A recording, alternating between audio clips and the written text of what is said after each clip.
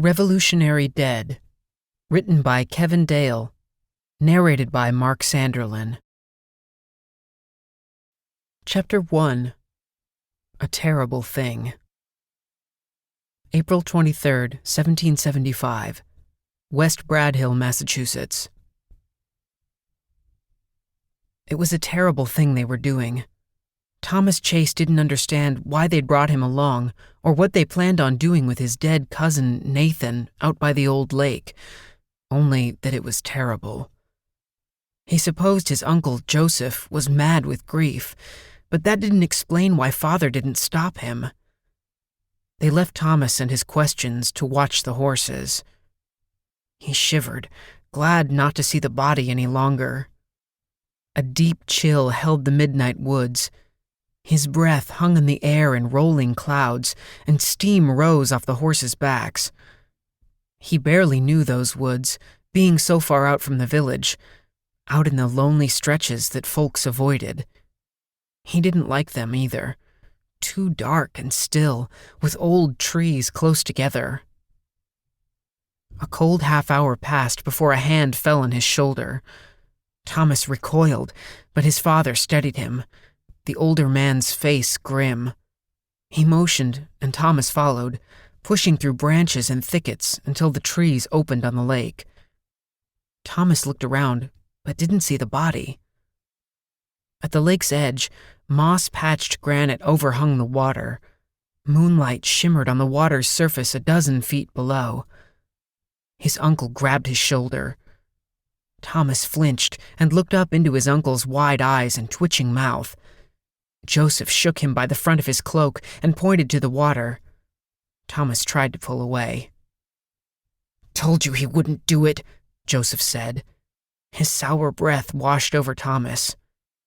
"He'll understand," Samuel said. "He can't see your lips, that's all." "That's why I didn't want him here in the first place. He's useless. Just have him do it," Joseph said. He shoved Thomas toward his father. "You can't do this," Samuel said. "Leaving him out here won't make it go away. You of all people know that." "Meaning what?" When his father had nothing to say, his uncle leveled a pale finger at him. "You don't stop now," he said. Samuel stared at him for a long minute and stepped over and put a comforting hand on Thomas's face, turning his head toward the water again. "Right there," he said. His father pointed to a spot above the water. At first, it looked like another gray outcrop of rocks and moss. Then Thomas saw the body. Bent saplings and broken plants marked where it had slid down the face of the rocks toward the water. It hadn't made it all the way. A thick root held it in place. His cousin Nathan. Looking at the body made Thomas want to run back into the woods. He couldn't swim and didn't like heights, and the thought of having to touch Nathan twisted his stomach.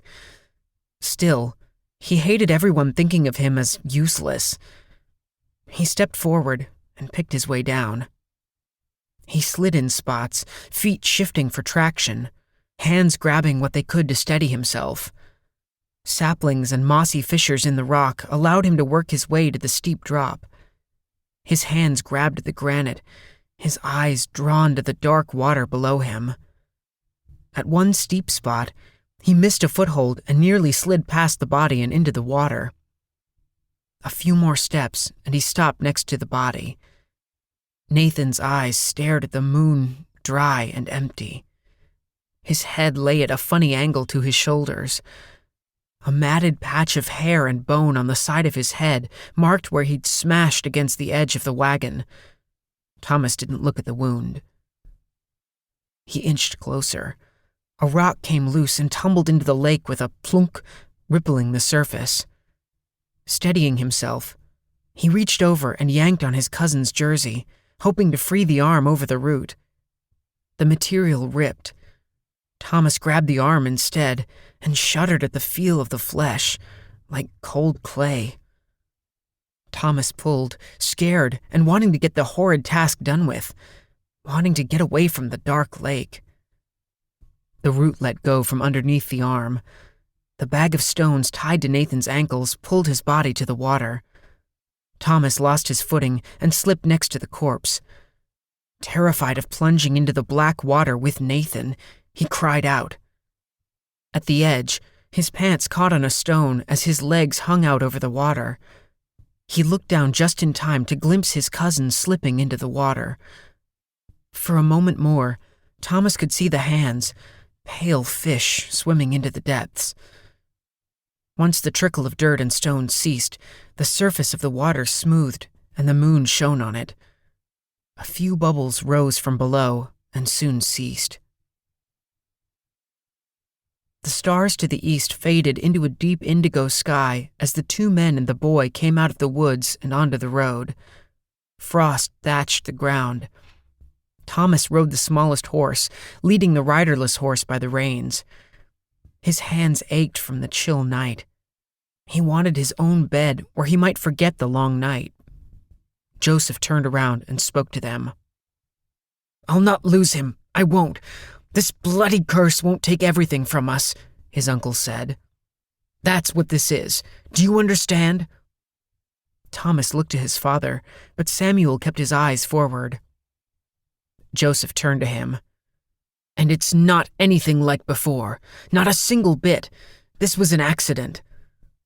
Thomas didn't know what he meant, only that he couldn't let go of the feeling of dread the lake had put into him. "He's my boy," Joseph went on. "A good boy, not fit for leaving. Not yet." The horses passed through a grove of birch. Dawn lightened the sky to the east. "My good boy," Joseph said. He pleaded with them. Tears slid down his face. Thomas thought he should say something. Instead, he looked away.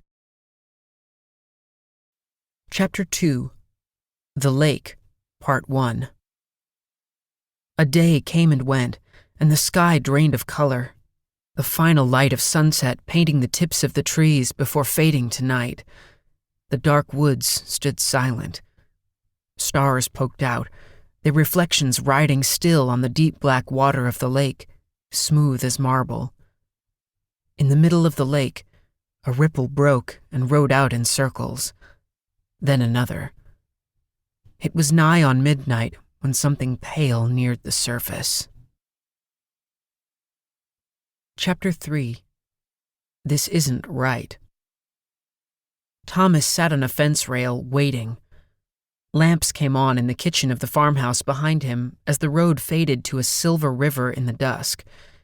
He'd been waiting 2 long days and was about to burst for wanting to see his brother, to have Jonathan explain to him why they'd done it.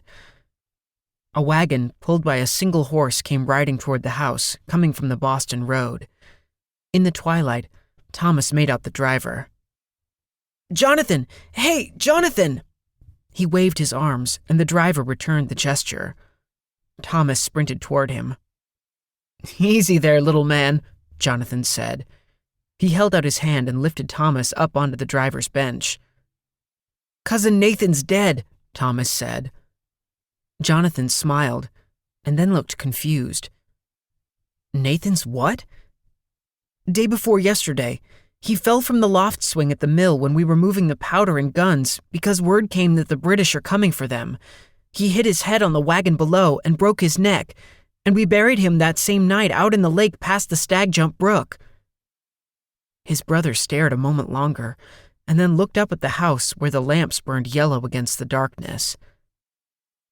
It fell on Thomas to take care of the horse and wagon, so by the time he got into the house, he didn't know what was going on.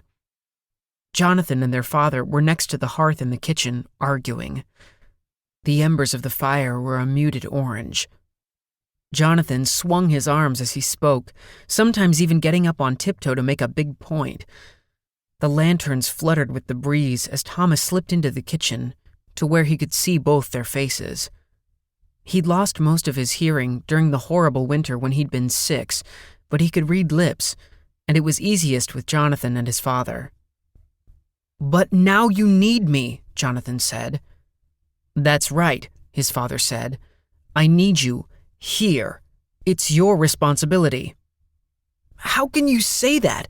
Liberty is all of our responsibility. Isn't that what the pamphlets say? What you've said? It's not that easy. But we need every man, especially with Nathan not here. We put him in the lake, Thomas added. His father looked at him with fury. He took 2 steps over and slapped Thomas hard across the cheek with the flat of his hand. Enough! No more of that, young master. You will never speak of that again. Thomas stepped backward, touching his hand to his stinging cheek, his eyes filling with tears of shock. His father had never struck him before, ever. Look, Jonathan said, ignoring Thomas. They're calling up the militia, our militia, and we may have only one chance to bring the fight to the king's men. We can't fail. We can't, and that means we need to bring the fight. All of us. Absolutely not. You're to stay here and watch Thomas, watch the house and shop. I'm 16, Jonathan cut in. And that means nothing. Thomas shifted and said, I'm old enough to watch myself. No, you're not, Jonathan said. Jonathan, of all people. I'll go too, Thomas said. He reached into his pocket and pulled out the cracked fife he'd found a month back. I can play with the fife and drummers. We can all go fight together. That's all we need, Jonathan said. A deaf fifer. Why do you always carry that broken thing around? Thomas pointed the fife at him and raised his voice. I can still help, and I can shoot. I'm not afraid to shoot a Brit, and I can shoot a better musket than you. Uncle Joseph said so just 2 weeks back. I let you win, Jonathan said. You didn't. He frowned and put the fife back in his pocket. Their father took the musket that hung over the mantel and gathered his powder, cartridges, and other items. We're mustering outside Brewster's at first light, and we march from there. I have work to do. How long will you be gone? Thomas said. Time will tell. In the meantime, you keep up with your chores and help your brother. He turned to Jonathan, who was downtrodden. You need to finish the courier job for me. I've laid half the type, you do the rest. And you keep an eye on the property. If you spot or hear anything strange, you find old Corey Lane, tell him about it. Nathan and I were supposed to go too, Jonathan said. He turned and walked out of the kitchen. Thomas looked at their father. In the lamplight, he looked older. He motioned him over, and Thomas stood before him, nervous. Listen, Samuel Chase said. I'm sorry for hitting you, but you're never to tell anyone else about what your uncle and I did with your cousin. But why did we? No one, and I mean that. I know it doesn't seem right. Maybe it's not. But Nathan was all he had. He's family, my brother. Thomas still didn't understand. And you forget anything else he said. That's all gone now and best left there. Do you understand? His father said. Thomas nodded his head, pretending he did. In their bedroom, Jonathan rolled up a shirt and stuffed it in a haversack. What are you doing? Thomas said. Jonathan waved his hand, annoyed. Close the door. A lantern burned on the small writing table by the window. Thomas threw the cracked fife onto his bed and stood by Jonathan. I'll tell. He kept his voice quiet. Jonathan spun on him. No, you won't. But Father said, he's just worried. These are important times, and if we don't show the British what we're made of, they'll hang the militias and occupy every town. Not West Bradhill. Yes, even here. We've got a good militia. Father and Uncle Joseph are patriots, known far and wide. Thomas could come up with no counter to that. He took another tack. He won't let you. He can't stop me. But what about me? Jonathan smiled. You said you didn't need watching after, didn't you? You can't always wait around for me to help you. I do not. You do, all the time. Now it's time to watch out for yourself. Until I'm back from the war. Nathan and I trained for this, so I can't back down now. For him." He gathered his sack and put it over his shoulder, and then swung open the window. The night air was rich with the scent of pines. "Jonathan," Thomas said. His brother climbed out the window, out onto the starlit grass. "Well then, what about Carolyn?" Thomas asked. He kept his voice to a whisper. Jonathan frowned. "You don't understand, do you? Of course not. Ask her father. Or better yet, ask Nathan." "What do you mean?" "Whose fault is it that the Brits found out about our powder house? That's why we had to move it, isn't it? That's why Nathan was there. Treachery." "But Carolyn..." "Forget her, and forget all the other traitors." With that, he turned and ran off into the darkness. Thomas watched after him until he disappeared, and when he tired of fretting and pacing, he sat on the edge of his bed. He had to tell his father, otherwise Jonathan would be off in the morning to fight, leaving Thomas alone. He stood at the window and looked out at the starlit fields. Nothing moved. His father stayed up for an hour more, shaking the floorboards as he walked about the house. Then all was still. Torn, Thomas blew out the lantern and got into his small bed, and he fell into a worried sleep. His eyes opened hours later. Moonlight shone through the window. It was late, past midnight. Thomas didn't move. He was terrified to move. His gaze snapped to the window. Cool air rolled in. His hand found the broken fife next to him. He set his jaw and slid from the blanket, afraid to make a sound. The night outside the window frowned, as though something had just passed through it, close by. Something horrible. The urge to pull the blanket back over his head and hide took hold. Thomas did just that when he felt a floorboard groan. Father was up too. Thomas dropped the blanket and crawled to the door, wanting to stay below the level of the window. The front room was all shadows, charcoal, and pewter. One of the front windows was open, the faded curtain shifting in the breeze. A tall figure appeared from the darkness of the kitchen. Thomas pulled his head back into the bedroom, then inched his face forward again, peering around the door. Samuel Chase stood in his nightclothes, his hair shooting out in several directions. He held his musket. "Father?" Thomas whispered. Samuel swung the musket around. He eased up when he recognized Thomas. Even in the dark, the fear on his face was clear. His father came closer. "A voice, calling for us." Something cold gripped Thomas's heart.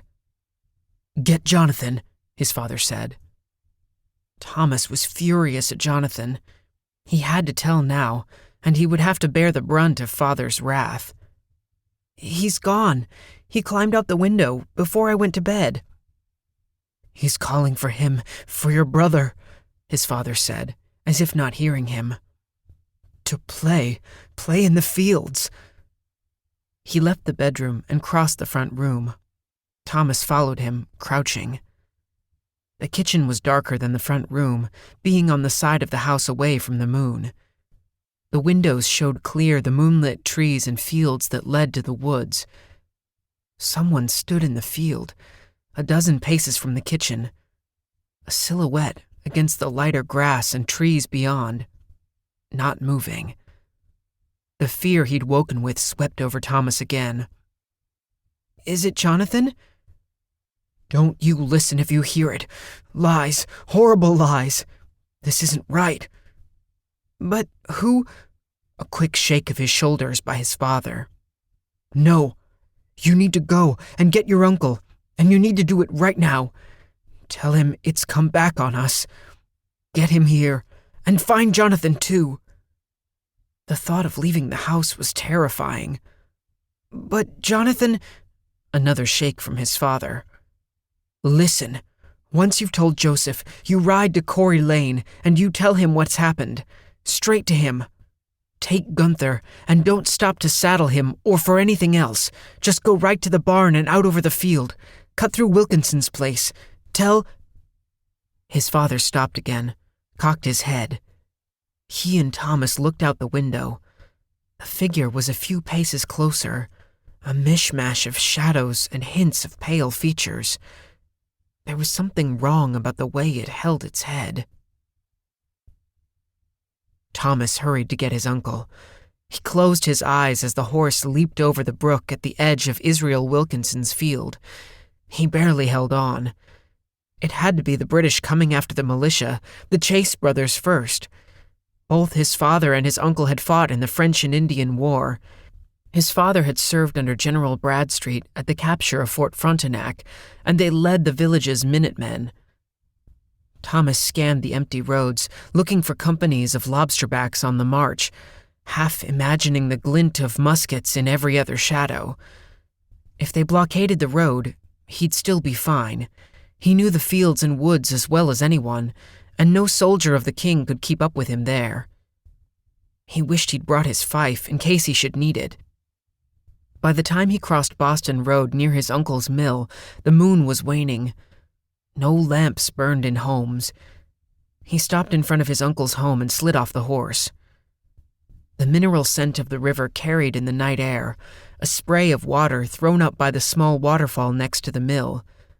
The water drove the great grinding wheels inside. Thomas could still remember the sound of the wheels and the roar the water made from before he'd gone deaf.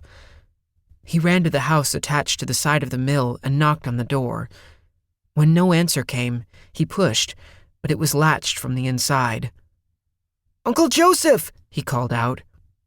Movement from the mill caught his eye. Something flashed in one of the top windows. He rushed to the wide doors and pulled, but they were also locked. The left door was loose on the bottom, so Thomas pushed against it, leaning in hard with his shoulder. The bottom of the door moved in a little, not much more than a foot, but it was enough. He wedged himself in, crouching and forcing his head and shoulders in, then pulled the rest of his body through. As he came out on the other side, the door swung back with a boom. The inside of the mill was dark, save for where moonlight came through the narrow windows. It was strange to see the mill so still. It was normally loud and busy, his uncle directing the activity of his cousin and the others like a general. He looked up all the way to the high ceiling and the walkway that ran along two sides. The machinery and tools lined the walls. The tall grinding wheels were still. Below the walkway, a swirl of dust spun silver in the air. Thomas noticed a motion in the shadows. "Uncle Joseph?" He moved toward the stairs that ran along the walls. As he put his hand onto the wooden railing, the hairs on the back of his neck stood. He turned to find his uncle barreling straight toward him, eyes wide and a pistol in each hand, shouting. Thomas fell back on the stairs, raising his arms. His uncle grabbed him and dragged him to the doorway that connected the mill to the house. Thomas barely got to his feet. Joseph stumbled in behind him and spun around to close and latch the door. He looked past Thomas and sprang forward to the dining room table. With a sweep of the pistols, he knocked the table clear. Plates, knives, candlesticks, and a mug clattered to the floor. He put one pistol down and swung around again to face Thomas. He pointed at the table, then the door. Understanding, Thomas ran to the other side of the table and pushed while Joseph pulled. They wrestled it across the kitchen, flipping the table onto its side so that its top blocked the doorway. Joseph handed a pistol to Thomas and motioned for him to follow. He turned and headed toward the back rooms. Thomas looked back at the barricaded doorway and then followed. They passed through the main room, past the stairs leading to the bedrooms upstairs, and then came to Joseph's cluttered study. Joseph closed the door and hurried to his writing desk. With a few quick motions, he lit a lantern. The wick sputtered and spit. He knelt in front of Thomas. In the lantern light, his features were more pronounced, eyes deep set, his mouth a shifting cavern. He put the pistol down and grasped Thomas by the shoulders and leaned in close. "I thought it would work this time. Work because he was so young and it was an accident," Joseph said. His eyes widened and he turned to the door. He'd heard something from the other side of the house. His gaze turned to the window and then back to Thomas. "I was wrong again."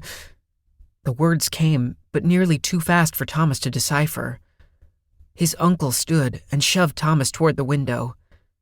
Standing in front of the small panes in the cross-hatched framing, he grabbed Thomas's chin, made sure he could read his lips.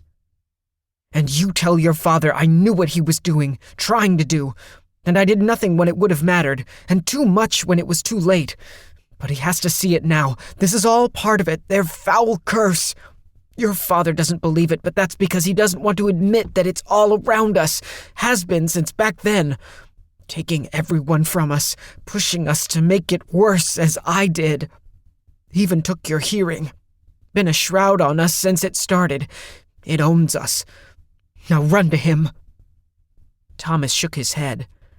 "I don't understand. Father needs you to come right away. There's someone, British, I think, and he..." He fell to the floor in a shower of broken glass and splinters. He rolled and raised himself up on one arm. Joseph staggered back to the door. There was something on the floor between them, a large bundle of rags and pale stones. For a second, Thomas thought it was a scarecrow from the neighboring fields, but why would someone throw it through the window? He looked more closely and realized that he was looking at a tattered cloak, and then his eyes found his cousin Nathan's face looking back up at him from a skewed angle. The flesh was gray and swollen, the eyes glinting a strange steely color. The lips hung open, and the mouth worked. With unnatural speed, Nathan rose and flattened himself against the wall, blending with the shadows in the corner. A burst of flame and a flash of yellow lit the room. Thomas felt the blast in his ears and stomach. Joseph stood near the door, a smoking pistol in his trembling hand, lantern on the floor. Tears streaked his face. The corner was empty. A dark form clung to the beams of the ceiling. Thomas looked back to his uncle. The big man took 2 giant strides across the room and grabbed him by the collar and seat of his pants. He tossed him out of the window, knocking out the remaining bits of frame as he did so. Thomas hit the soft earth with a grunt, dirt in his mouth and nose. He looked back. "Run!" his uncle shouted, leaning out of the window.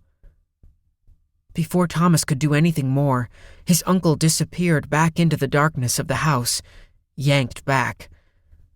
Thomas crab-walked backward, eyes huge. He scrambled to his feet. Behind him, the tall grass and trees that bordered the Shawsheen River shifted in the wind. Thomas ducked into them and sprinted as fast as his legs would move. Chapter 4. They Don't Stand for It. The common room of Brewster's Tavern in West Bradhill fell silent at the question. The aroma of ale and tea hung in the air. The men assembled watched and waited on Jude Brewster. "Course not," Brewster said. "I'd never have done such a thing." Beneath the low ceiling, 24 of the village men gathered. News had ridden in the afternoon before that the Massachusetts Provincial Congress had ordered all local soldiers mobilized. The volunteers were to assemble and set out for Boston. Samuel Warren had sent the message around, and riders continued on in all directions, bringing the orders to the other towns and villages north of the city. Henry Salter, lieutenant in the village militia, took a last swallow of cider and put down the mug. "If that's the case, then why not join us, Brewster?" "I've told you all before," Jude said. "My business is right here, and this is where I'll keep it. I don't have time for anything else." "You had time for them British officers 2 weeks back," another militia member said. "Plenty of time. More'n enough to tell them where the powder was." "They came for ale, nothing more. I didn't tell them a thing. And I'll thank you not to suggest I would, not here in my tavern," Jude said. "Especially after what happened to the Chase boy. We all know where those officers were before they stopped in here." "That don't mean much," the same militiaman said. "Means plenty," Salter said. "We all know where Dr. Bucknell stands." "I'd like to know where Samuel and Joseph are," someone said. "They ought to have been here an hour ago." "I'd say we're better off without them," Eldridge Carrier added. "Too much of the grave about them as is. They'll only bring their ruin on the rest of us." He drained a mug of ale. Several of the men murmured in agreement. They'd heard the stories. "Don't be a fool," Salter said. "The Chases do what's right by this village, always have. Neither one's a coward." "Old Joseph ain't one to fear killing a man, I think we know that much," Carrier said. "Wouldn't you say, Brewster?" "You'd best find him yourself. Ask him directly," Jude said. The talk got under his skin. "Right," Salter said. "Enough talking. We have our orders, and there's no reason not to get moving. Samuel and Joseph will catch up with us soon enough. They may already be on the road." The gathered militia looked at him. Not every eye seemed glad at the prospect. "Everyone outside and form up," he said, raising his voice. The men emptied their glasses and hefted their muskets and packs. A few of them, Eldridge Carrier among them, gave Jude dark looks as they left. He heard one of them mutter, "Loyalist," but he let it go. The sun shone on the chestnut trees across from the tavern. Most of the shops near the tavern were shuttered. Jude put away the plates and mugs from the militia. There was a knocking from the kitchen. He opened the door. "I need to talk to you."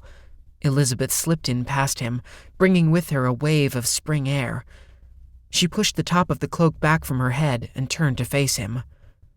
"I'm sorry. I know I shouldn't be here." Jude's heart sped up, being with her again. "They're gone." "I half wondered if you'd be with them." "And I half wondered if they'd drag me with them by my neck. Not more than a handful, trust me." Elizabeth stepped in close to him. A few moments passed before she spoke. "I haven't been able to stop thinking about yesterday afternoon," she said. Her voice was quiet. She reached out a hand to his own, carefully, as if he might topple over. "I couldn't sleep. It was the first time I felt anything in my heart. Anything, for years. I didn't think it was possible again." Jude glanced to the common room. "This isn't a good idea. It's broad daylight." "He's off watching the men leave." "Still." It was hard keeping his thoughts straight, and even worse when she kissed him, as she had the day before, soft as a gentle rain. Her arms slipped around his back, and she pressed against him. Jude forced himself to pull back. "We can't," he said. It was hard to find his voice. "It's not that I don't want to." She leaned in and kissed him again. He couldn't not kiss her back. After a few seconds, he pulled back again. "No, yesterday was a mistake. We can't. We're asking for trouble," he said. "I don't care. But people, the village, they don't stand for it." She took his hand and slid it into the top of her dress between her breasts. She turned just so, and her breast filled his hand. All the words he'd had ready for her fell apart in his head. "You're a wonderful man with a kind heart, and I don't care about any other thing," she said. She kissed him again, and her nipple rose under his touch. Every muscle in his body hummed. They moved into the morning shadows, pressing up against the table. The trees out back sighed with the wind and broke up the sunlight. Her hands fumbled with his breeches, and he lifted her dress. Chapter 5. A Dark Rust. The afternoon shadows lengthened as a rider on horseback emerged from the woods behind the Chase farm. Major William Pomeroy sat back in his saddle. "Now, come along, dearies," he called over his shoulder. "You'll be happy to learn that this tiresome forest isn't quite as endless as that dreary marsh was." He flicked a sprig of pine needles from his shoulder and prodded his horse out onto the edge of a field. Behind him, 2 soldiers came out from the trees, leading their horses and one other. A third soldier hunched over on the last horse, eyes squeezed shut. "Where are we, Major, sir?" "Look, Hutchison," Pomeroy said, "I'm starting to rather worry about your constant 'where are we now, where are we now?' Strikes me a tad unhealthy. It's perfectly clear we're—" He swept his arm forward. "In the back of this lovely farm." The 2 soldiers leading the horses exchanged a look, no longer even careful not to let him catch it. Pomeroy ignored them and headed straight across the field. His men could damn well think what they want. He was past caring. "Let's see if our hard-working folk of the land would be inclined to assist a few of their good king's loyal troops," he said. "Maybe we'll get lucky, and they'll have one of their ingenious home remedies got from the natives that can help Hawks with whatever it is he's come down with." "His leg's broke, sir," Private Hutchison said. "Ah, yes," Pomeroy said, setting his hat at a practiced angle. "That was quite a spectacular fall, now that I think about it." They crossed the field and approached the farmhouse. The smell of smoke coming from a hearth carried on the breeze as the shadows deepened in the surrounding woods. "We may even glean information about the location of the cannons and powder we're after," he added. "You're sure this is West Bradhill, sir?" Hutchison said. "As sure as the days spent listening to your constant questions are long, Hutchison." They came around the corner of the house. "A well," Hutchison said, heading straight for it. Pomeroy didn't stop him. Their own water had run out earlier, and they'd found nothing but rank marsh water, black with muck and skimmed over with algae. Pomeroy stayed on horseback. "Get Hawks some first," he said, tossing Hutchison his own canteen. Pomeroy rode to a corner of the farmhouse. Over a few gentle rises, he spotted distant chimney smoke and the tip of a steeple, painted deep orange with the lowering sun. "Hutchison," he called back.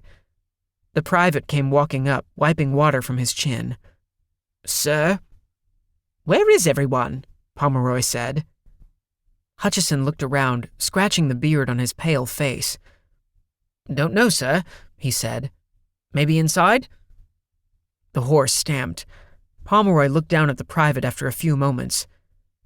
"And the reason you're still standing here?" "Yes, sir," Hutchison said. He hurried over to the door of the farmhouse. He knocked 3 times. "Hello," he called. "Open up." Pomeroy dismounted, throwing the reins around the hitch set before the porch. Hutchison pushed open the door. "Not locked, sir," he said. Pomeroy walked past him and stepped into the house. The front room was long and narrow, the hearth cold. He bent and picked up a piece of metal. "Curious," he said, looking at it. He tossed it to Hutchison. "Bit of the latch, sir?" Hutchison said. He turned to look at the doorframe. Splinters angled out from a spot over the handle. "It would appear to be," Pomeroy said. He sniffed the air and caught a lingering hint of powder. "Bayonet forward. Check the other room." Hutchison brought his weapon around and held it in front of him.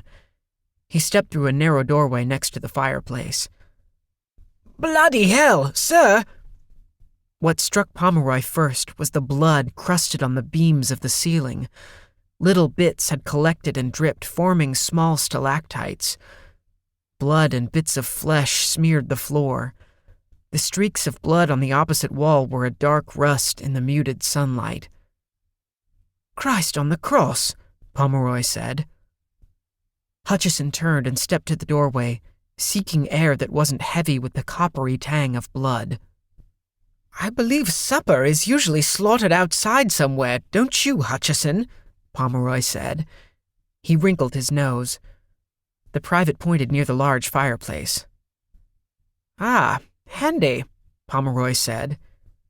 He stepped over and nudged the severed hand with the toe of his boot. Behind him, Hutchison lost his stomach. All the water he'd guzzled splattered on the wooden floor, along with the last of the biscuit he'd eaten earlier. "Just a little joke, Private," Pomeroy said. Kneeling, he inspected the hand. The edges of the skin were torn, the bones pulled clean from the end of the arm it was once part of. It was cold to his touch. He stood up and walked across the kitchen. Blood trailed into the hallway. "Go get Cooper and have Hawks keep watch as best he can." As Hutchison hurried back outside, Pomeroy walked down the hallway, listening. A staircase climbed to the second floor. The trail on the floor stretched to a small door set in beneath the stairs. The cellar, likely. Hutchison and Cooper came through the kitchen. Cooper's eyes widened, following the trail of blood on the floor. "I'm rather curious now," Pomeroy said. He nodded to the door beneath the stairs. "Privates first." "Sir," Hutchison said after a moment, "it goes right through that door and all, but we're after cannon and powder stashes, not this." Pomeroy looked at him. "I see." A few moments passed in silence. Both privates kept their eyes straight ahead. "And you, Private Cooper," Pomeroy said. "I agree with Willie, sir. I think we should get Hawks fixed up and rejoin the regiment. We ain't found nothing but bugs and marsh and woods, and I don't see as how getting involved in something like this is, for us, sir." "Admirable candor, gentlemen. I wouldn't want soldiers under my direct command to feel as though they were doing something that wasn't for them. I know. Let's all just sit down and think this through." He lifted the pistol he carried and waved it toward them. "On second thought, you'll do as commanded by your officer, unless you'd prefer 6 months in the stocks and an ongoing relationship with the lash for insubordination." He stepped over to the door and turned the knob, keeping his eyes on the other two. "Now, I'm ordering you to go down there. Let's see if we can find out what happened here." The soldiers exchanged a glance, but went through the door, ducking their heads. "Dark as anything, sir," Hutchison said. "Can't see me own hands." Pomeroy stepped into the room at the end of the hall and found a lantern. He lit it and handed it forward to Hutchison. As they went down, their shadows flickered on the stone walls, the shadow of the railing to their left spilling out across the floor. The air was musty, and Pomeroy felt the crusted blood beneath his boots. They paused at the bottom. "Where does it go?" Pomeroy said. Hutchison held the lantern low to the floor. The blood smeared across the floor, away from the bottom of the stairs. "What was that?" Cooper said. "What?" Hutchison said. Pomeroy had heard nothing. The time he'd spent commanding artillery in the Scottish Highlands 2 years earlier hadn't left his hearing the better for it. "A groan," Cooper said. Hutchison held the lantern out, driving back the shadows to the corners. Narrow shelves lined with bottles and preserves became visible on the wall to their left. The base of the chimney cast a dark shadow behind it. "Something's not right," Hutchison said. "Just see where it goes," Pomeroy said. They didn't move, listening to and watching the other side of the basement. "And then we can go," Pomeroy added. Hutchison went first, Cooper a pace behind him with his musket lowered. Pomeroy watched as the deep shadow behind the chimney base shifted to the right as they got closer to it. Just as Hutchison came up even with it, a dead body appeared. Hutchison gave a sharp inhale. "Mary help us," Cooper muttered. The trail of blood ended in a wide pool. A body hung upside down over it, the ankles tied together. The rope was looped over the end of one crossbeam of the ceiling. Both arms hung free, and the left arm was missing a hand. The man's face was swollen and discolored, splotched with blue and black, the mouth open wide from the pull of gravity on the rest of the head. Hutchison lowered the lantern. The eyes watched them. From the darkness of the distorted face, the gaze followed the three of them. Hutchison stepped back, and the eyes followed the lantern. To the horror of the three men, the man's mouth moved, darkened lips curling, but no sound came out. "My God, sir!" Hutchison gagged and took a step back, leaving a bloody footprint. During his stint in the artillery, Pomeroy had once seen a soldier get his arm blown off by a misfired shot. The blood loss had been massive, and the fellow hadn't lasted the hour. Looking at the pints of blood on the floor, not to mention what had covered the kitchen and trailed down the stairs, he could find no good way to explain why those eyes and mouth should move at all. "Perhaps you soldiers were right," he said, standing up straight. "This isn't our business. No one loses that much blood and lives, not that I've ever seen." "But," Hutchison said. "Let's go, privates," Pomeroy said over him. As he reached the bottom of the stairs, there was a sound from the darkness. "Something moved," Cooper said. "I see you. We both see you," someone said from the darkness. The three of them froze. A cold voice from the shadows beyond the root cellar door. Pomeroy put a hand on the rough railing and started up. Hutchison followed. The shadows moved with the lantern. "It's over there," Cooper said, still not moving from the chimney base. "Come hold me," the voice said. A figure crossed the low ceiling and landed in front of Cooper. It appeared to be a young man. Pomeroy made out a tattered cloak with boots below the hem. "Sir, the eyes!" was all Cooper got out before the figure leaped at him. The sound of snapping vertebrae filled the cellar. As Cooper dropped to the floor with a moan, the figure spun on Hutchison. For a second, Pomeroy saw a pale face underneath muddy hair. The eyes caught the flames of the lantern. Hutchison yelled, hurling the lantern at the figure. The glass shattered, spilling oil and flame down the front of the figure. Pomeroy turned and bolted up the stairs. He put his shoulder to the door at full speed. His left foot caught on the top step, and he spilled out into the dark hallway, sliding on the floorboards and the trail of dried blood. A scream tore from the cellar. Pomeroy pushed himself up and looked back to the dark stairwell. In the light of the flames, Hutchison stood at the bottom of the stairs, looking up. "Sir!" Hutchison called. "Help!" Pomeroy pulled back the hammer on his pistol when a sudden movement to his right caught his attention. A boy stood off to the side, looking at him as though he were just a tad less terrifying than the horrors in the cellar. The boy looked up at him and slammed the door closed. "Open that up!" Pomeroy commanded, waving his pistol. "Guns won't work," the boy said. His voice was muted, as if his hearing was very poor or gone. Pomeroy pointed the gun at the door. "They're gone," the boy said. "Out!" Pomeroy ordered. He motioned with his gun for the boy to come out. From behind the door to the cellar, another scream. The boy didn't move, so Pomeroy shoved him forward in the house and then stumbled after the child, down the hall and out the door. "Sir!" Private Hawks called out, astride his horse. Through his pain, he'd still kept watch. "What was that?" Pomeroy grabbed the boy and lifted him up onto Cooper's horse, thrusting the reins into his hands. "No questions, Hawks." Pomeroy mounted his own horse. "We're leaving." "But—" "No!" Pomeroy shouted. He looked at the farmhouse for a moment and then toward the road. "Bloody hell! This way!" He spurred his horse toward the fields, now growing dark with the setting sun. The others followed. In the twilight behind them, the flames in the cellar of the Chase farmhouse spread.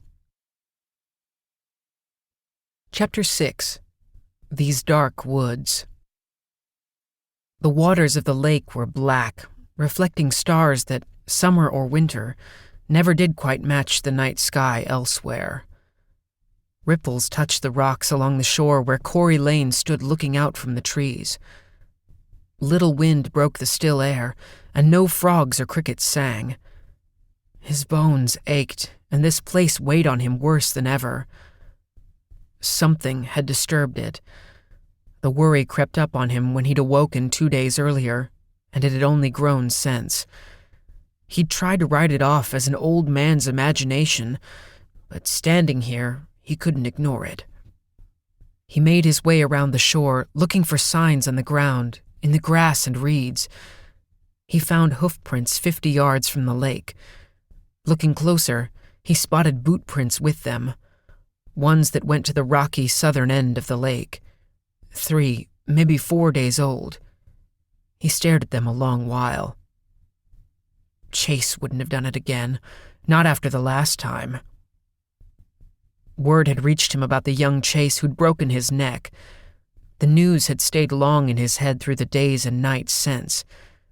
Joseph hadn't come to him, and Corey left him to his grief, knowing he'd let him know if he needed help with the boys. Over the years, they'd come to an understanding, and now he felt for the man whose family had had its own share of tragedy. Corey looked out across the still water where the moon rose through the tree line. He wasn't going anywhere. Alma would complain, especially after all her haranguing him about leaving. The lake needed watching. So simple to him, so difficult for his daughters to understand. Corey did it because of a friendship long gone, because of vows made in youth and a promise made at the side of a deathbed, and because he was the only one left who could. He reminded himself of all of it as he watched the water from the eaves of the dark woods. A dread came over him, made worse by the sight of the black surface. It was too dark to search the rest of the shore for signs. There was one thing he could do, though, a way to tell. Corey took pained steps to the water. At the edge, he kicked off his light shoes. The mud was cool under his feet. He stepped into the water. His feet sunk into muck, and the icy water grabbed his bare ankles. At first, he heard nothing more than the lap of the water on the shore and the wind rustling the reeds. For a minute, relief grew as he realized that he'd been wrong. As he turned to go, he froze. The voices filled the air, voices of the damned. To the eye, the lake was still, but whispers surrounded him. Here and there, fragments of speech, some in English, most in tongues he didn't understand. Voices moved past him. Cries and screams, mutters and laughter, women and children pleading in agony. He grimaced and shifted in the mud. The voices grew in number. He struggled to hear anything else. With a yell, Corey pulled himself from the water, stepping back up onto the grass. All around grew quiet again, nothing but the gentle creaking of the birch and pine trees. The lake stretched before him, scraps of mist clinging to the surface. With a falling in his gut, he turned from the lake. As he took the path that would bring him to his cabin, he cursed old age, cursed the passage of time, cursed the weight of memory and oaths. Mostly, he cursed the lake. He spat on the path. He hated this place, these dark woods where the dead talked. Chapter 7. As Good a Place as Any. The boy led them along a narrow lane beside a brook. Hawks slumped over his horse's neck. Pomeroy spotted a light up to the left. A cabin nestled at the edge of a clearing, moonlight sketching in the tall grass around it. "Wait," he said. Thomas kept riding. With a frown, Pomeroy spurred his horse and came up beside him. He reached across and slapped his shoulder. Thomas startled, staring at him with big eyes. "Wait," Pomeroy said again, raising his voice. "It's farther on," Thomas said. "I know a place. Corey Lane will know what to—" Pomeroy held his hand up and shook his head. "I don't think so, and whoever you're going on about will have to wait. Hawks can't go any further, and this cabin will do just fine. Housing the king's troops is an honor." He was exhausted.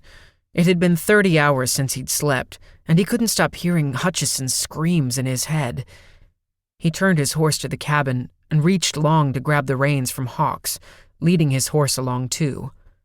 Looking back, the boy didn't follow. "Well," Pomeroy said, "I can't lift Hawks in there myself." "We're not far enough. Another few miles and—" "I'm in no mood to tramp along any further without rest. Now come along, that's an order." Thomas looked up the path, then back in the direction they'd come. After a moment, he followed, his face pinched up in worry. There was dim light shining through the lone window on their side. Pomeroy dismounted, every muscle in his legs and back stiff, then limped to the door of the cabin and knocked. "Open up," he called. Silence. He stepped to the window. It was a single room and empty by the looks of it. A fire in the hearth was down to red embers. The latch was free and the door opened. There were leatherworking tools in one corner, a cot in another, a hide rug on the floor, a shelf with tin cups, knives, a bag of powder, apples, faded clothing, but no occupant. Pomeroy turned and approached Hawks. "Come," he said. "Let's get you down." The soldier's eyes were still closed, his face a mask of pain. "Hawks," he said louder. He reached up. The private trembled. Pomeroy looked over at the boy. "Help me with him," he said. A breeze gusted, knocking the door of the cabin against the frame. Together, they wrestled Hawks down and got him through the doorway. By then, Pomeroy's arms were on the verge of giving out. He blew a rivulet of sweat from his lip. They got Hawks onto the musty-smelling bed. Thomas stared at the injured private's leg. All that jostling hadn't even brought a word from him. "Tuck him in," Pomeroy said. Thomas nodded and tried to get the blanket on top of Hawks. Pomeroy straightened up and tended to the dying fire. He put more wood in the center of the embers, blowing on them until sparks rose and the flames caught. There were 2 squat tallow candles nearby. He lit these off of the flames and put them on the table. A pewter plate and cup were on it, fish and greens still on the plate. A wooden fork was on the floor. He lifted the cup and sniffed. Mead. Looking around, he spotted 2 small casks on a low bench by the door. He hefted one, then the other. The first was empty, the second untapped. "First good turn of luck in 4 days," he said. He carried the full cask to the table. Thomas stared at him. Pomeroy drained the cup, strong, and poured another, knocking it back in 4 swallows. The warmth slid down his tongue and throat and blossomed into his chest.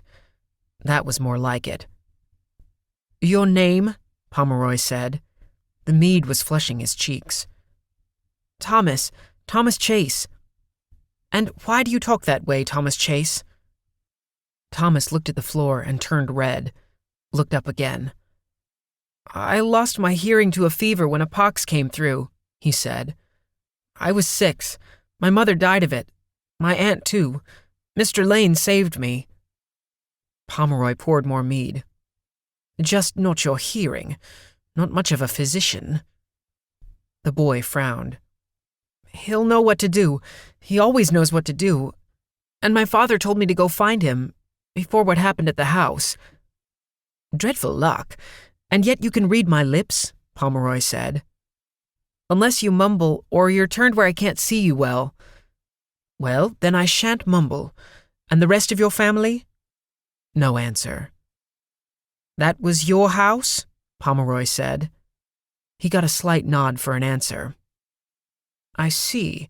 And what happened? What was in the cellar?" Again, Thomas said nothing.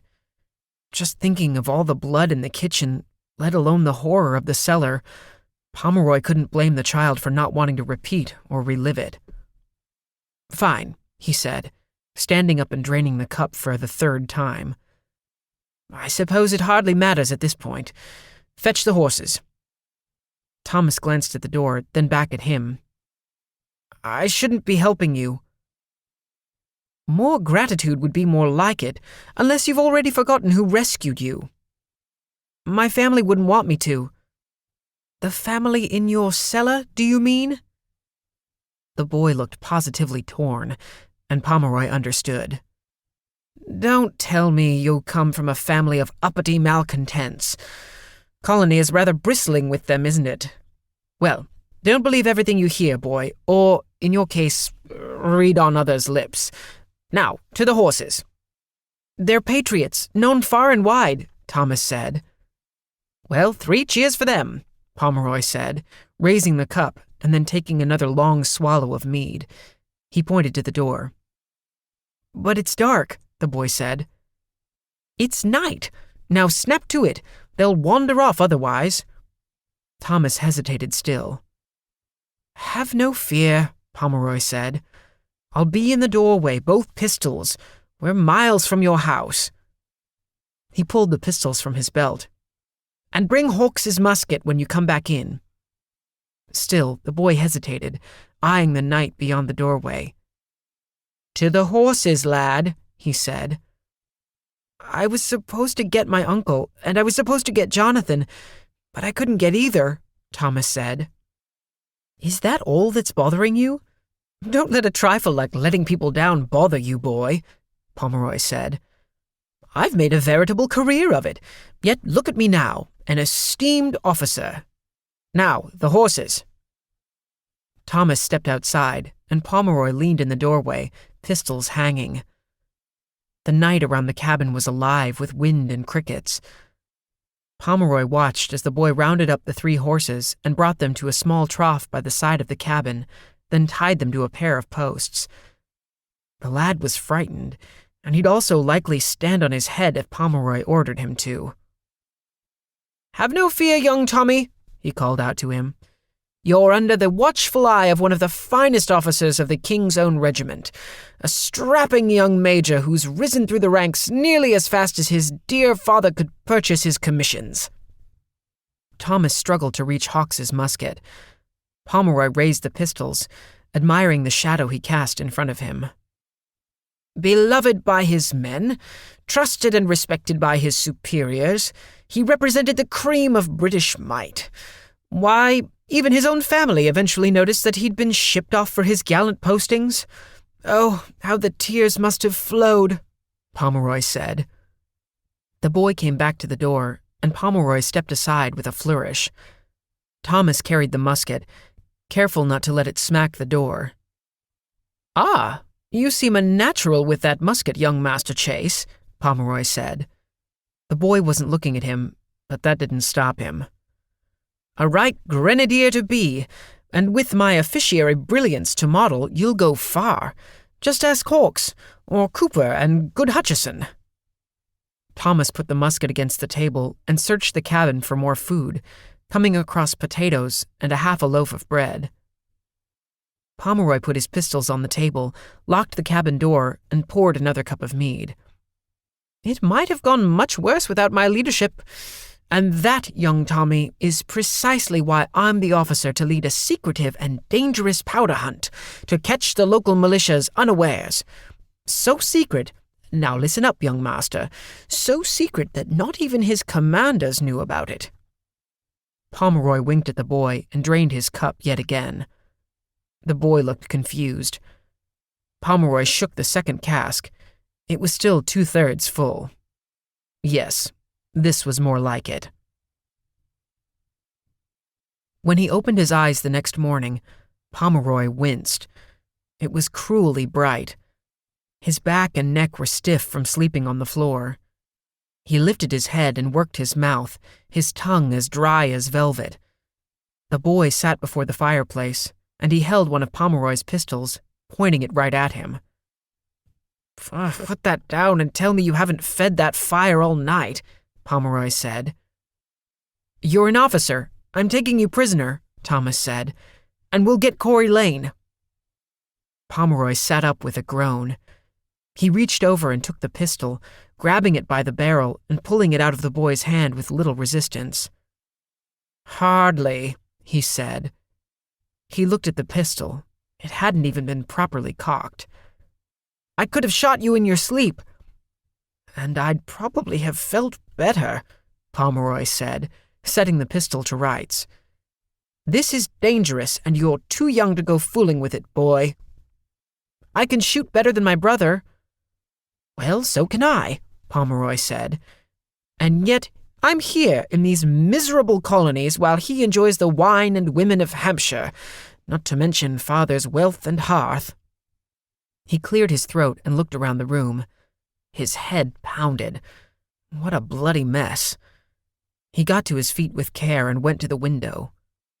Mid-morning sunlight dappled the trees and meadow near the cabin. Pomeroy grabbed the water skins from the table and walked over to the boy. "Have you heard of a tavern by the name of Brewster's?"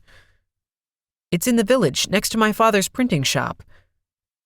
At least that was something. Pomeroy held out the water skins. "Well then, Thomas, go fill these in the stream," he said. "We have things to do." Thomas stared at the skins without moving. Pomeroy tossed them, and Thomas caught them. "Look, if this is about me being an officer and you being from a family of rabble-rousers, then don't get too knickered up about it," Pomeroy said. "You'll show me the way to town, show me the way to the local physician, and then the tavern, and that's it. I'm hardly about to drag you around by way of an example of the king's might." The boy still didn't appear convinced. "I can hang a sign around your neck reading 'Not colluding' if you'll just get the water." With a frown of resignation, the boy left. Perhaps he'd run off now, though the fact he hadn't during the night, when he could have danced a jig an inch from Pomeroy's mead-filled head and not woken him, made him suspect that the boy was either very frightened or very confused. Pomeroy assumed he could find the way to the heart of the village without too much trouble on his own, if need be. He turned and walked over to the bed. "And what about you, Hawks?" he said. He tapped the leg of the bed. Hawks didn't stir. Pomeroy gave his shoulder a nudge, but he still didn't wake. He held his hand under the private's nose, checking for breath. The man's forehead was hot, and the blanket soaked through with sweat. "The unstoppable Royal Grenadier," he said. He'd have to deal with this. Too much mead, too little thought. Not much had gone right on this powder hunt. He frowned, thinking about the farmhouse. Cooper and Hutchison. The boy came running in, pulling him from his ruminations. "Where are the water skins?" Pomeroy said. The boy's hands were empty. "Come look," Thomas said. He spun around and ran back outside. Pomeroy looked at the open door for a moment and then followed him, not bothering to put his boots on. As he jogged after the boy, he grunted. It felt as if the inside of his head was full of broken crockery, and if the sunlight coming in through the window had been bad, being outdoors in the morning was brutal. Thomas led him over to where the brook cut across a strip of cleared land. The water ran fast over the stones, a foot deep in places and 2 strides wide. Stepping into the water, Thomas waded upstream to a point where the brook widened into a slower-moving pool, where the water filtered the sunlight into waving bands of gold on the bottom.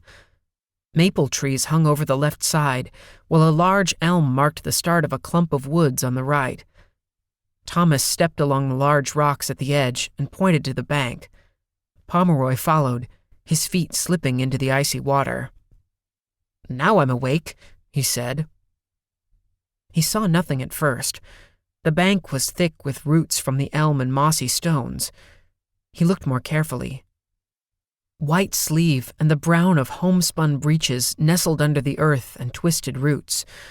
With a splash, he stepped deeper into the water, his feet sliding on the smooth rocks on the bottom. It was a man, arms folded across the chest and the legs crossed, as if he'd taken a leisurely nap among the roots by the brookside. Blood caked the back of his head. The body was wedged in good and quite dead. The skin was a drained white-gray, cold to the touch. Pomeroy turned to the boy. "Do you know who he is?" he said. Thomas watched his mouth and then shook his head. Pomeroy turned back and grabbed the man's shirt near the shoulder and gave it a careful pull. The arm was stiff. With a grimace, Pomeroy pulled harder until the body slid free. The head hung back, matted hair pointing out in several directions. Thomas splashed in closer behind him. The man had been in his 30s and thin. Several of his teeth were missing. Around his nose and mouth was a black substance. Pomeroy reached up and grabbed a twig from the bank and then scraped some of the black matter from the face. He brought it to his nose and sniffed. It smelled of rot and clay and made the back of his neck tighten. He tossed the twig into the water. Lifting the shoulder, he bent and looked underneath. Absolutely lovely. The back of the man's head was shattered, a mess of skin, bone, hair, and dry blood. He lowered the body and pushed it back in until it was where it had been when the boy had found it. He stood up.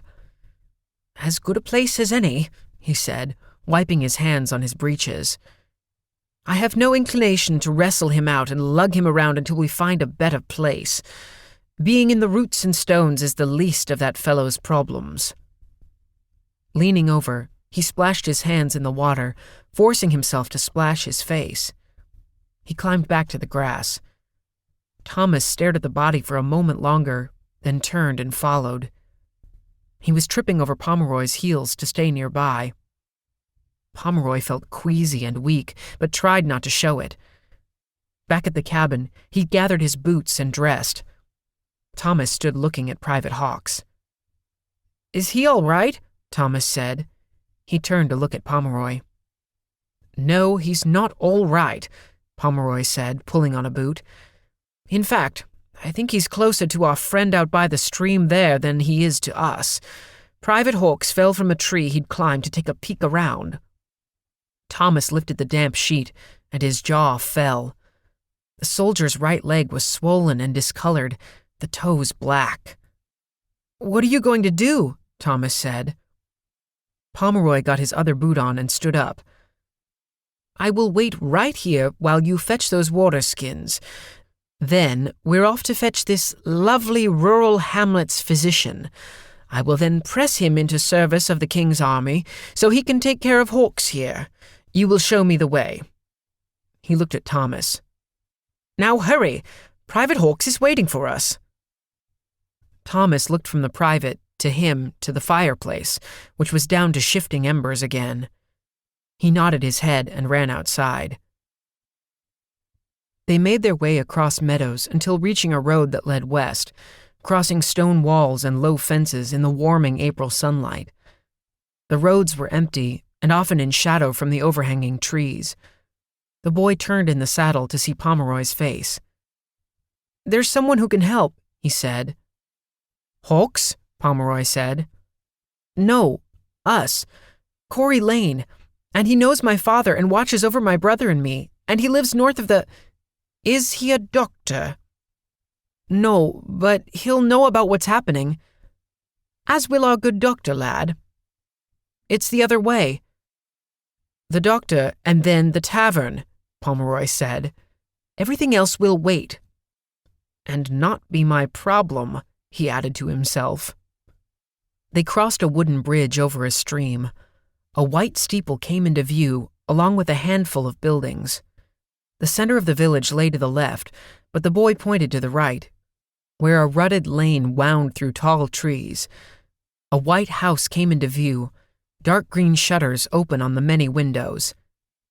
"This is the one," Pomeroy said. The boy nodded. The house was enormous and well kept. They rode up to the front. A carriage stood off to the side, next to a low carriage house. Pomeroy dismounted and tossed the reins to the boy. "Hold," he said. He walked to the front door and swung the brass knocker twice, 2 quick taps. He straightened his hat. The door opened, and a young woman looked out. She wore a dress of quality cotton, trimmed with deep blue. Her eyes were the gray of a London sky. "Dr. Bucknell, if you would," Pomeroy said. "And you are?" "Major Pomeroy, 5th Regiment of Foot. The King's Own is in need of the good doctor's services," She looked at him up and down. "And did the King's Own just crawl through a swamp?" she said. Pomeroy knew that his uniform had developed an aroma that was noteworthy. Like all soldiers in the King's service, he had to keep several sets of breeches and shirts, and to keep them fresh. He'd left them back at the regiment on the night he'd taken the men and headed north, the haze of rum having obscured such details. "Well, if spotless silken finery is more to your tastes," he said, "we regrettably weren't able to bring along the regimental tailor." She looked past his shoulder. "Thomas Chase," she said. It was an accusation. She pushed out the door and past Pomeroy to the gravel path where the horses were. She stopped in front of the boy. "What are you doing here? Have they forced you to do this? And where are Jonathan and your father?" Thomas frowned. "He told me what your father did." "What my father did?" "Told the British of the powder store, and Nathan died because—" Pomeroy followed after her, irritated. "This is all quite interesting, but I'm here for your father, not for you to tongue-lash my young companion." "His family is no friend of the King's army, sir," she said, "and he will not take kindly to his being pressed into your service." Pomeroy raised his voice. His headache had returned. "The King's army will press into service whoever it sees fit, madam, and at this moment Dr. Bucknell is required. As for any other details of our operations, I should thank you to restrain yourself." She ignored him and turned back to the boy. "Have they hurt you? Get down from there. You can stay with us until Jonathan and your father are back." The boy set his jaw and shook his head. His look was daggers. Clear enough for Pomeroy to wonder what had gone on between them, for something had. "We have business to attend to, I'm afraid," Pomeroy said, "and young Master Thomas has important tasks ahead of him. Is Dr. Bucknell here?" His tone insisted on no more distractions. She turned to him and stepped in, pointing a finger at him. "Let me tell you something, Major," she said. "If even the slightest bit of harm comes to him when he is in your company, you'll not only have to answer to the Chase men, but to me as well. Perhaps your filthy uniform and horses have impressed a child, but few around here care to see a Chase boy in the company of English soldiers." Pomeroy thought of a crow, the way she pecked at him with her finger and squawked at him. He was all too familiar with such young women, growing up a Pomeroy in Hampstead. Well-to-do by virtue of their family, convinced of their own rightness, driven to tell everyone else how they ought to behave in every situation. As she spoke, he noticed that the gray in her eyes was flecked with green. "The locals may think what they wish," he said, "but the boy is perfectly safe and providing a necessary service to my company. Now, your father, where is he? I really must insist." She stepped back and folded her arms across her chest. "Not here. Rode into town an hour ago." "To where?" "Brewster's Tavern," she said. Pomeroy smiled. He took a step back, swept his hat off in an elaborate bow, then turned to go. "I thank you indeed, Miss Bucknell," he said. He stepped to his horse, and the boy tossed him the reins. Pomeroy lifted himself onto the saddle. "Come, young Master Chase. Our mission takes us to the tavern. Lead the way, if you would." The center of West Bradhill was an arrangement of small businesses and houses in the shape of an L on the northeast corner of a green. A church stood on the far side. Next to it, an old man wearing all black, the town reverend, Pomeroy assumed, was gesturing to a man on a wagon. "You know her," Pomeroy said to the boy. "Carolyn? She's in love with Jonathan." "Jonathan?" "My brother." "The one whom you shoot better than?" The boy nodded. "She's more in love with him than she'll admit. That's what Jonathan says." "Well, he would, wouldn't he? They are betrothed?" The boy looked at him, shook his head. "Her family are loyalists." Your tone tells me you don't think much of loyalists, boy. I told you, Jonathan and my father and uncle are patriots. Oh, are they? Pomeroy wasn't sure the boy's father was much of anything anymore, judging by what he saw in the cellar of their house. Jonathan chides her that her father will only be happy to see her married to an officer, a British officer. A sound theory, Pomeroy said, all things considered. She had seemed rather taken with him when she first saw him at the door. He brushed dry dirt off of his uniform as they rode past a cooper and a blacksmith and came to a stop in front of the tavern. The largest of the businesses in the village, the tavern was 2 stories tall and painted green.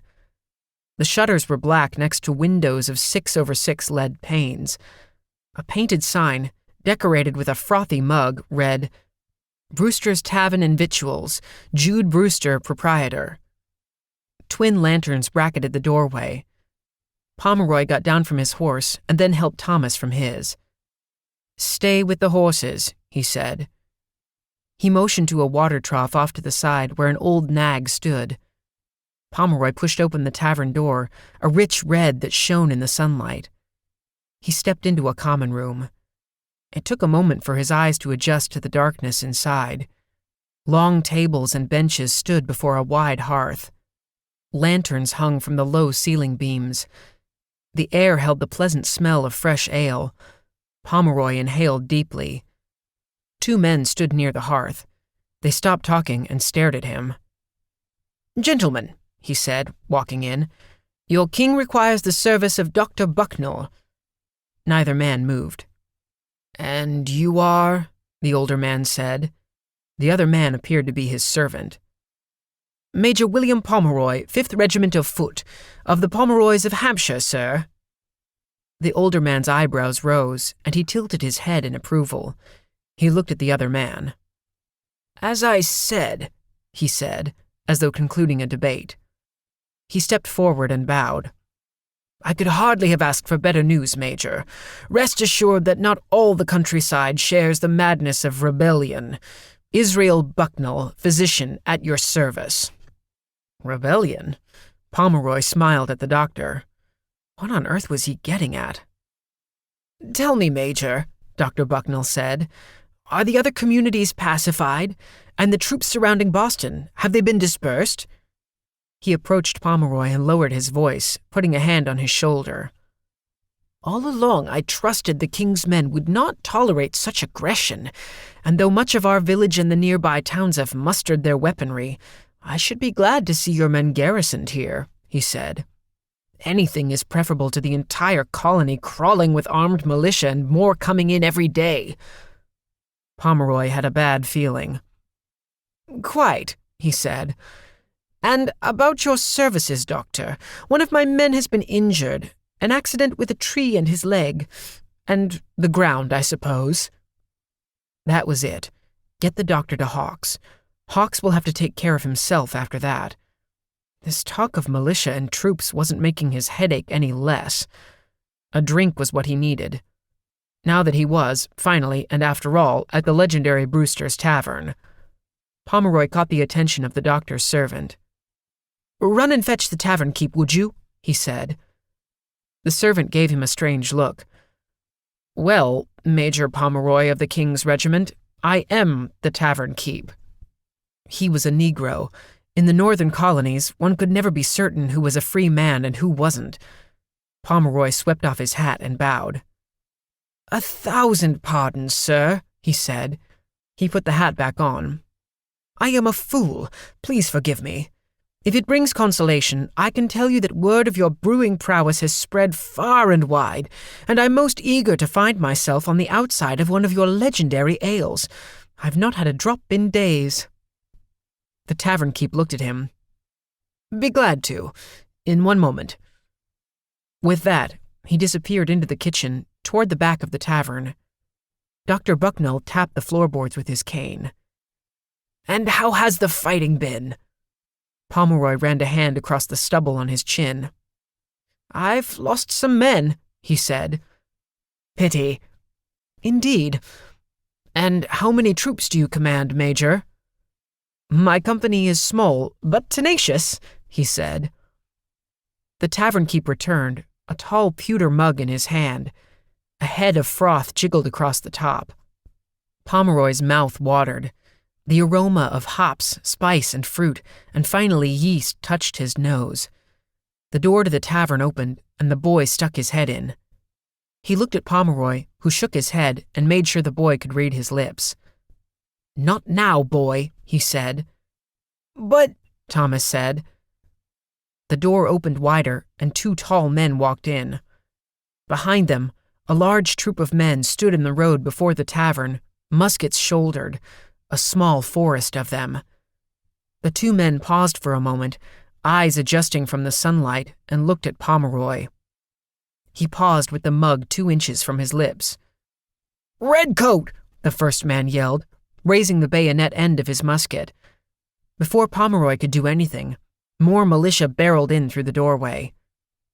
"Oh, bloody hell!"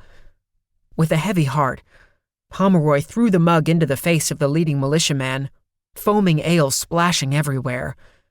He turned and blew past the tavern keep, knocking a few chairs over as he passed them, and ran into the kitchen. With a spin, he threw over the heavy table in the center. He ran to the back door and opened it. He hurried by a stable toward a copse of trees. Men spilled out the back door of the tavern. A shot went off, and some leaves above his head fluttered down as the ball sang through them. He sped into the thicker evergreens beyond, gasping for breath. "Good Christ!" he yelled as he ran. Chapter 8. Words to Remember.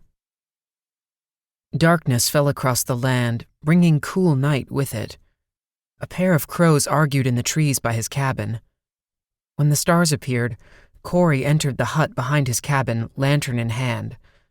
Along one wall hung some of the things the villagers had given him: brooms, hand tools, ceramic jars from the preserves they often gave him in exchange for his remedies, or finding a spot for a well, or lending a hand with whatever needed fixing.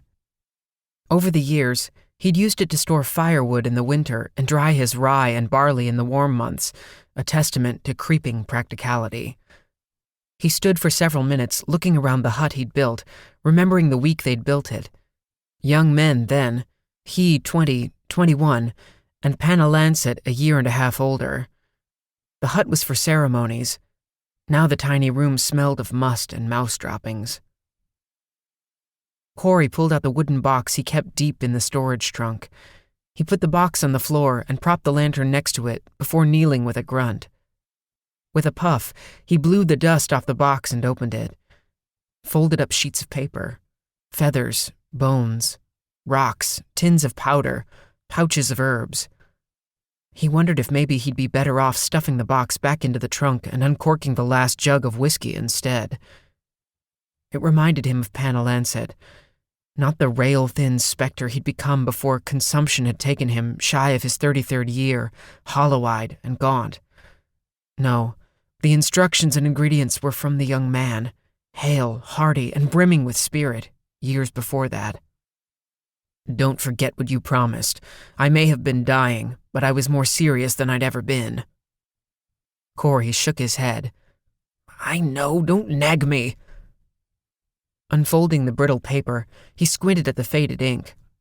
The lantern shifted in front of him, orange hearts and yellow tendrils dancing. He brought the page close to his face, and he read. The lantern burned low by the time Corey returned to the present. His hips ached as though packed with red coals. For several minutes he stared into the lantern. He got to his feet, unsteady at first. He put everything back into the box and tucked it under his arm, then shuffled to the door with the lantern. The air outside was cold. He tried to forget about what now roamed the night near West Bradhill. Once inside his cabin, he drank water and wrapped himself in blankets, getting in bed. His eyes focused past the ceiling above him. He understood what he needed to do and which words to remember. "I have to do this," he thought, over and over. Words. The dawn woke him, tired as he was. With hardly a pause, he climbed from his bed and got ready to ride into the village. Once dressed, he put on his hat and used the tree stump to get up onto his horse. It took more than one try. "Don't give me that look," he said to the horse. As he rode, he saw the lake through the trees. He recalled what he'd read, the notes from Panalancet, the ceremony of skulls and clay to shut the gate, the ceremony of Bloodfire to seal it. That was what he had to remember. He grimaced as he watched the glints of morning sunlight on the surface of the cursed water. The lake had been disturbed, used yet again in the pursuit of the impossible, and the embers he'd thought had long ago grown cold and gray hadn't. This time, the curse could spread, flaming to life, consuming everything nearby, and he was on his own in stopping it. Much as he tried to convince himself that it was early enough to seal everything up before the veil between this world and the others opened any further, a voice in his head reminded him that Panalancet had been alive the last time, that now he was alone. Now he was old. The whiskey sounded better. The ride to town was long, and with each step his worries grew. When he at last came to the tavern in the center of the village, he was sweating in the April sunshine. He dismounted with a groan and hitched the horse out front. Before going inside, he looked around the village. The streets were empty. No clanging or smoke came from the blacksmith or the cooper. A few women talked near the front of the church. The reverend emerged from the shadowed doorway and looked about. It had been better before that one came, Corey thought. Back then, a morning like this would have seen handfuls of Pennacook people alongside the English living well, enough that the lake gave no trouble to anyone. It wasn't just time that did its worst. It was people, too. He spit into the dirt before pushing the tavern door open. Jude Brewster was at the big hearth, pouring sliced vegetables into a giant simmering pot. There was no one else there. "You missed your chance to join the fight," Brewster said, nodding toward the road outside. "I'm an old man. What's your excuse?" "I'm old in spirit." Corey waved his hand in dismissal. "Where have they all gone?" Brewster put down the cutting board after flicking off the last of the potatoes and went over to one of his casks. He told Corey about the militia and the other troops, the officer from earlier in the morning. He filled a mug with a dark ale, brought it over to Corey, who took it with a nod of thanks. "Samuel with them?" he said. He took a sip of the malty brew. "I need to talk with him." Brewster shook his head, told him what he'd seen, what he'd heard. "Burned?" Corey said. "The troops mentioned seeing their house burning from the road. Young Thomas was here looking for help." "Here?" "Wouldn't stay. I tried to get him to, but he wasn't making much sense.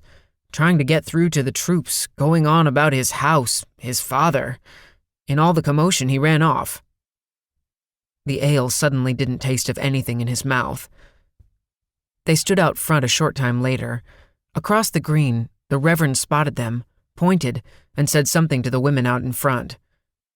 "He's a sour one," Brewster said. "Worse than sour. He's dangerous." A pair of riders came down the way, each with a musket on his back. They tilted their hats and kept on riding. "Been no friend to the village, though many think he's the best we've got," Corey said. "I wouldn't say many. You know better than most. Yet you've never raised a hand against him." "I've got more important worries." "You've stuck it out here through some hard years. No one would have blamed you if you'd have moved on." "You sound like my daughters." "Even after everything that happened." "Because of everything that happened." He beat the dust from his hat and put it back on his head. "Thanks for the drink. I need to find the Chases. They're in trouble." "English soldiers around, they likely are." "More than that. You see them, send them out." He untied his horse. Brewster came forward, gave him a hand up onto the saddle. "Old in spirit's one thing," Corey said. "Old in bodies for the birds." "I'll keep my eyes open for Joseph." Corey pulled the horse around. "For anything else, too." "Anything else?" Anyone mentions seeing anything odd, you see anything strange, trust your instinct, especially at night. Chapter 9. A Bruise in the Darkness. They hadn't been with the militia. Jonathan kept worrying that thought, worrying it sharp, as he made his way back to West Bradhill. The day faded into cool evening, and then darkness as he reached the apple orchards at the edge of the village. None of this was working out.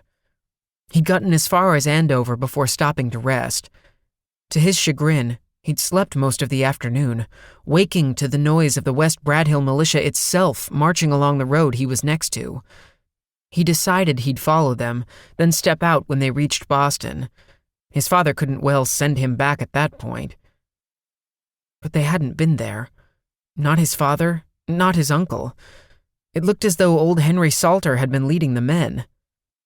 The thought stung him that his father and uncle were still in West Bradhill looking for him. With that, he turned back. He came out of the woods near his house and stopped. The acrid scent of smoke was strong. He'd noticed it off and on for a mile or more, but he had thought little of it. His breath caught. The farmhouse smoldered. Red glows brightened and dimmed with the wind around the ashen timbers. Jonathan put his hands to the sides of his head and let out a tortured cry. He ran up the hill. As he got closer, he slowed. The house had burned to black beams, the roof fallen in, collapsed into charcoal. Carolyn's words from a week earlier echoed in his mind. Father says he expects the garrison at Boston and the garrisons of Quebec to put down the whole countryside, one town at a time. Even West Bradhill will be under their eyes, and they'll be going after the leaders first. Jonathan shook his head, breathing hard. Thomas. His exhaustion vanished, replaced with fear and anger. He took off in a sprint to the road and didn't slow until he reached the old fallen cabin that he and Thomas had often played in. He hoped that his younger brother might have escaped to it, but it was empty. He left his pack there. The straps had dug deep into his shoulders, and hurried to the river, following it south to his uncle's mill. The river splashing behind the building was loud in the darkness. The water wheel didn't turn. The lock before it closed, forcing the water to spill through an opening on the other side. Jonathan stood as still as the giant wheel, peering around the corner. He ducked back behind the building and followed the wall until he found the door and pushed, slipping inside. He found a lantern and lit it, taking it through the passage to the house. Once inside, Jonathan walked from room to room. It didn't look as if anyone had been there for days. He stopped outside his uncle's study. In the room, shattered glass glinted, strewn across the floor. He crossed to where the window had been. He knelt. A few scratches marred the boards, but he found no blood nor signs of what might have happened to his uncle. He went to the stairs. A clump of soil decorated the second step. It was dry, with a tuft of grass still on one side. He started up and found more bits of earth. The narrow stairway took a 90-degree turn to the right. Coming up to the second story, Jonathan stopped. The hallway led straight back and rooms lined the hallway. A foul odor hung in the hallway. The doors to the rooms were closed, save for the last one on the right. "Uncle Joseph?" he called. Silence. A breeze stirred against Jonathan's face. There was a window at the end of the hallway, open. The lantern didn't cut the darkness that far. Another 3 steps, and he stood at the top. He wrinkled his nose. The odor was strong, rotting flesh. Muddy tracks crossed the floor. He took a few steps, the lantern out in front of him. Something slid behind one of the closed doors. Jonathan jerked the lantern.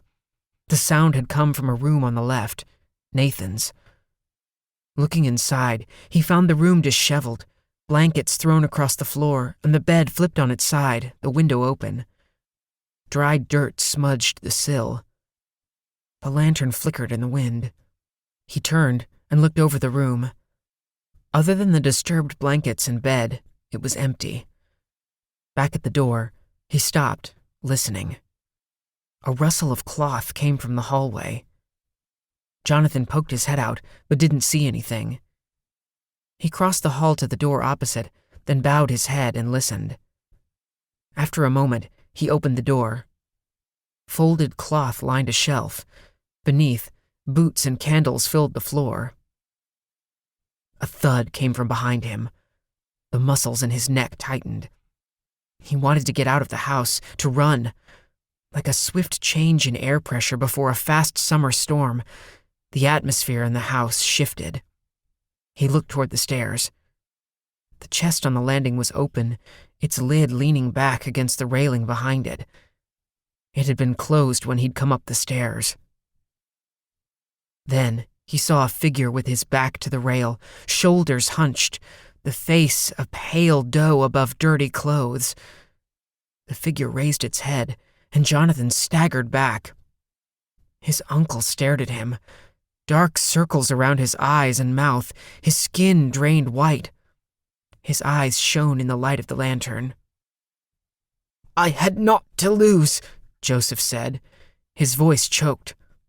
"Because we already lost everything at the burning, when it settled on us. On me. On you." "Uncle Joseph?" Jonathan asked. The figure leaned forward to get to his feet, moving as though it were drunk. The stench of an animal carcass hit Jonathan. "And it was true, that I was a cuckold, and I knew where it came from. I heard." Joseph got to his feet and moved toward Jonathan. "What's happened?" Jonathan asked. "And he begged and wept and swore it weren't him, but that didn't stop me. And I killed him, choked him until he turned black. Black as the curse that stole our lives." He blocked the way to the stairs. His uncle's voice sounded as though he was speaking through a throat full of rocks. "Buried him out in the woods, just as I buried any hope I'd still had. They were both sick then, dying. But your mother came to me, boy. Came to me and treated me right. Treated me right 6 times, right in the mill, even with her sores weeping and her fever burning her up inside and out, burning her between her legs." Joseph staggered, hitting the wall as if he were blind. A terrible rush of wind rose from the first floor. Jonathan stepped back, sliding along the wall, and dropped the lantern. Something moved on the stairs. A figure in shadow behind his uncle. Whatever courage Jonathan felt earlier disappeared in a wash of terror. He backed off and turned into the open door on the right, sliding to a stop. The air was frigid and reeked of foul earth. 6 pairs of silver eyes broke the shadows. They fell on Jonathan. Hands grabbed him, strong, pulling him to the filthy floor. He couldn't pull himself free. One of them smashed his head hard against the floorboards and flipped him over onto his back. Glimmering eyes moved in, and cold flesh pressed against his own, on his hands, on his neck. The figures turned from him. His uncle stood in the doorway, eyes burning like distant stars. Jonathan thrashed his arms and legs to break free. His uncle moved closer. The temperature plummeted, and the other dead moved away from the door. His uncle staggered until he stood over Jonathan. Rough hands wrenched Jonathan's head upward toward the lowering eyes of his uncle. The odor was putrid, overpowering, but the more Jonathan struggled, the harder the hands gripped him. Panic took him, and he screamed. After a second, Jonathan's scream was cut short. His uncle was on top of him, icy lips clamping over his own. The touch was repulsive beyond measure. Jonathan couldn't turn away. His last breath was of the coldest air he'd ever felt. There was a gagging noise, and then a thick liquid filled his mouth. As it worked its way inside of him, Jonathan could only stare into his uncle's silver eyes and drown. Chapter 10. And a Bloody Plan. Pomeroy stood on the bank of the brook looking up at the cabin. No horses, the cabin dark.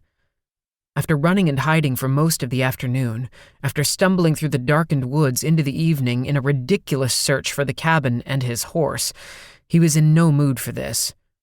He should have tied up the boy or locked him inside the cabin. First, the child had neglected to mention that armed rebellion had erupted. Then he'd set the militia on him. And now this. He kicked the ground in anger and swore. The door to the cabin was open. He stepped up onto the porch and paused. In the fireplace inside, the last hints of a fire glowed among ash. He put a hand against the doorframe and looked around the inside. Hawks sat up on the cot against the far wall. "Hawks," Pomeroy said. The man didn't move. His head hung, both arms stretched out, resting on the knees. A sharp knock came from against the outside wall. Pomeroy leaned back and looked, but saw nothing. The wind must have rattled the trees. He walked inside. "Well, I see you're awake," he said. "Come on, grab your things and help me get mine. We're leaving." Hawks lifted his head and looked terrible. His eyes were black, his skin pale. A wet, rattling cough shook him, and a jet of black liquid spilled from his mouth to the floor. Pomeroy stopped, staring. Hawks shook his head and spoke in a thin voice. "No good, Major. He come for me, and knows all of what I did. Every bit. The prison, he knew what I did. How'd he know about that? Now it's all inside me, climbing up behind me eyes." Pomeroy didn't move. Didn't want to get any closer to the private. Something festered in this village, and it was spreading. All he wanted was his satchel and a weapon, and to leave. "Where's your musket, Hawks?" The private groaned and lay on his side. He struggled for a breath and blew out another stream of fluid. It dripped from his mouth and chin, spilling off the side of the wooden cot. There was a sound from the roof, near the back. A sharp tap on the small single-paned window at the front. Pomeroy spun. There was a lightning bolt-shaped crack in the glass. As he looked, there was another light tap, and a small rock bounced off the open door and landed on the floorboards. He looked back at Hawks, faint in the darkness, then stepped to the door and looked out across the meadow in front of the cabin. Someone waved at him from beyond the maple trees, not quite in the meadow. The moon slipped from behind the clouds, and Pomeroy recognized the boy, Thomas. He waved his arms with urgency, motioning him to come. Again, there was a noise from the roof, a quick series of muted thuds. "His skin was white and cold," Hawks said. He retched again. Another thud on the roof. Pomeroy looked up. He leaped from the door and off the creaking porch. He sprang forward, but something caught his cloak. The movement put him off balance, and he fell headlong to the ground. He rolled onto his back. A shadow draped the ground before him. The figure rose, the shape of a person. Almost. The angles were wrong. Neck too long, arms differing lengths, thin and twisted. The face stretched and white, and the eyes a cold, rippling silver. The red of the British uniform shone maroon in the night. "Cooper," Pomeroy said. It was Cooper, but not at all the way he'd seen him last. "Good God, what's happened to you?" Pomeroy said. He pushed himself backward. The private cocked his head to the side and regarded him with those eyes. His head leaned forward, chin pointing at him. With an uneven, long stride, he closed the distance to Pomeroy and leaned down, his back arching, his eyes fixed on Pomeroy's own. "You left us, coward," the thing that was Cooper said. "Left us to our feast." His voice was a harsh whisper. Fetid breath washed over Pomeroy. "I didn't. But now you'll taste what you missed and dream forever of her." "Her?" Cooper grabbed him by the collar and lifted him until he was an inch from that horrible face, gagging on the putrid smell. Young Darcy, Cooper whispered. Dancing in the night. Oh, you'll dream of her and dream of the times you touched yourself, had her touch you, tricked her, used her. Dream as you crawl forever. Pomeroy struggled to pull free. How could Cooper know about Darcy? His stepsister had been all of 14 when they'd spent a summer hiding their twisted games from the entire family. It had ended with him being shipped off to the military by Lord Pomeroy. She'd never answered a single one of his letters after that. Cooper leaned close, and a dribble of black liquid slid from his mouth. Pomeroy pushed, but Cooper's hands and arms and chest were taut, unyielding as oak. An explosion belched from behind, and a flash lit the figure. Cooper flew backward, his head driven back. Still, he stayed upright. His right eye was extinguished, and his hand ran back and forth across his face like a crab, feeling around where the shot had gone in the socket. Pomeroy turned around and got to his feet. Cooper hunched over, his arms out in front of him, bent at the elbows. A second explosion went off, and the private's head snapped sideways, half of it a rain of bone and blood fanning out over the grass. "Run! Now!" Thomas shouted. Pomeroy didn't need to hear it twice. He leaped from where Cooper staggered and sped toward the trees. Just in front of them, the boy stood, the musket still up to his shoulder. On the ground next to him was a second musket. "Told you I could shoot," the boy said. "What are you doing here?" Pomeroy said. "Knew you'd be back. I waited," the boy said. Cooper lurched across the rolls of the meadow, hands in front of him. The back of his skull hung loose, and his one remaining eye glimmered. Thomas picked up the first musket and handed it to Pomeroy, then ran across the path and into the forest. Tracing the boy's path, he crashed through the slender branches that marked the start of the woods. 2 horses were tied to low branches. Pomeroy knelt in front of the boy and took a handful of Thomas's shirt. "What about Hawks?" he said. Thomas shook his head, his face unreadable in the darkness. "It's too late. He already got him." Pomeroy let the boy go, staring back through the woods. "Piss on it all," he muttered. Thomas turned and untied the nearest of the horses. He used a stone to step up, getting himself high enough to reach the stirrup. He swung up onto the horse and looked at Pomeroy. "We have to go," Thomas said. "Now!" Pomeroy couldn't hold back the laughter. Just minutes ago, he'd feared for his life, appalled at what had happened to Cooper and Hawks. Now, he was taking orders from a child, a colonial child at that, too short to get onto a horse without aid. Pomeroy hurried to the other horse. At least someone had guts, and a bloody plan. Chapter 11. Long Enough for the Rope. Something woke her.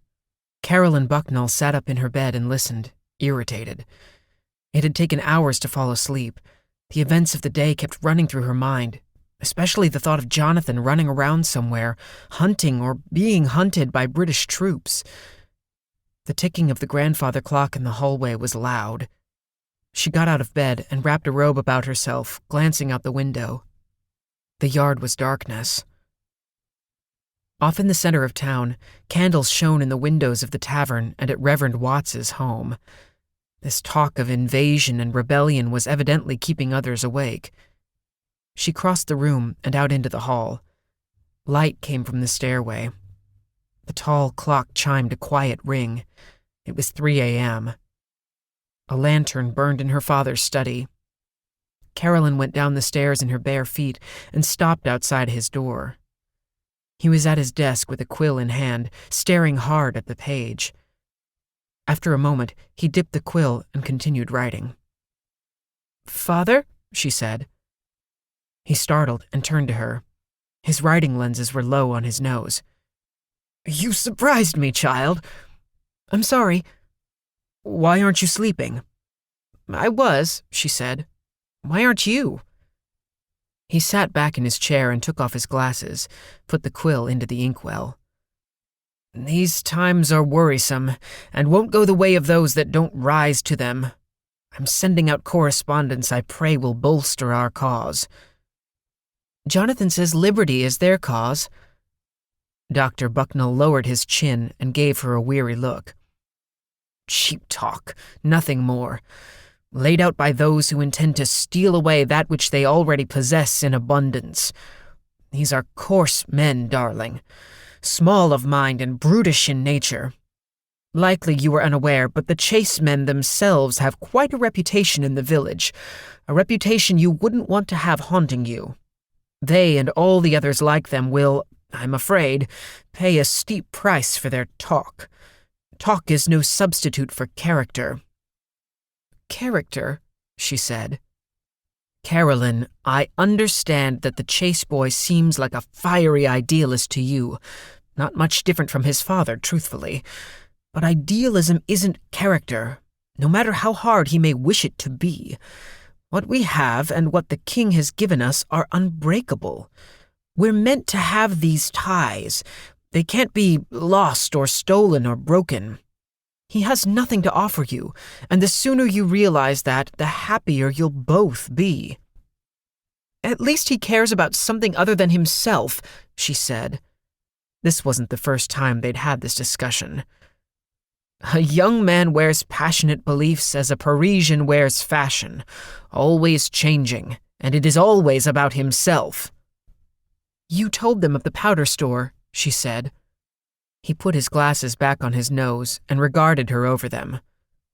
"Who said that?" "Did you?" "Hardly. They never invited me to one of their parade exercises, nor did they volunteer the location." "But the officers who were here—" "I studied medicine with the lieutenant colonel's father, as I told you at the time. It was a social call, and, if you must know, an opportunity to introduce you to some worthy young suitors. Now, if you're asking me if I would have told them of a weapons cache had I known, well, then we might have that conversation."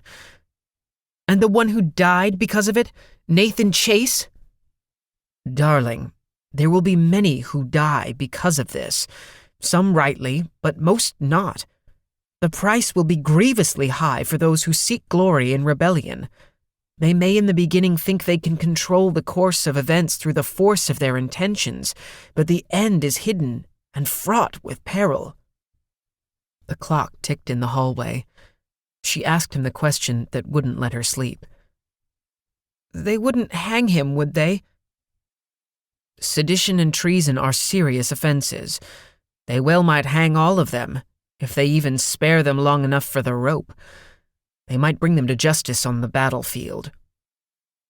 "But not Jonathan," Carolyn said, refusing to believe her father's words. Dr. Bucknell sighed and turned back to his letters. Carolyn stepped to the window. She stole a glance at her father, then turned back to the glass panes. Outside, the stars were bright. The town was still. Chapter 12. A Cursed Lot. Elizabeth looked out the window and across the dark town commons. The tavern lanterns shone. She let the curtain fall and turned to the door of her room, listening. The pounding from the study had stopped. The Reverend Adonijah had been having one of his spells and was now likely sprawled on the floorboards, asleep. His spells had mystified her when she'd first arrived from London. Locked away in his study, he would mumble, sometimes rant, knocking on the floorboards. Peering through the keyhole, she could watch as he stood in the corner of the room, rocking back and forth, tugging at his own hair. He often knocked his forehead against the wall. On other occasions, he crawled around the edges of the room, speaking to the walls, cursing the demons that dwelt in the slats. During the rest of his hours, he was often no less strange. He complained that mice inserted their droppings into his Bible and accused Elizabeth of baking lye into their bread. He obsessed over an Indian whom he claimed lived below the stairs leading to the second floor. When he was in the throes of a spell, he forgot her entirely. A misplaced item here, a carefully planted mouse dropping there, a set of muddy prints made with his own boots in the night. Over time, Elizabeth learned the value of feeding these obsessions, a measure of peace. This evening, it had taken no effort on her part to divert the Reverend's attention. As the light had fallen, he'd made his way around the house, tapping on the walls with his walking stick, his face scrunched up in irritation. When she'd asked him if he wanted supper, he looked at her as though a statue had spoken, and then continued his tapping, not saying a word. Elizabeth hurried down the path that led back through the orchard against Boston Road. The trees were blossoming early this year, and the air was fragrant. In another minute, she came to the tavern. A pair of candles burned in the kitchen. She glimpsed Jude passing by the window. She bit the inside of her cheek, then stepped to the door and gave 3 quick knocks. Jude opened the door. The tavern's kitchen was warm. Fresh loaves of bread sat cooling on the table. "Elizabeth," he said. "I didn't know what... He hit you?" All day, she'd worried about what he would do when he saw. Her composure cracked. "It's nothing," she said. As though she had no choice, her hand grazed the swollen bruise around her eye. "He found out," Jude said. Elizabeth reached over and grabbed his hand, large between her own. "He doesn't know. He didn't even know I'd left, and didn't hear me come back. I brought him a plate, and he started in on his nonsense about putting lye in his meals, knocked the plate from my hands and struck me, yelling at me for bringing the devil into his home." "If he talks, accusing me," Jude said. "Adonijah accuses most of the community of being adulterers," she said. "That doesn't mean that folks won't believe it, especially here. I'm the tavern keep, remember?" he said. "This village hasn't been kind to tavern keeps, not when they're accused of adultery, and no one knows that better than I do." "People trust you." "Don't be so sure. Most folks here already think I'm craven for not going off to Boston. And besides, we're not innocent of it, are we?" "Adonijah is a hard man, with a bitter, cold heart. Some will listen because they want the world to be like that." "Forget what they think," Elizabeth said. "Didn't help Daniel Turner forgetting what they thought." "Then we'll leave. Start somewhere else." Her words hung there for a moment. Jude shook his head. "I can't walk away from this." "But you could sell it. Buy another." "Not so simple. Most towns, I couldn't afford a place like this. Salem, Andover, Ipswich, those places are different. Not a lot of folks find themselves out here, not on purpose anyway, but I scratch by here, and it's mine." Elizabeth walked around the kitchen, looking at the crockery, iron pots and pans, rows of tallow candles. "Then what about us?" she asked. "I don't know." That hurt more than Adonijah's fist.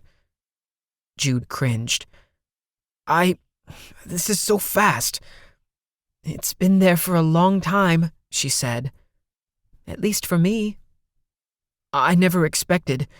But we did. We are." She moved closer to him. "Did you know?" he said.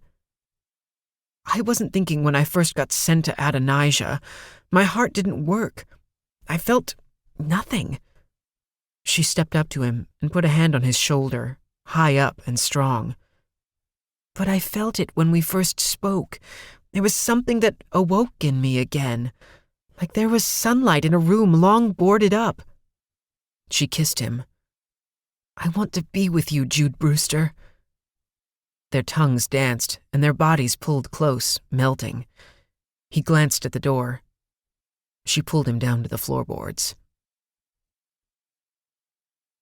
Later, she closed the latch with a soft click, flushed and satisfied.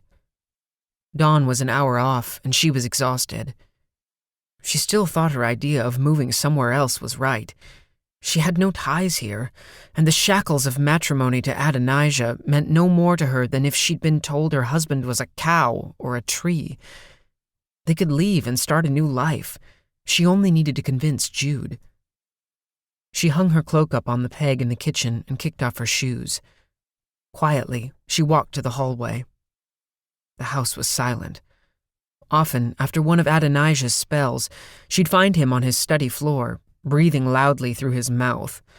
He'd once curled up in the closet in the hallway.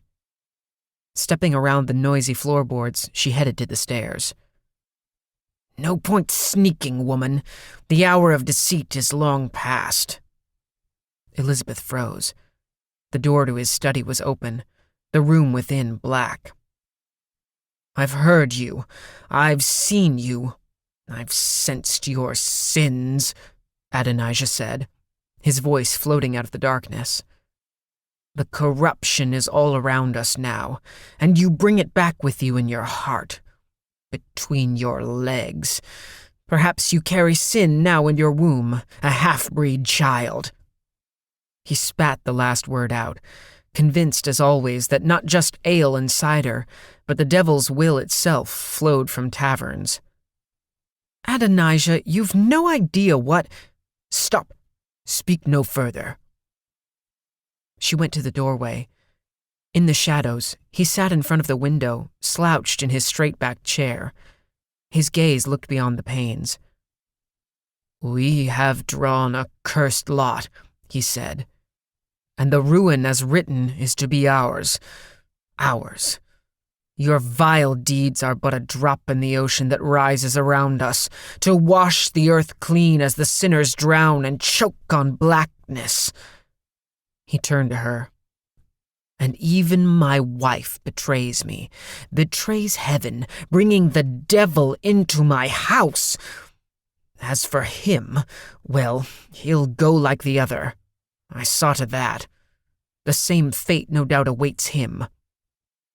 Elizabeth frowned.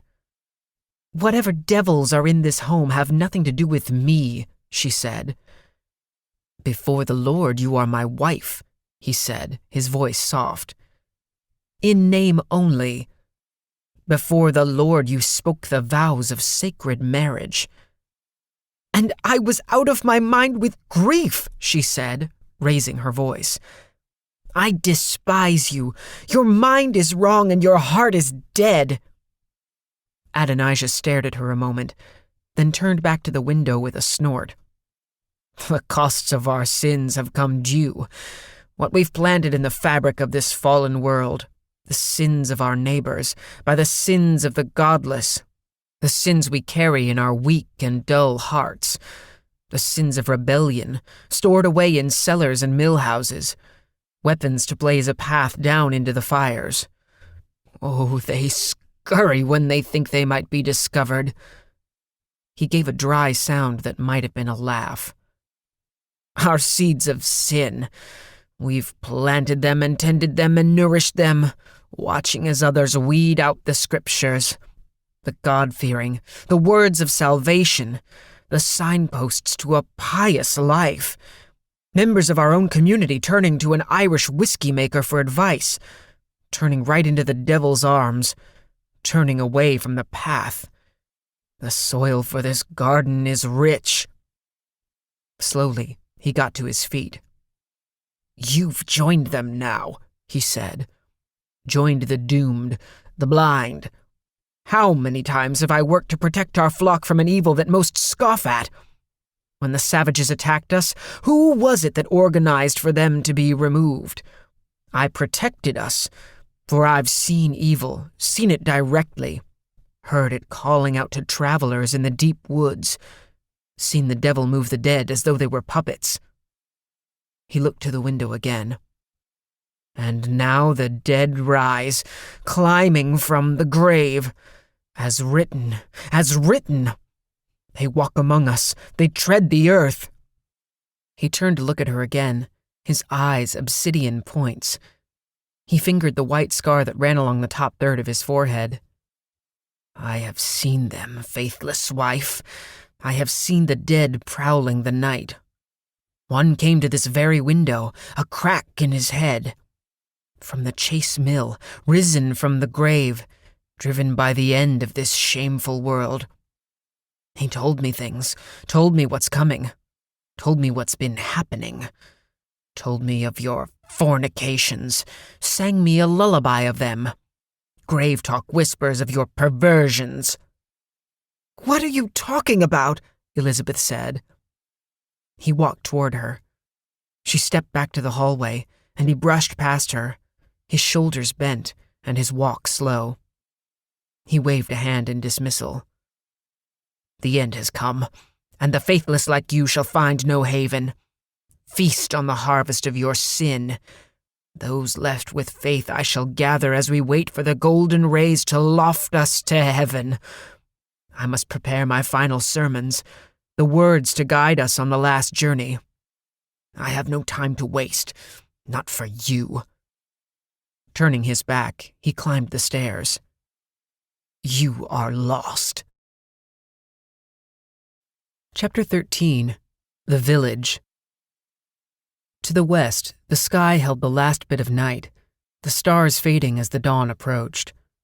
West Bradhill, nestled in the thick forests of the Merrimack River Valley, had changed.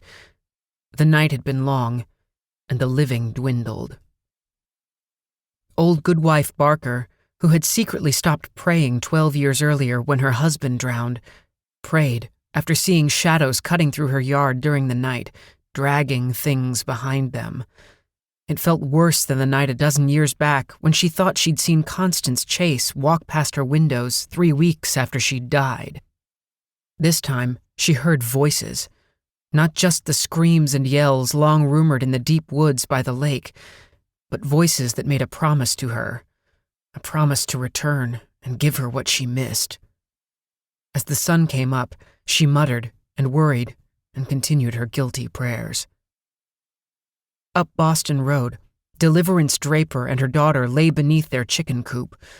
Noises in the walls and on the roof had stirred them from sleeping.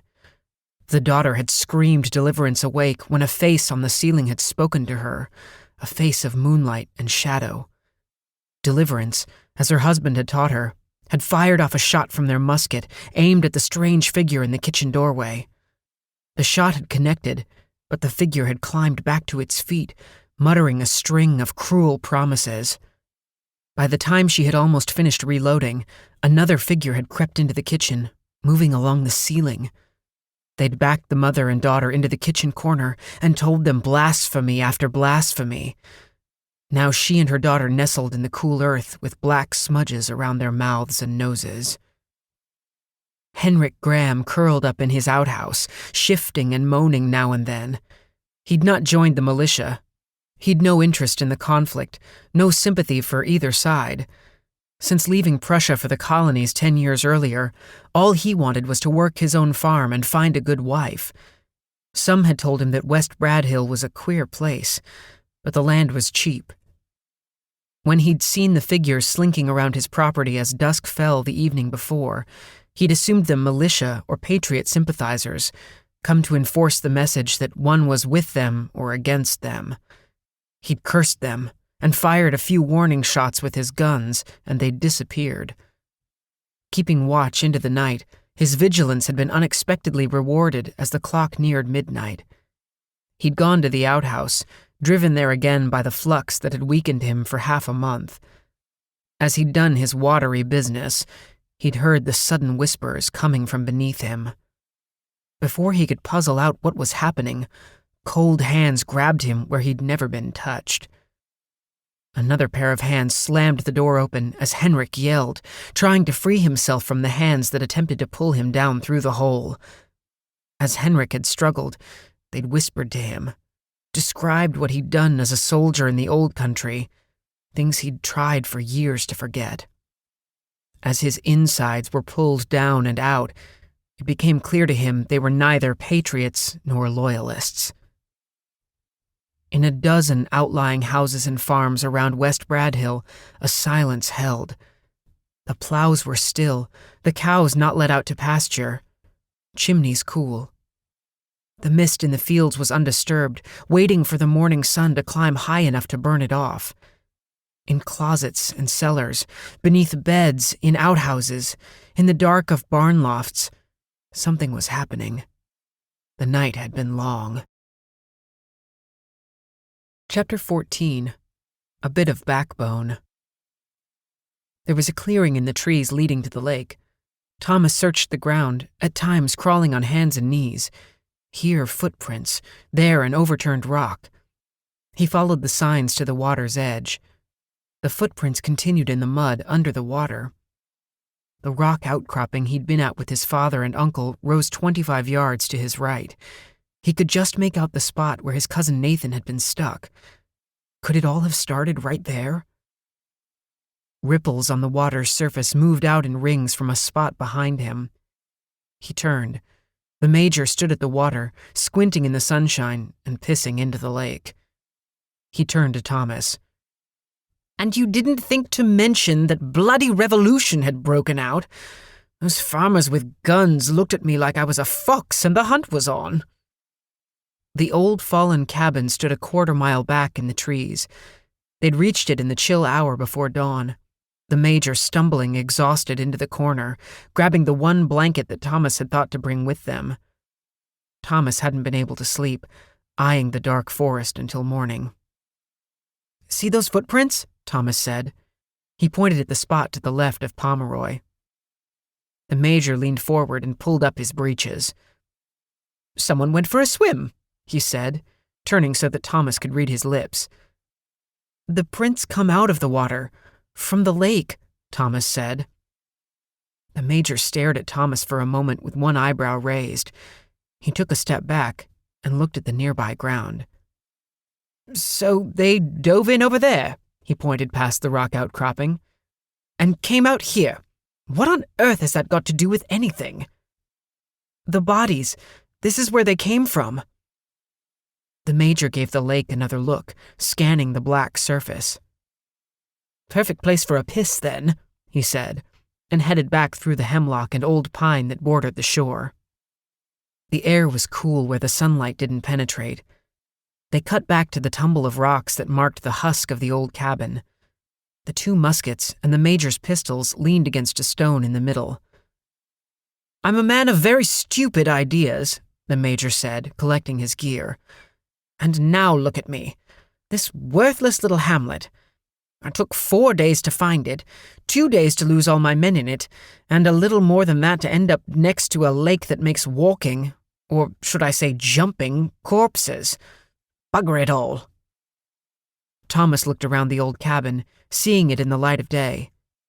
He'd once mentioned it to his father, who had scolded his brother and him, Jonathan getting the brunt of it, and forbidden them from ever going near the spot.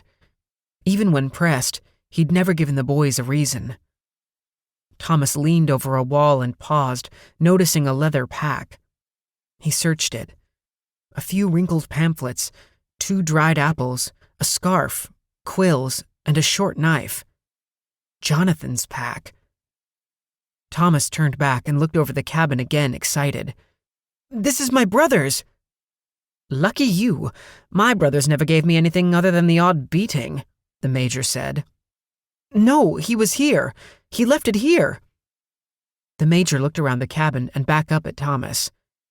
"It means he's back," said Thomas. "He'll know what to do." "That will make one of us," the Major said. Thomas paced back and forth. Jonathan would have gone to their house and found it burned.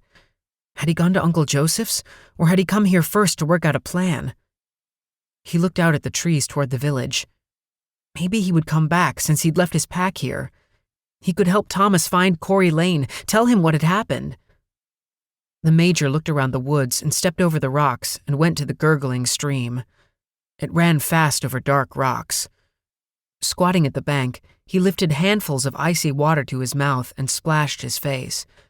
He lifted his head, water dripping from his nose, and straightened. He tucked his pistols into his belt and hefted his saddlebag, turning to face the boy.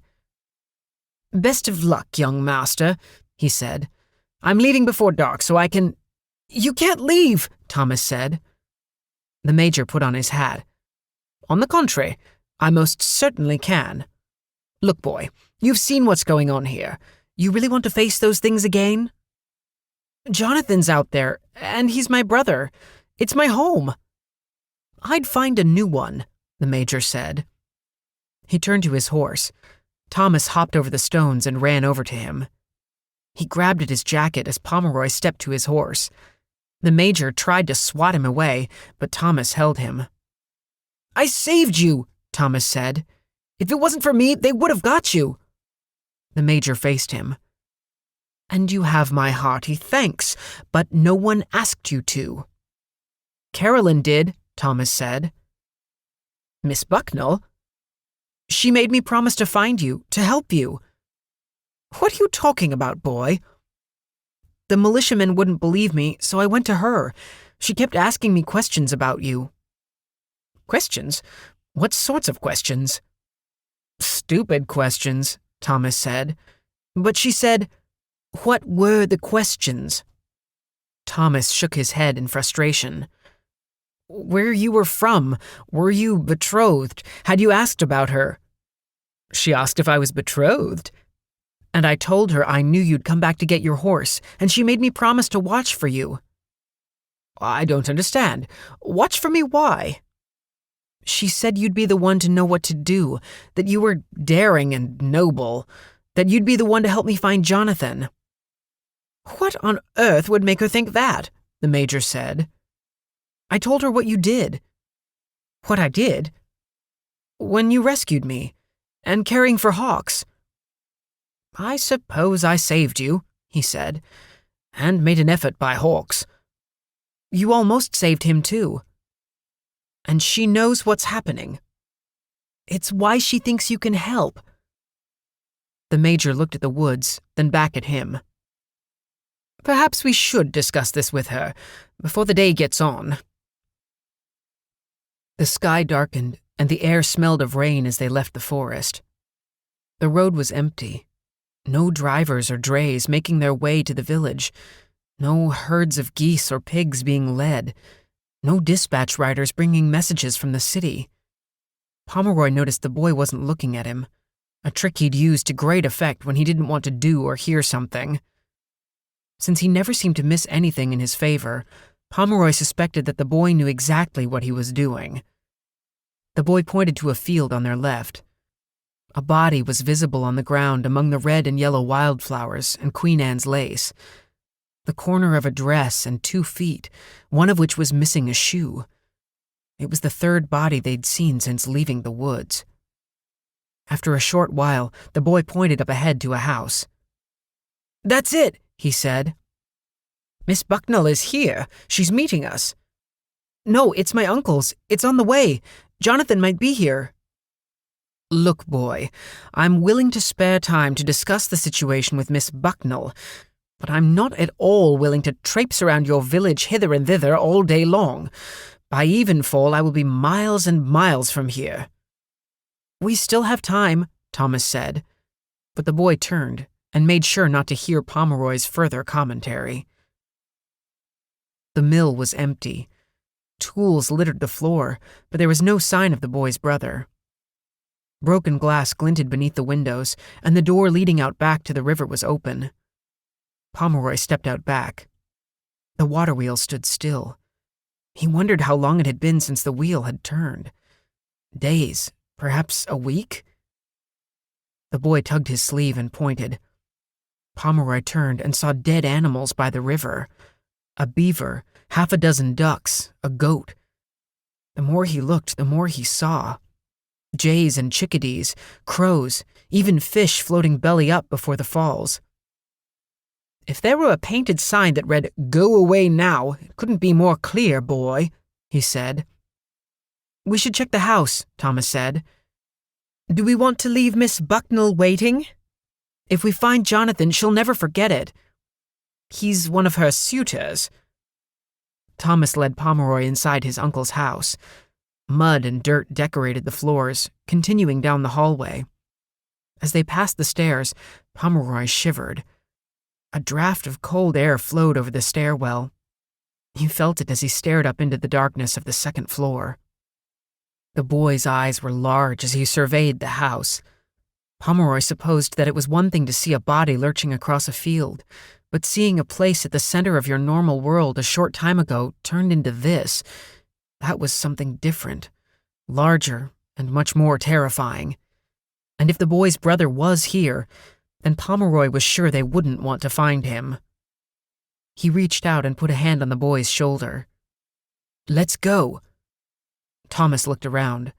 His mouth was drawn and his jaw tight. He shook his head. "We need to search upstairs." Pomeroy stared at him, and the boy stared back. "Look around. Do you think we'll find him?" "He might be here." "Doing what? Having tea? Taking a nap?" The boy fixed him with that stare. Seconds passed, and the boy didn't look away. "Fine," Pomeroy said. He'd give the boy one further moment of daring if it would lead him to Miss Bucknell. He turned and headed back to the stairs. As he drew closer, Pomeroy saw that the muddy tracks headed upstairs. Holding his pistol, he turned to Thomas. "Stand watch here," he said, "and shoot anything that moves that isn't me." He didn't want the boy to see whatever was on the second floor. With a dreadful resignation, he headed upstairs. At the top of the stairs, there was a landing with a large chest. A fold of cloth hung out from underneath the lid. The hallway extended straight to the end of the house. A bureau blocked the window at the end of the hallway. A sickening odor filled the air. Pomeroy wanted to run, as surely as though he'd heard a bugle blast. Still, the boy wouldn't be satisfied until he'd at least taken a look. And he was, or had been at any rate, a British officer. He stepped forward, pushing on in spite of the voice telling him to run the other way. Doors opened off the hallway, 2 on each side. He came up to the first one on the left and gave it a light push. Christ on the bloody cross! He noticed the feet first. Filthy feet, some with shoes, some bare. Bodies piled like rolls of cornstalks. The stench pushed him back, the putrid reek of decay, of corpses. Worse still, they were squirming, moving dully like a newborn litter of rats. He stepped back into the hallway. Knowing what he would find, he crossed the hall to the opposite door and kicked it open with his foot. More bodies. Pomeroy stepped back from the door and backed off. From the room on the left, he heard more movement as a figure crawled out of the shadowed doorway. Pomeroy turned and ran down the stairs. "Out!" he ordered. "Now!" He hit the bottom of the stairs and grabbed the boy by the shoulder. Pulling him with him, he dashed through the front room and the kitchen. They flew out the front door into the rain. Outside, Pomeroy slowed and let go of Thomas. "Jesus!" he said, breathing hard, shaking his head as if he could force the images out of his mind. "You don't want to go up there." He wanted the boy to understand. Kneeling in front of him, he spoke as clearly as he could. "The upstairs is full of them, piled high. I don't think they're so dangerous now during the day. They move, but slowly. I think there's a way we can take care of this problem, right now." The boy looked as though he understood where he was going with this. "Jonathan?" Thomas said without hope. Pomeroy wanted to be straight with him. "If he's there, he's one of them. If he's not, then you needn't worry about it." Thomas looked over at the house.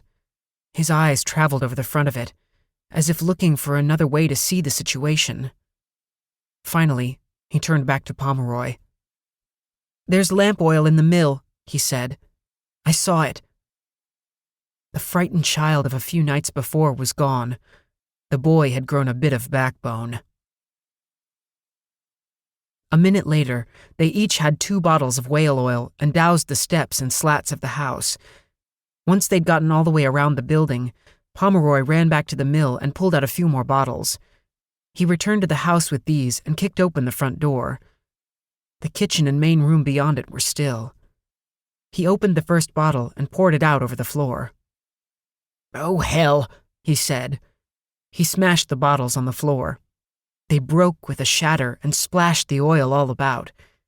He turned and stepped out. Thomas handed him a flint box. "Right. Nothing a little fire couldn't take care of," Pomeroy said. It took a few tries, but when it caught, A blue flame raced across the floor with a soft fluttering noise. Pomeroy turned and did the same to the edge of the house. It took longer to catch there, but by the time it did, orange flames snapped. They retreated to the horses. A column of thick black smoke rose into the sky. The rain wasn't enough to stop the fire. Soon, Thomas looked over his shoulder at the smoke rising into the bruised rain clouds, as though it was the source of the world's darkness. The whole village had turned to ghosts, Thomas's life with it. Pomeroy peered into the heavy rain and motioned to his left. "Isn't the center of town back that way?"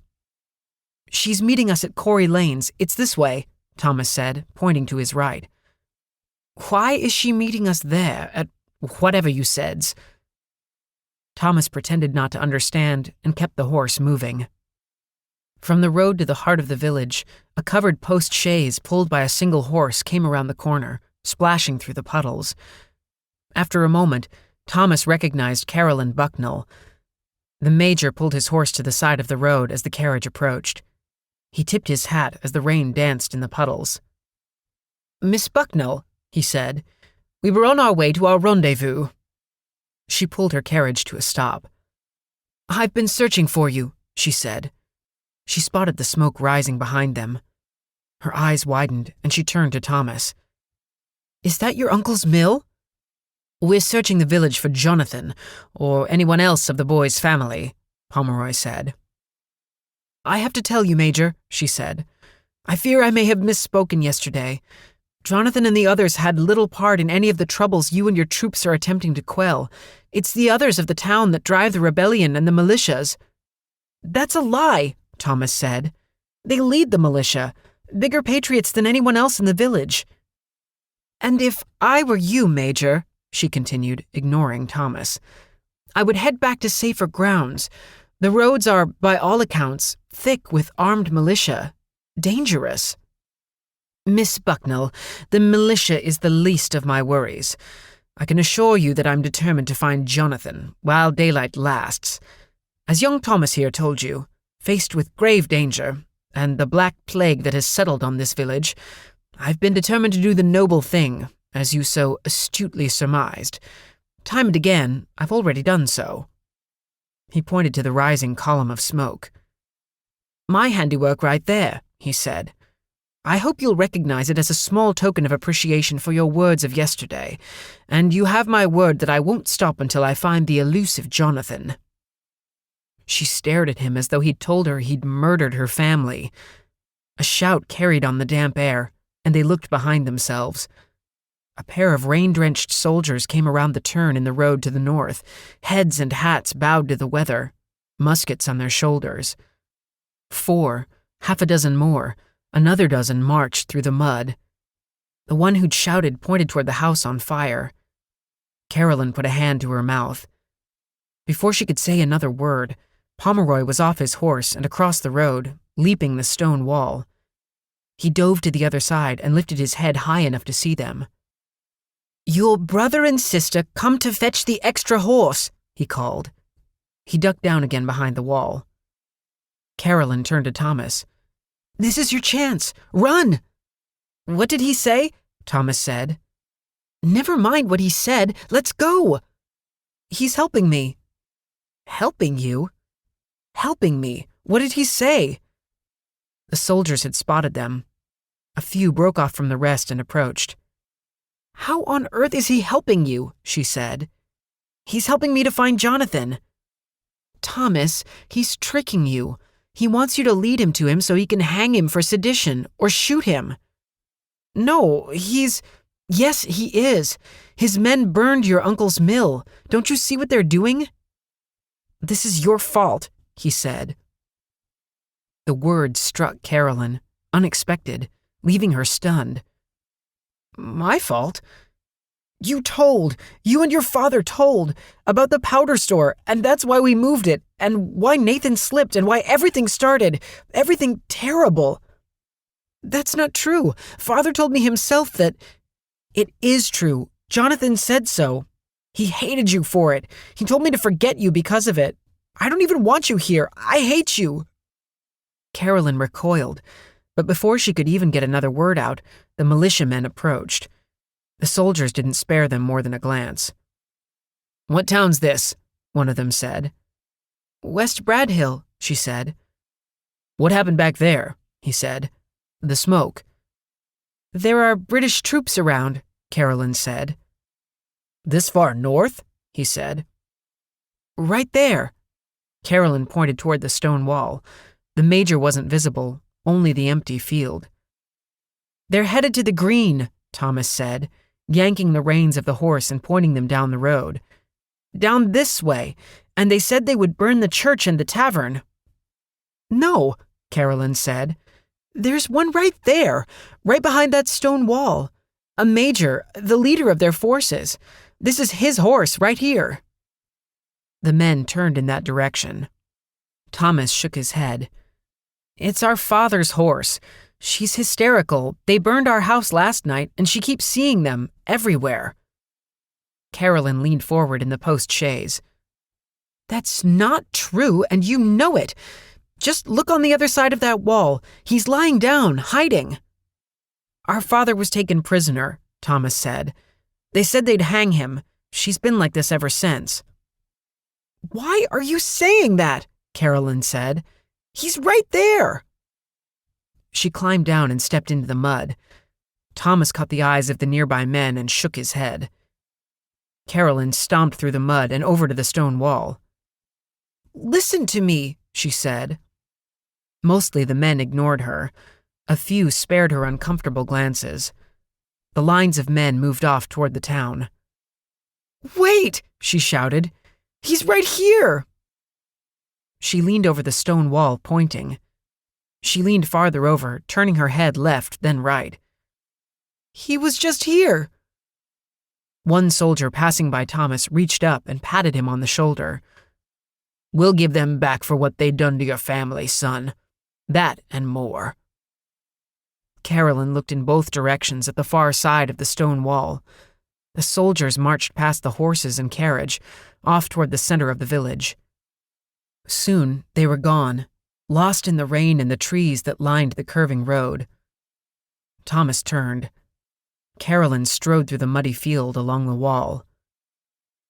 Thomas wiped the rain from his forehead and looked north, and spurred the horse forward, giving it his heels until it splashed through the puddles into a gallop. He didn't glance back. He'd find Corey Lane himself. Chapter 15. Bloody, bloody hell. When Pomeroy stood, mud slid down his front like thick gravy. He was 20 paces, hard-earned in a frantic crawl, from where he'd first jumped the wall. His clothing was soaked, and he tasted wet earth. Behind him, Carolyn stood, drenched, minus the mud. "What on earth was that about?" he shouted. "You nearly led them right to me." "Of course I did, and they're not so far off that I can't catch them and send them after you." He wiped mud off his uniform jacket and walked toward her. "How exactly is that going to help me find Jonathan? And where's the boy?" "Safe from you and your men, Major. Now, I'd suggest that you return to them and move on. There's no one left in West Bradhill for you to be concerned with." She turned and stepped over the stone wall. "Good Lord, you make it sound as though I were the problem," he said, following her. "Have you lost your senses?" "My senses?" she said. "You raided their house with your company and burned it, then took Jonathan's father. Your troops burned his uncle's. You just admitted as much, and quite smugly, I might add." He turned to her, exasperated. He took off his hat and pointed it around at the empty fields and road. "Look around, Miss Bucknell. There is no company, no troops, no raiding parties." "But Jonathan," she said. "Jonathan, Jonathan, Jonathan," he said, raising his voice. "My God, you all act as though he can walk on bloody water." "I suppose the Chase House has burned of their own accord?" "It was me and my men, all 3 of whom are dead, or worse by now. Do you even realize what was in that house? I'd suggest you see for yourself, but let me save you the trouble. Here is what you'd find. An empty farmhouse with dried blood all over the kitchen and a body hanging upside down in the cellar. And 2 more bodies. As for the mill, it isn't grain that's going up in smoke. It's bodies, Miss Bucknell. Not colonials, not my soldiers, not rebels. Worse than the lot of them.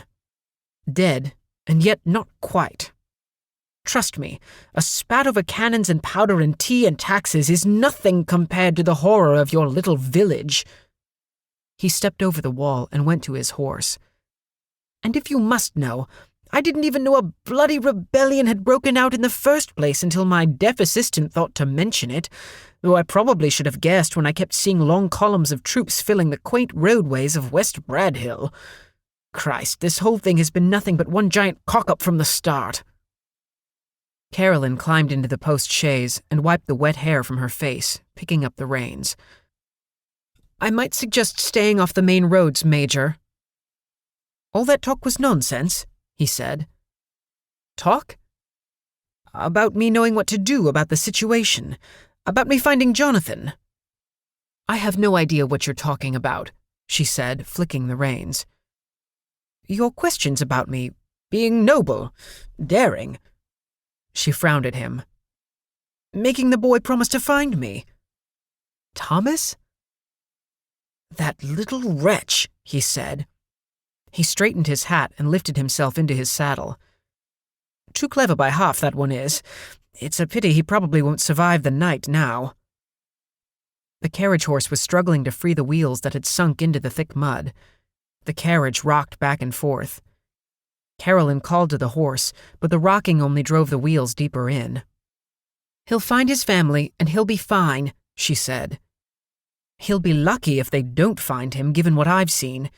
You're only making it worse, he said, pointing to the wheels. The rain had lightened, but the road was still thick.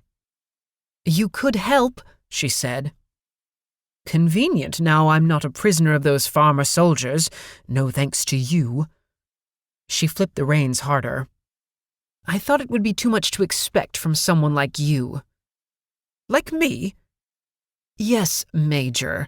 I have more than a passing familiarity with the king's officers, thanks to my father's efforts to see me marry well, haughty and arrogant to the man, and yet just below the surface I always spot a petulant child. Pomeroy swung down from his horse and approached the other animal. Then I'll happily leave the problems of your village to you and my betters, he said. He slapped the horse hard on the flank with the flat of his hand. The animal strained forward. While it did, Pomeroy grabbed the struts of the wheel and threw his weight into it. The carriage lurched forward and was free. Best of luck, Miss Bucknell, he called after her. And here's to hoping that the magnificent Jonathan will be enough to rid your home of the darkness that's fallen on it, though I rather suspect you'll soon wish you had the stout resolve of one of the king's officers, despite what you think of us. He watched as the carriage drove off through the puddles, the rain thrumming on its back. She didn't wave or offer so much as a simple thank you. As the gray afternoon faded into twilight, Pomeroy tried to decide which way was west. The lane was muddy puddles, and the trees dripped every time the wind gusted. He'd ride until midnight at least, maybe even straight on through until the dawn. Petulant child, he muttered. As if. She should try a mirror. He replayed their parting in his head, each time looking for an even more cutting rejoinder. She wouldn't have been so pleased with herself had he not been distracted by the close call with the soldiers. His wit could be quite keen otherwise. He came to a fork in the road. Which way? He considered for a moment, heading back to Boston, back to the regiment. He could spin enough of a yarn to make it workable and without consequence. If the outbreak of rebellion was good for nothing else, it would easily explain the loss of his men. And he was, after all, the son of Lord Pomeroy. Then again, to hell with it. Why not be done? Done with the king and his bloody army. Done with gloomy England. Done with his whole wretched family and every demand they've ever made on him. Sod them, He yanked the horse toward the road leading west and started forward. All around, the dark trees that loomed over the lane gusted, shaking free cascades of raindrops from their leaves. In patches in the sky, the stars appeared. His horse took a strange step and balked, twisting the Major's neck. Pomeroy pulled hard on the reins. The horse stutter-stepped. "Easy," he said. The horse's nostrils puffed. He didn't want to go forward. Pomeroy peered into the dark lane ahead. Rain-sodden branches drooped. The horse snorted again and took a quartet of steps sideways, knocking Pomeroy into a branch stout enough to scratch his face before it snapped. "Hold bloody still," he said. He looked forward while he pulled a pistol out and pulled back the hammer, holding the reins in one hand. He strained to see. Blackened figures moved with the shifting of the trees. A clean shot to the head would take one down, he hoped. He pointed the gun toward the darkness ahead, in the direction at which the beast had balked. The horse threw back its head and snorted, nearly bucking Pomeroy off. It wouldn't stand still. Pomeroy looked down. Silver eyes shone up at him from in front of the stirrup. A hand reached up and grabbed his leg. The body was on the underside of the horse, clinging, scrambling for a hold on Pomeroy. The Major clenched his jaw and tried to steady the horse by pulling the reins as hard as he could. He lowered the pistol and aimed it straight at the quicksilver eyes. The horse pushed him once again into tree branches, and he had to lean far forward to stay in the saddle.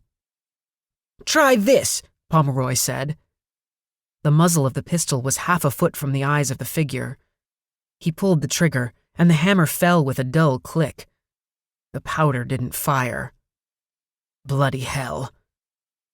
He dropped the pistol to the muddy road and pulled his foot from the stirrup, kicking at the eyes while hanging on to the saddle. His boot cracked on the creature's skull.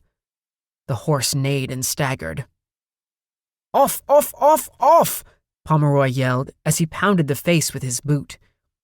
He pushed himself up in the other stirrup and jacked all his weight downward on the figure's neck, yelling as he did so. The horse bolted forward in a wild gallop up the road. Pomeroy saw the figure dropping. He pushed as much of his weight down as he could while still hanging on. By a stroke of luck, the horse veered to the side of the lane and a boulder caught the figure on the head, breaking its skull and snapping its neck. The body crumpled beneath the speeding horse, trampled by the animal's back legs. The horse stumbled and righted itself, not slowing. With the mud and rocks, Pomeroy worried the terrified beast would break a leg. He yelled and dragged back the reins, but the animal didn't slow. Pomeroy held on, risking a glance back. The figure looked like a bundle of sodden clothes. He turned back around. The horse's ribs blew in and out like the fastest bellows at the hottest forge. It twisted its head to the left. Its eyes shone silver.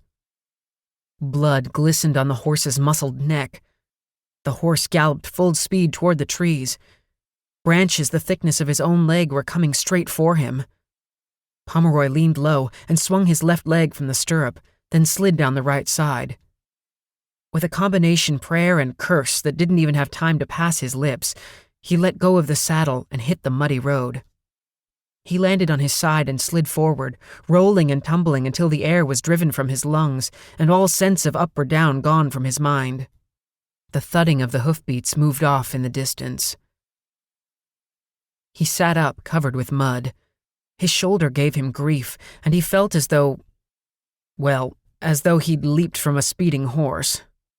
He got to his feet, checking to see if anything was broken, torn, or shattered. "I never should have left the bloody regiment," he said, spitting out mud laced with the tang of blood from his split lip. "Hold it right there, friend," said a voice. Pomeroy jerked back. He turned and found himself staring at the business end of a musket not 10 inches from his face. Holding it was a heavy man with a dirty face, a 3-cornered hat pushed back on his forehead. "Well, look here, boys," the man called back over his shoulder. Half a dozen figures ran down the road, all with muskets. The guns trained on Pomeroy, the hammers drawn back. "Who is it, Zeke?" someone asked. I'll be damned if we didn't catch ourselves a redcoat. Officer, too, the heavy man said. Pomeroy cursed. One of his pistols was back in the mud, the other was still in his saddlebag. Get those hands up. You're making a mistake, Pomeroy said. He didn't move. Sounds like it's you might be making the mistake. I said get them up. Pomeroy had no choice. After diving from the horse, the last thing he needed was to get shot. He lifted his hands. On your head, slow. He put his hands to his head. The men kept their muskets pointed at him. Andrew and Ben, the first one said. You'd better see if there's any more of them. Where there's officers, there's likely regulars. But what do I do if, the youngest one of them said. Just do like I say and be quiet about it. We'll be right here. All right, Zeke, the boy said. Pomeroy turned his head and looked at the man nearest him holding a gun. You wouldn't happen to have any rum, would you? Zeke stepped up and eased him back with the tip of his musket. Now that's enough of that. Best if you keep it shut for now. Pomeroy sighed. Bloody hell. Nothing up here, Zeke, the older of the two boys said. Road's empty. That horse is long gone, too. Zeke stepped up in front of Pomeroy. Now ain't this strange, he said, looking him up and down. More than you'd ever guess, Pomeroy said. All around them, the dark trees and fields were silent. Bloody, bloody hell. Chapter 16. They want to come inside. Elizabeth paused. Firelight shone from the inside of the tavern and the pair of lanterns that hung on either side of the door. Behind her, the church shone from within, the faint sound of Adonijah's voice carrying out the windows. Another step, and there would be no turning back. Frowning, she crossed the road. The sound of a rider came from the darkness to the north. A horse bolted out of the black, riderless. The reins dangled across its back, and its eyes shone white and frightened as it galloped past her, disappearing into the night. She hesitated, spooked by the lone horse, but steeled her will again and hurried to the tavern door. The common room was lit by 4 lanterns and an armful of tallow candles. A blaze filled the hearth, roasting a pair of chickens, their skin crackling.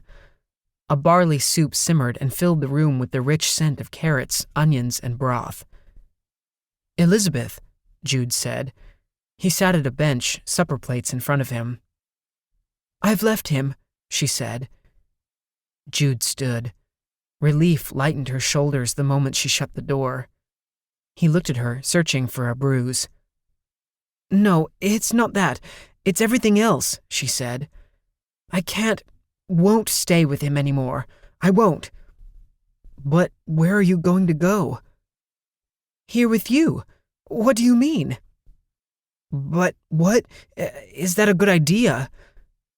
Jude, she said. She put down the sack containing the few possessions she'd carried with her and stood in front of him, hands on her hips. You don't feel the same way? It's not that. I do. Then what is it? 3 days ago we made love in the kitchen, and yesterday right in this very room. I haven't felt that alive, that close to someone, since well before I crossed the Atlantic. I want to be together. But you're married.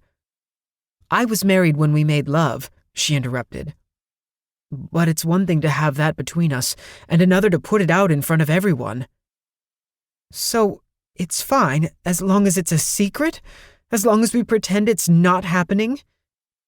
That's not the problem, he said. It's people. People in the village. People who might come to your tavern, she said. Jude turned away from her, looking at the fire. She could tell his hands wanted to fuss with something. A lantern, a mug, anything to occupy himself. It's about your business, she said. No, not the business, though it's been hard enough for some around here to live with a Negro owning a tavern. He turned to her, anguish on his face. West Bradhill isn't kind to adulterers. You know that. The fire snapped with grease from the chickens. He used a wooden-handled instrument to take the spit down, then carried it into the kitchen. She followed him. "I lost everything I had, Jude, back in London.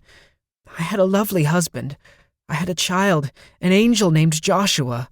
Lost them both in the same week from the fever that spread through the city. My little one first, and my spirit died." He stopped. "You never told me," he said. "Because it still tears at my soul. Those days were so terrible that I didn't care what happened, where I ended up. And I ended up here, payment for a debt. But everything's different now. We can do this. We can make a life together, a family."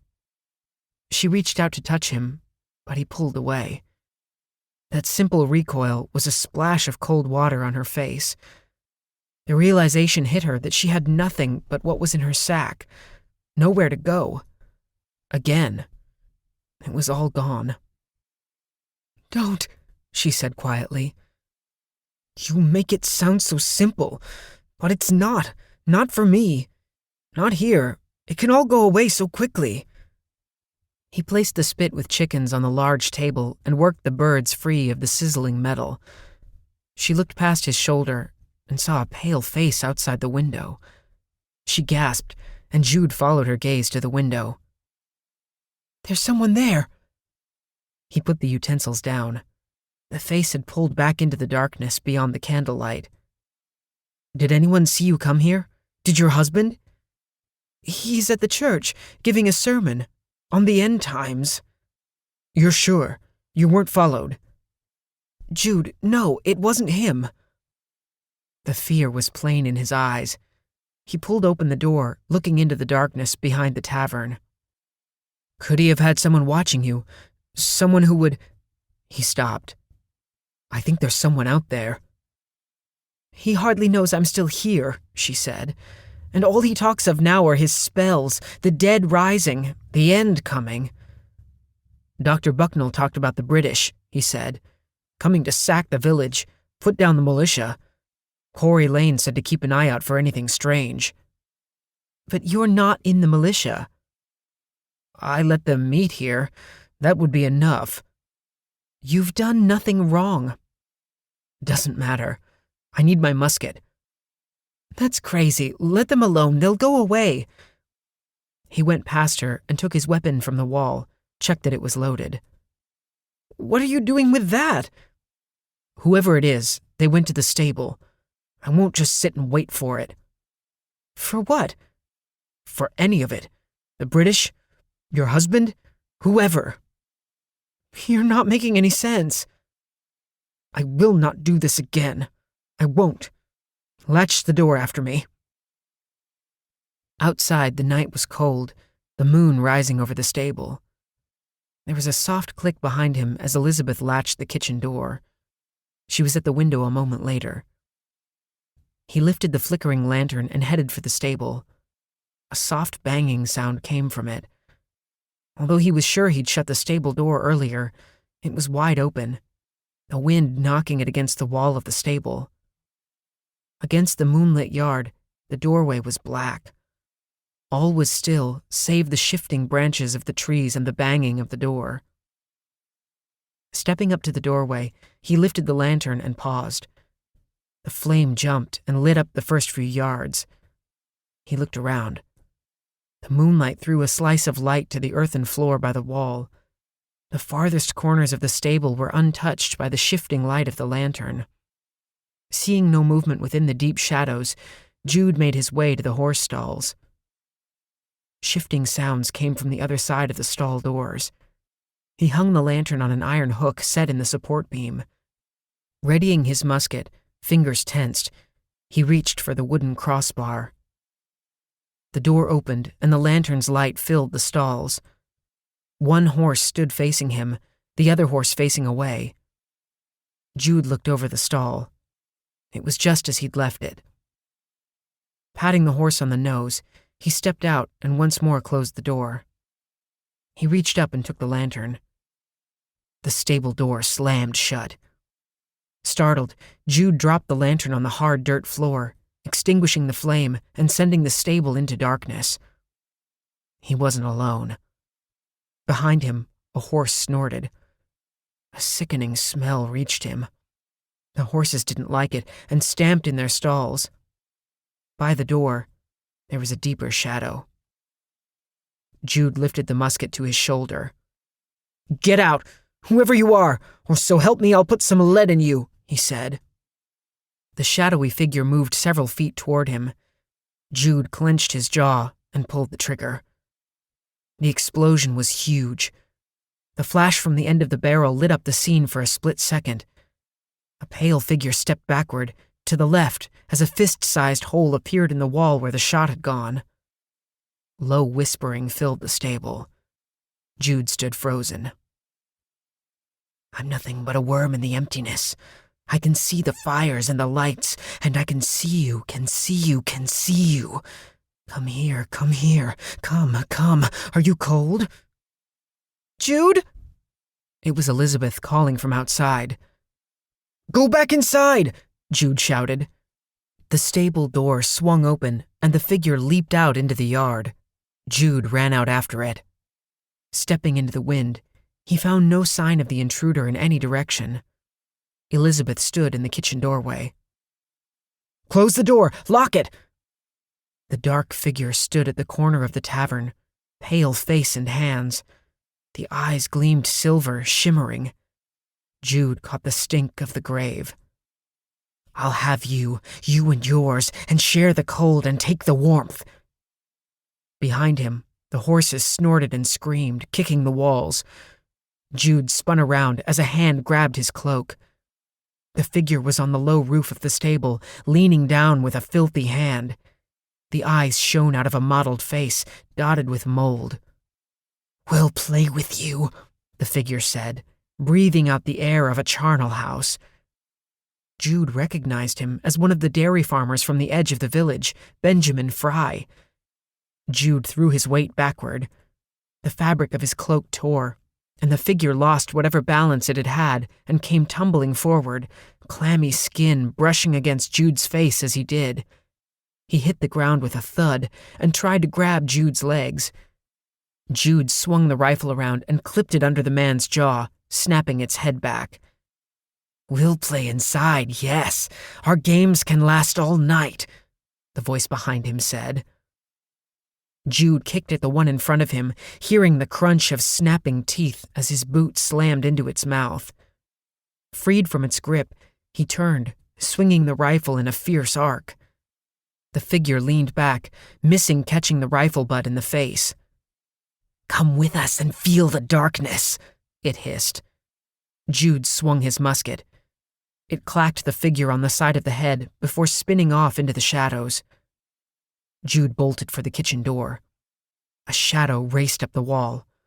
For a moment, Jude saw something near the roof. Then all was still again. The figure who'd been on the stable was gone. Footsteps crunched on the ground outside. Jude stared at the shadows, taking deep breaths.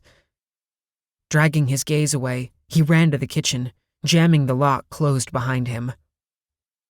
He fetched his other musket and reloaded it while he told Elizabeth what he'd seen. The front door tugged and shook. Jude lifted the musket. 3 knocks rang out, quick raps on the door. "Jude Brewster," came a voice. "Are you in there?" Jude lowered the weapon and went to the window near the door. In the light from the lanterns outside, he could make out 2 horses on the road, one with rider and a figure standing by the door. He stepped over to the door. "Who's that?" he called out. "Benjamin McGuire. Why you closed up?" McGuire was one of the town militia who'd ridden off to Boston. Jude turned and motioned for Elizabeth to go to the kitchen. She shook her head. "You can't be seen here," he said. "I will not hide." Another round of knocks on the door. Jude shook his head and slid back the locks on the door. "Hell, Brewster," McGuire said, stepping in. "Not even Reading or the Heights are rolled up as tight as West Bradhill. Lights off all over the place, tavern locked. The British are in the city, and that's where they're staying for now, so I wouldn't—" He stopped when he saw the empty common room and Elizabeth. "Mrs. Watts?" he said, tipping the corner of his three-point hat. He couldn't keep the curiosity from his face. McGuire turned to Jude and spoke with voice lowered.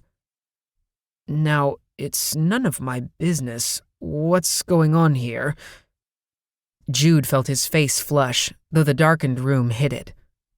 McGuire took off his hat and knocked it against his leg, a spray of rainwater coming off of it. "Thought you were in Boston," Jude said. "We were, all right, and you should have seen it, Brewster. Men from all over the colony come down, ready for a fight." He ran a hand through his greasy hair and scratched the side of his unshaven face. "A cup of beer would go down right easy, if you've any," he said. Jude nodded, stepped to the serving well, and drew a mug full of ale. He handed it to McGuire, who nodded his thanks and took a long sip. A line of foam clung to his lip when he pulled it away, and he used the back of his sleeve to wipe it. "I missed that," McGuire said. "No one can touch your ale, Brewster. No one." "So what happened?" Jude said. "Nothing. That's the problem. It was turning into a lot of standing around and sleeping on the ground. The Brits are holed up tight. Word is that they've got a fleet racing to the harbor even now.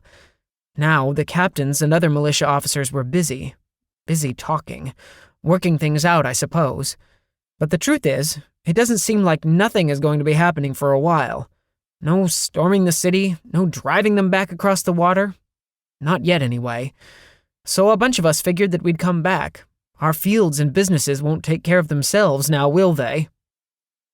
"And Henry didn't mind," Jude said. He was growing uneasy with the night outside the door, only half paying attention to McGuire's story. "I wouldn't go that far," McGuire said. "He and Eldridge Carrier had words, no doubt about that. Henry wasn't happy, but Henry don't have a farm to look after." "How many of you came back?" Jude asked. 10. Eldridge and Zeke, my boys. Some others." His eyes strayed over to Elizabeth again, and he stepped in close to Jude and lowered his voice further. "Your business is surely your own, Brewster, but I can't imagine the Reverend doing anything less than shooting up into the sky to pull down the wrath of Jesus himself if he knew his wife was sitting in your tavern." Jude couldn't think of what to say.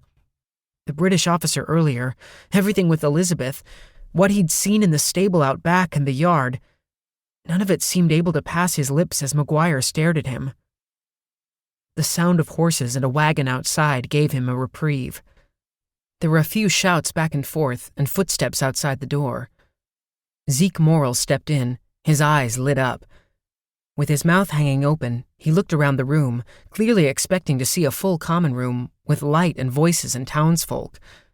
Confusion passed over his face as he took in the very different scene. "We got one of 'em," Morrill said, looking at Elizabeth. "British officer. He was on the road leading out of the village. Didn't see no one else, but everything is still out there, and there's smoke on the wind. Let's figure out what to do with him." Both Morrill and McGuire stepped out to the wagon. Jude followed. In front of him, half a dozen men and boys from the town's militia stood around a wagon, pointing their muskets. In the back was a British officer, the one that had come into the tavern and fled from the militia. His arms were bound. "Wait till Henry hears about this," McGuire said. "Instead of coming down hard on us, he's going to shake each and every one of our hands. Don't think any other militia found themselves no officer." The other men nodded their heads. The major turned and looked at them from the back of the wagon. "Yes, what masterful tactics and precision you displayed. Why, it was as effortless as if you had simply stumbled across me when I wasn't looking." "I don't think I asked you to," McGuire began. "Well, I don't wait to be asked, and certainly not by some unwashed hayseed who was apparently hightailing it as fast as he could away from where the fight is." "Well," McGuire began, "you're not in any kind of position to tell me." Major Pomeroy cut right in over him again, the disdain plain on his face in the flickering light of the lanterns. His words were fast, with a hard edge to them. "Trust me, You're the one not in any kind of position to start crowing about catching a prisoner by accident. You've no idea the mess you've walked into. What's your name?" McGuire's mouth hung open, his eyebrows raised. He looked at the other men and back at the Major. "I'm not—" "Your name," the Major said, raising his voice. "Ben McGuire." "Well, Ben McGuire, perhaps you'd care to take a close look at your little village. I'll wager you're in for a surprise." "What kind of—" "Up, up," Pomeroy tutted over him. "You'll let me finish. The darkness is crawling with problems, Ben McGuire, and British troops aren't one of them, I assure you. No matter what the situation might be down in Boston, you'll soon wish you'd stayed there." He shifted, eyes taking in the scene. "Now," he said, "untie me. I'll be heading straight away from here." "What in the hell are you talking about, mister?" McGuire said. "Major."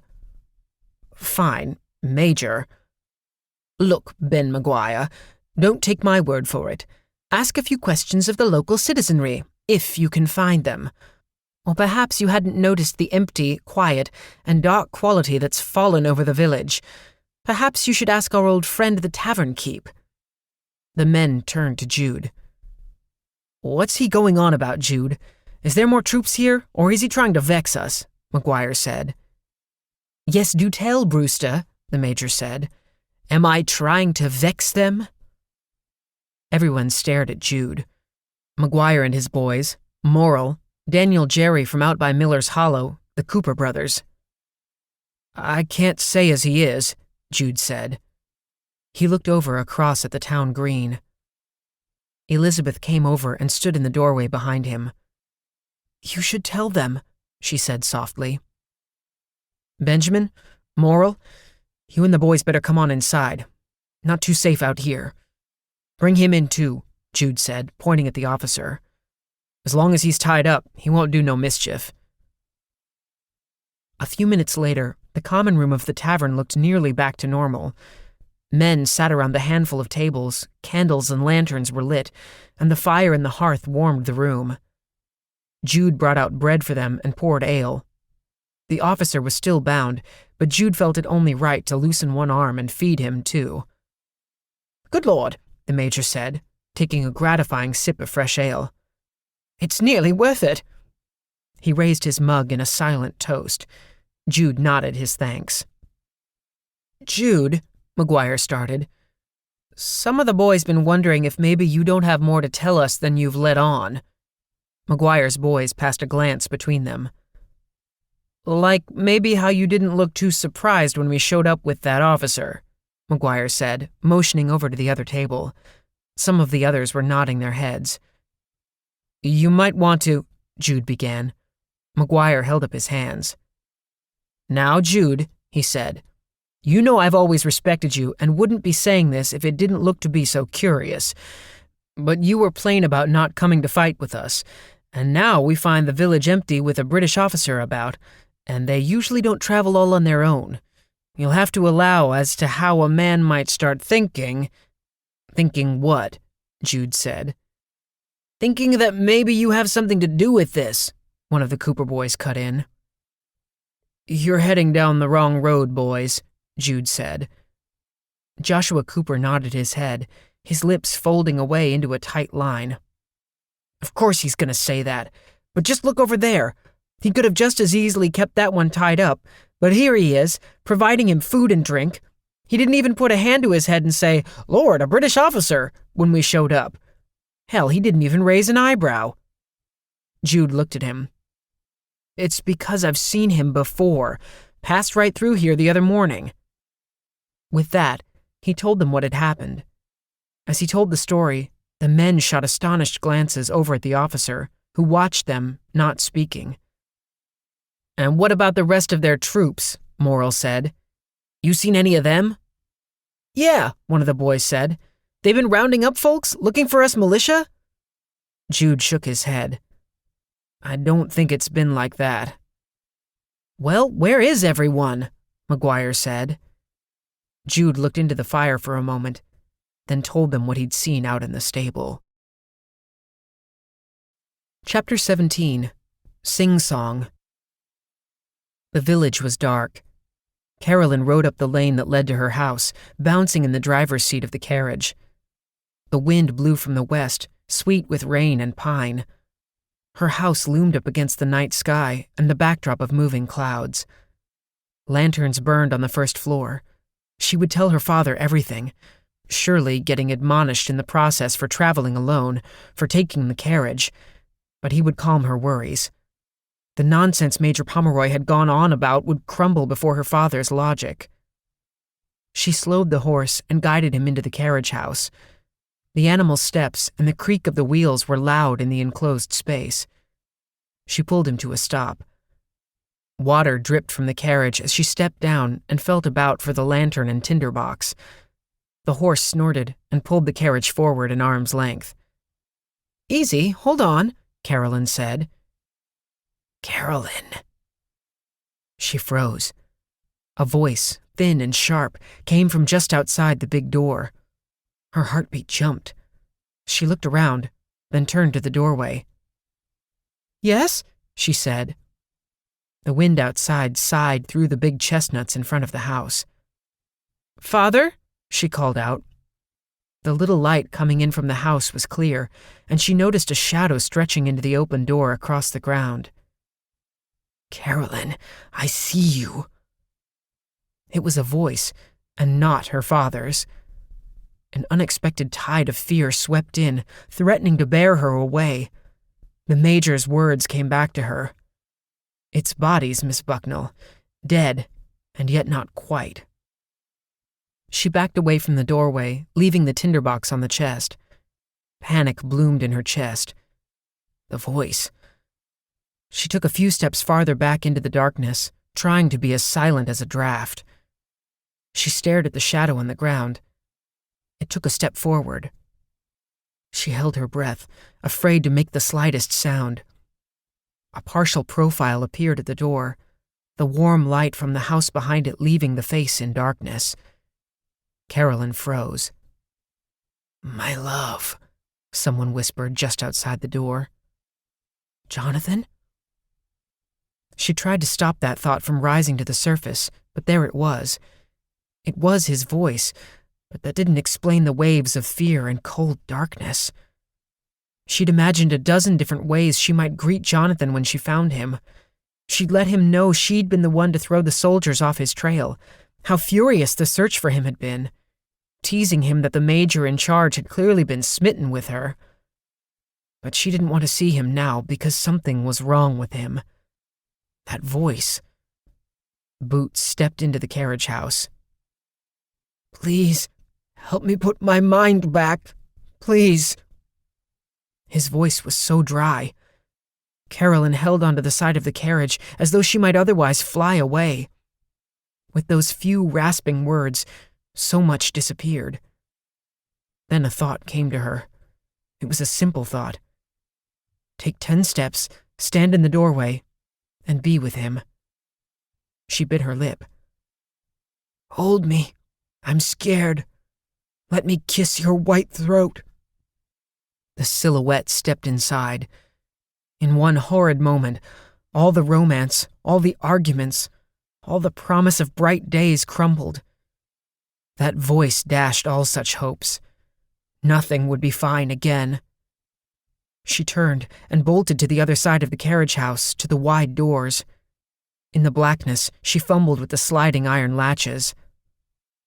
"The cold deep inside me is more real than springtime, you'll see. I'll give it to you. My uncle showed me how." Footsteps shuffled closer. Carolyn didn't turn around. She worked furiously at the door. With a yell of frustration, she slid the bottom latch free and shoved the door open with her shoulder.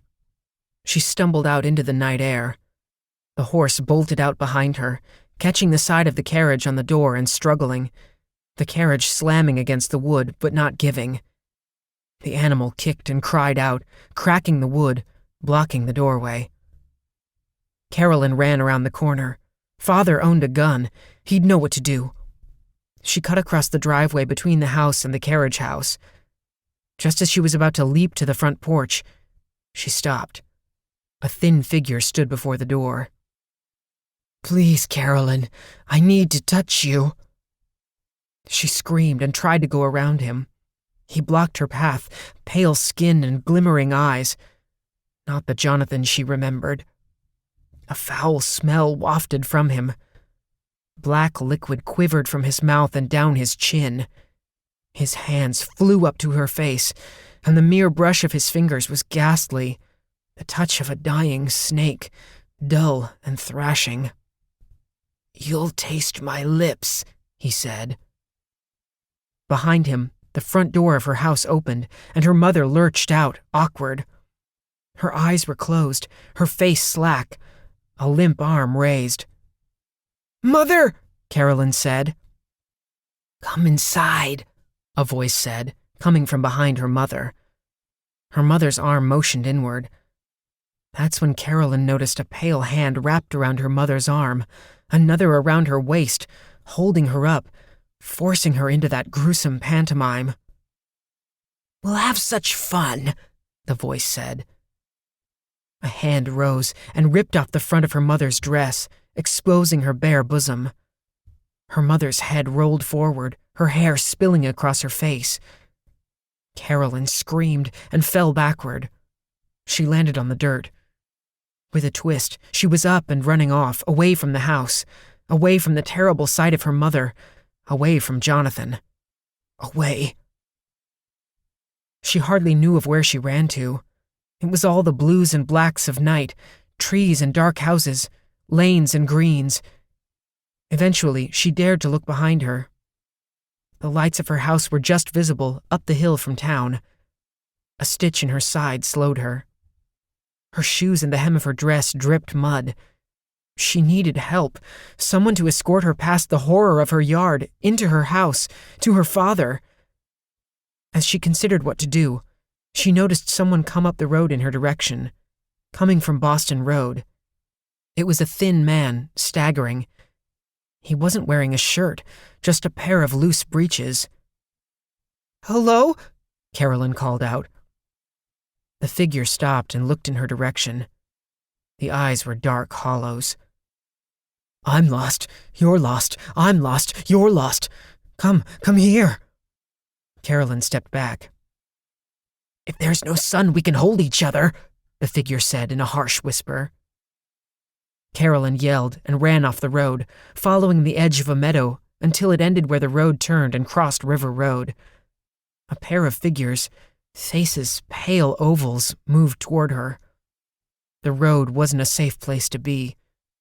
She crawled back to the corner of the meadow and ducked beneath low branches, turning south toward the center of town. The woods were black, heavy with the smells of earth and fallen leaves.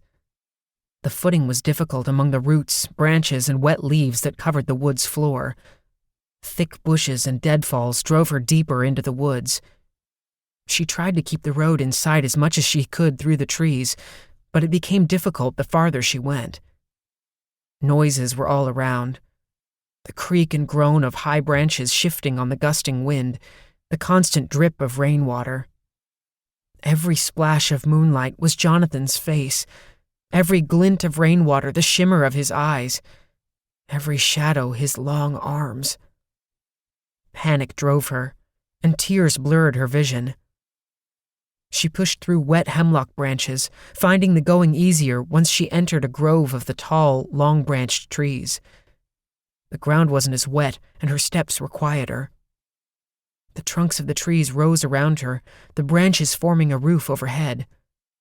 Small twigs snapped underneath her feet as she hurried. "We can play house time, Mummy, and I'll nuzzle your neck." Carolyn froze.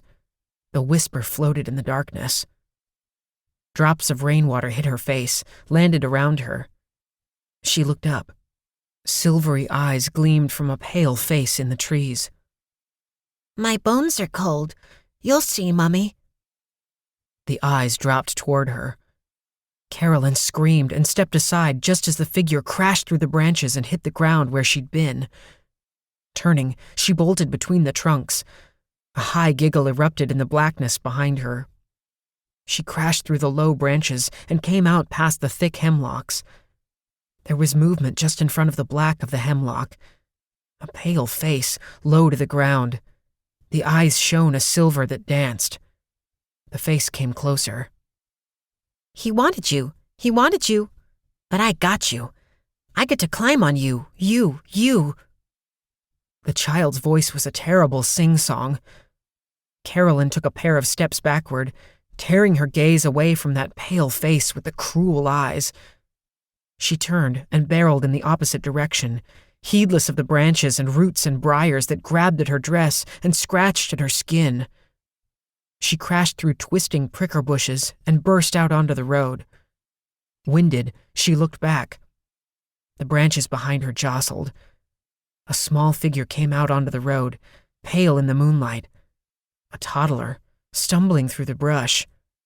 Wispy hair and tattered clothes, with a rotted leaf clinging to her face. Her skin was as white as the bark of the birch trees. The silver-eyed creature found her. Don't run. Don't leave me. Don't run. Come hold me. I'll wrap your head. Sing-song. Carolyn ran, staying to the edges of the road where the mud wasn't as treacherous. Ahead, she saw the center of West Bradhill. The stars shone, and the moon, a slender presence, climbed above the horizon. Chapter 18. The Firelight was pain.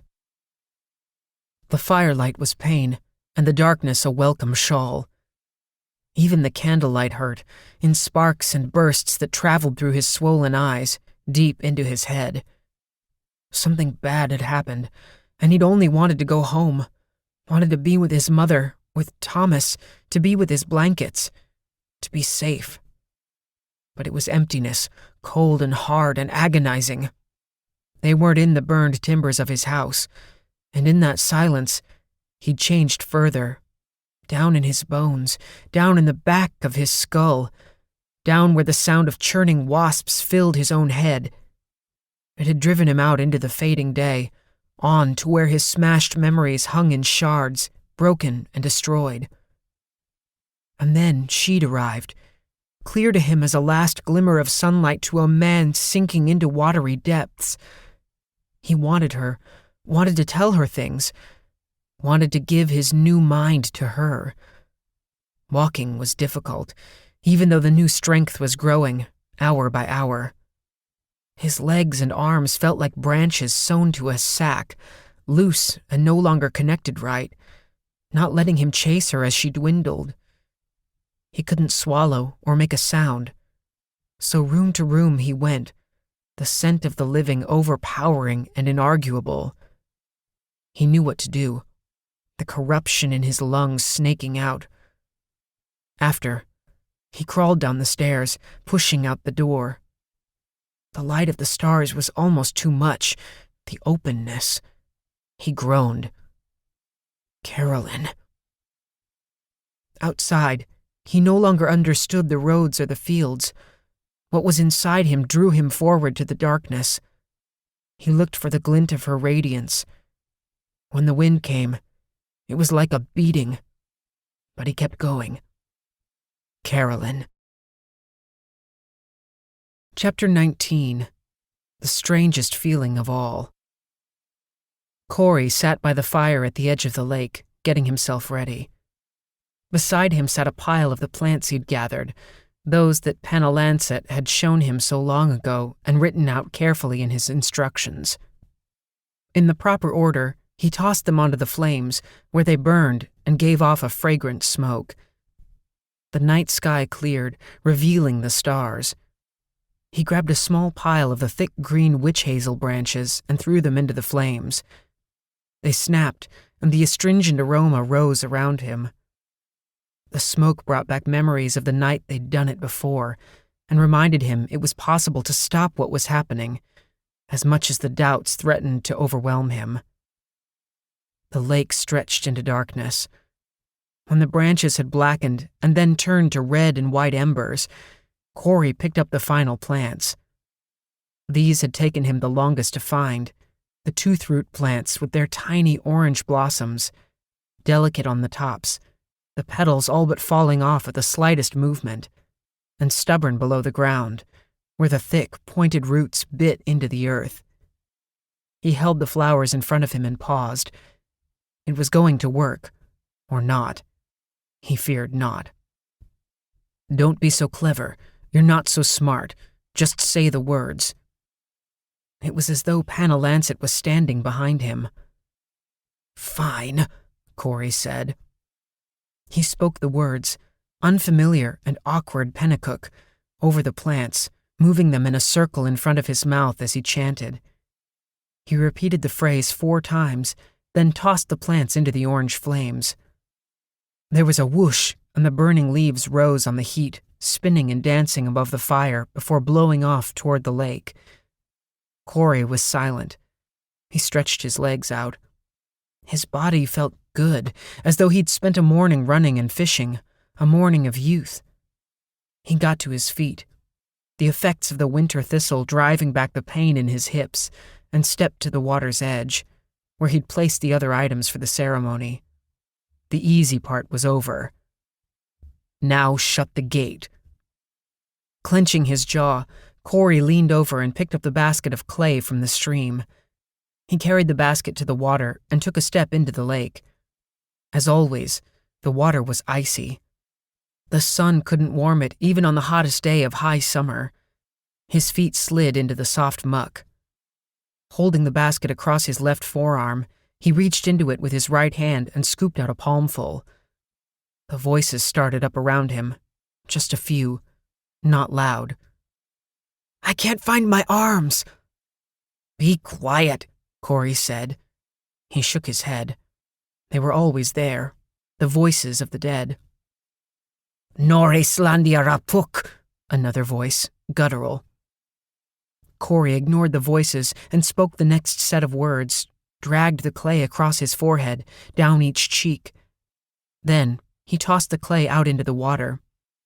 The voices grew in number and surrounded him. Whispers, screams, crying. He almost stepped back. He'd never heard this many voices before, nor this close. English, Pennacook, Abenaki, other tongues. He pulled out a second handful of the clay and leaned over, holding it in the water. He repeated the words. The water around his hand and ankles trembled. The voices grew louder. Horrifying whispers competed with shouts out in the darkness of the lake. Straightening up, he held the clay aloft toward the stars and shouted the words a 3rd time, yelling to hear himself over the dozens of voices that gathered around him. A power shot up through his legs, spreading out across his torso like a swallow of strong whiskey. His arms shook. Holding the clay off to each of the 4 directions for a moment, he took a deep breath. He said the words a final time, drowned out by the torrent of voices around him. At the last word, he hurled the clay up and toward the center of the lake. It landed with a deep plump and sent out ripples that glimmered with starlight. A deep vibration rumbled beneath his feet, and the water shook. Corey looked around, his head aching with the incongruity. His eyes saw a still, empty lake, but his ears were filled with the sounds of despair coming from an unseen crowd. He snapped himself back to what he needed to do. Turning, he reached back on the shore and grabbed the sack that lay on the grass. With a careful set of motions, he opened it, reached inside, and pulled out the skull of the tiny corpse he'd cornered in the woods at the break of day. He forced himself not to think about it. He'd put the head into a pot of hot water, kept that fire well fed, and let the boiling water do its work. The skull had no jawbone any longer. Even after hours in the pot, the tiny jaw had opened and clacked closed with surprising force, so he'd broken it off with a mallet. Now the skull was bare, the bone white in the moonlight. The touch of it repulsed him, still alive with whatever had entered it from the lake. He moved a step deeper into the water until its chill grip wrapped his knees. "I've been killed! I've been—" "Apat dochu adonset." The dead spoke too close. He tensed. What right did he have to do such a thing? And he was just moving ahead, as if he knew what he was doing. Lancet had been wrong to count on him. What if he wasn't strong enough? He had to let whatever was working through him do what it needed to do. "Lancet," he said, "help me get this right." Corey balanced the skull in the crook of his left arm, the one that held the basket, and pulled out a thick handful of clay. He bit his lip, but nothing came to him. "Oh God, it's sticking through me! Ow! Ow! No, please!" How could he concentrate with this confusion of voices, some of them screaming right into his ears? The words. What were the words for the start of the skull ceremony? "Kizos alak neonakia," he began, then faltered. That wasn't right. That was the start of the blessing of the directions. A long, drawn-out wail came from in front of his face. The words weren't coming. He closed his eyes, knowing better than to chase after them. They would only slip further out of his grasp, like minnows darting away in a stream. "Je suis mort." The weight of the skull and the basket of clay strained his lower back.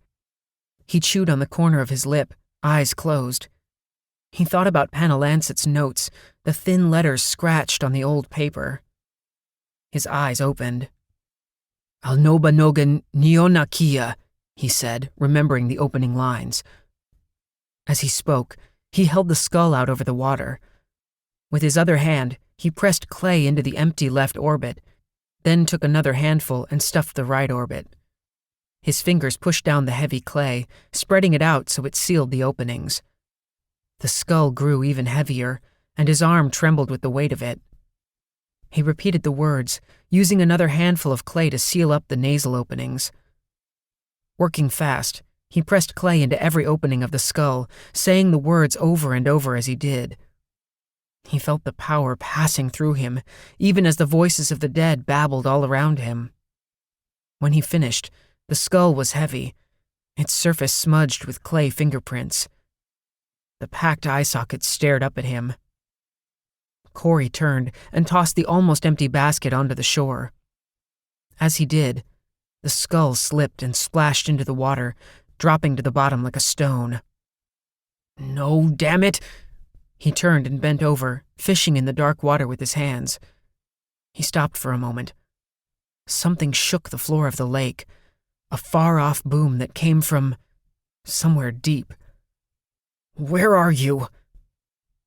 His hands passing back and forth near his feet, dragging through the freezing silt of the bottom. Screams surrounded him from men and women. His hands found the skull at last, and he pulled it from the water. It seemed to weigh 30 pounds. Water slipped from it, and some of the clay from one of the eye sockets had fallen out. "Oh no," he said. He turned and waded back to the basket at the edge. With a grunt, he squatted, pushing open the mouth of the basket. There wasn't much clay left, but he scraped around and came up with a lump the size of a chicken egg. He straightened. The lake shook. Corey stopped. The voices of the dead had stopped for a moment, gone silent. The noises came from deep below the lake. A low rumble grew in strength. The surface of the water shook. The image of the moon breaking apart and then becoming solid again. The sound came up through his feet and deep in his chest. He chanted the words again as he packed the last of the clay into the left eye socket. They didn't sound right, the words. Before, the power of them had run through him and surrounded him, like the air before a lightning strike. Now they were just words, and he was an old man with a trembling voice. The lake shook again, the water reverberating with the impact. Corey brought the skull close to his face, inspecting his work. He'd refilled the one eye socket, and everything else looked sealed. It would have to do. He had no more clay. Hoping that the last chant had worked, he waded deeper into the water. He grimaced as it touched his groin, but he kept going, cold on his belly. A few steps more, and the dark, frigid water hugged his chest. The bottom fell off sharply. He held the skull up out of the water, using both hands. The dead whispered again, leaving behind their short silence. No screams, only whisper all around him. The ceremony of skulls and clay to shut the gate, the ceremony of Bloodfire to seal it. He was ready to finish the first part. With the skull held up to the stars and out to the middle of the lake, he began the next chant. At the end of that first phrase, the air changed. The words came faster, as though his lips and mouth and voice were being driven, and not by him. Boom, boom, boom. He fought to keep his footing. The water swayed and pushed him on the tide. Corey let the words keep coming, focused on holding up the skull. Damn these skinny old man arms, he thought. He shifted his grip on the skull, bending his arms to ease the strain. Close the gate, close the gate, close the gate. He narrowed his eyes and continued. The words wrapped him in heat. A rustling from the shore broke his concentration. He turned his head. In the ferns to the left of the fire, a hint of white. Corey kept the words flowing through him while staring at the shore. He'd worried about the prowling dead interfering with the ceremonies. There was another movement of the branches and a glimpse of a figure. He turned back to the center of the lake, the prayer coming to an end. Whatever was on the shore would have to wait. He held the skull out to the four directions, seeing its faint reflection in the water in front of him as he did. Boom! The lake shook so hard that he lost his footing on the bottom. He slipped into the deeper water, scrambling to catch himself. He pulled the skull against his body, afraid that he would drop it again and not be able to find it this time. Twisting, he got his footing just as his head dipped below the surface. A few panicky steps, and he was back at a depth where his shoulders and head were above water again. He wiped water from his eyes and face. The noises and shaking grew louder. Hurry. With the final chant, he tossed the skull as far out in front of him as he could. It hit the water only 6 feet away with a deep splash and disappeared beneath the surface. Corey wiped his wet hair from his face, shivering. The dead were silent. Around him, the lake went still, surface flattening out as though it were smooth ice. A vibration began, barely more than a feather shiver. He saw it on the water, the reflections of the stars and moon dancing. He took a few steps back. Water dripped off him in rivulets. Around him, the water shook, the vibrations growing more powerful. The ceremony of skulls and clay to shut the gate, the ceremony of Bloodfire to seal it. He moved toward the shore, trying to hurry through the water, but moving slow. The gourd near the basket contained the mixture he'd prepared for the Bloodfire ceremony. If everything worked, and he kept telling himself that it had, then he'd shut the gate between the worlds. It wasn't sealed yet, though. A loud noise came up from behind him. The center of the lake roiled, white with thousands of bubbles. The whispering of the dead started up again, fast and horrible. Bloodfire, Corey said, unable to tear his eyes from the center of the lake. As he watched, a wall of water shot up into the air in a powerful spray, the droplets glinting in the moonlight. It rose high enough that he needed to crane his neck back to see the leading edge. Boom, boom, boom! 3 huge bangs shook the lake, one on top of another. Corey lost his footing, landing in the water on his backside. Something came out of the lake. Corey's mouth hung open as an enormous shadow lifted from the water, black and darker than heavy smoke, absorbing even the light of the moon. It rose, an inverted triangular shape that towered 30 feet over the lake. Around the shore, the trees blew, their branches waving and swaying in the wind. Corey shook his head. I'll seal that damned gate. More darkness slipped out from the center, scurrying over the surface to the shores. Gusts of frigid air followed them, leaving trails of ice crystals floating in the water. The shadows shot to the edges of the lake and disappeared into the trees. At the shore, a figure stepped out from the shrubs near the fire. Corey Lane! Thomas Chase. The boy's face turned from him to the shadow behind him, his eyes wide, his mouth hanging open. Corey waved the boy off. "Run!" he yelled. "Get the hell out of here, son!" The boy looked back at him. "Something bad happened to my family," Thomas said. "And my father told me—" Corey struggled through the waist-deep water. "Run! Right now! Go on, boy!" The chase boy stood as though rooted. His heart racing, Corey tried to get to the shore. The dead chattered around him. He tripped over something and nearly fell. Before him in the water, a pale white below the surface. Hands. Before he could step back, they shot out of the lake, slamming icy fingers around him. A face remained under the water, eyes shining a watery silver. In one horrible second, Corey recognized the face. The hands pulled him down and he couldn't resist, too weak now to argue with the iron pull of the sallow arms. His last look as he was dragged under was to the shore where the chase boy stood at the water's edge, screaming, his face terrified. Yanked into the water, feelings flashed, lightning in a summer storm. Anger at being too slow. Shame for letting his closest friend in life down when it mattered most. Sadness he wouldn't see his daughters again. But as he took in his first throatful of icy black water, he had the strangest feeling of all. Relief. Relief at not being up above, up where the gate to the other world was open. At being away from what was now coming through the gate. Relief that his own death had come early and fast. Relief at no longer hearing the voices of the dead. Flashes of color exploded behind his eyelids as he choked and breathed in the water until there was only blackness. Chapter 20. A little late for our party. Across the room, Pomeroy watched the men.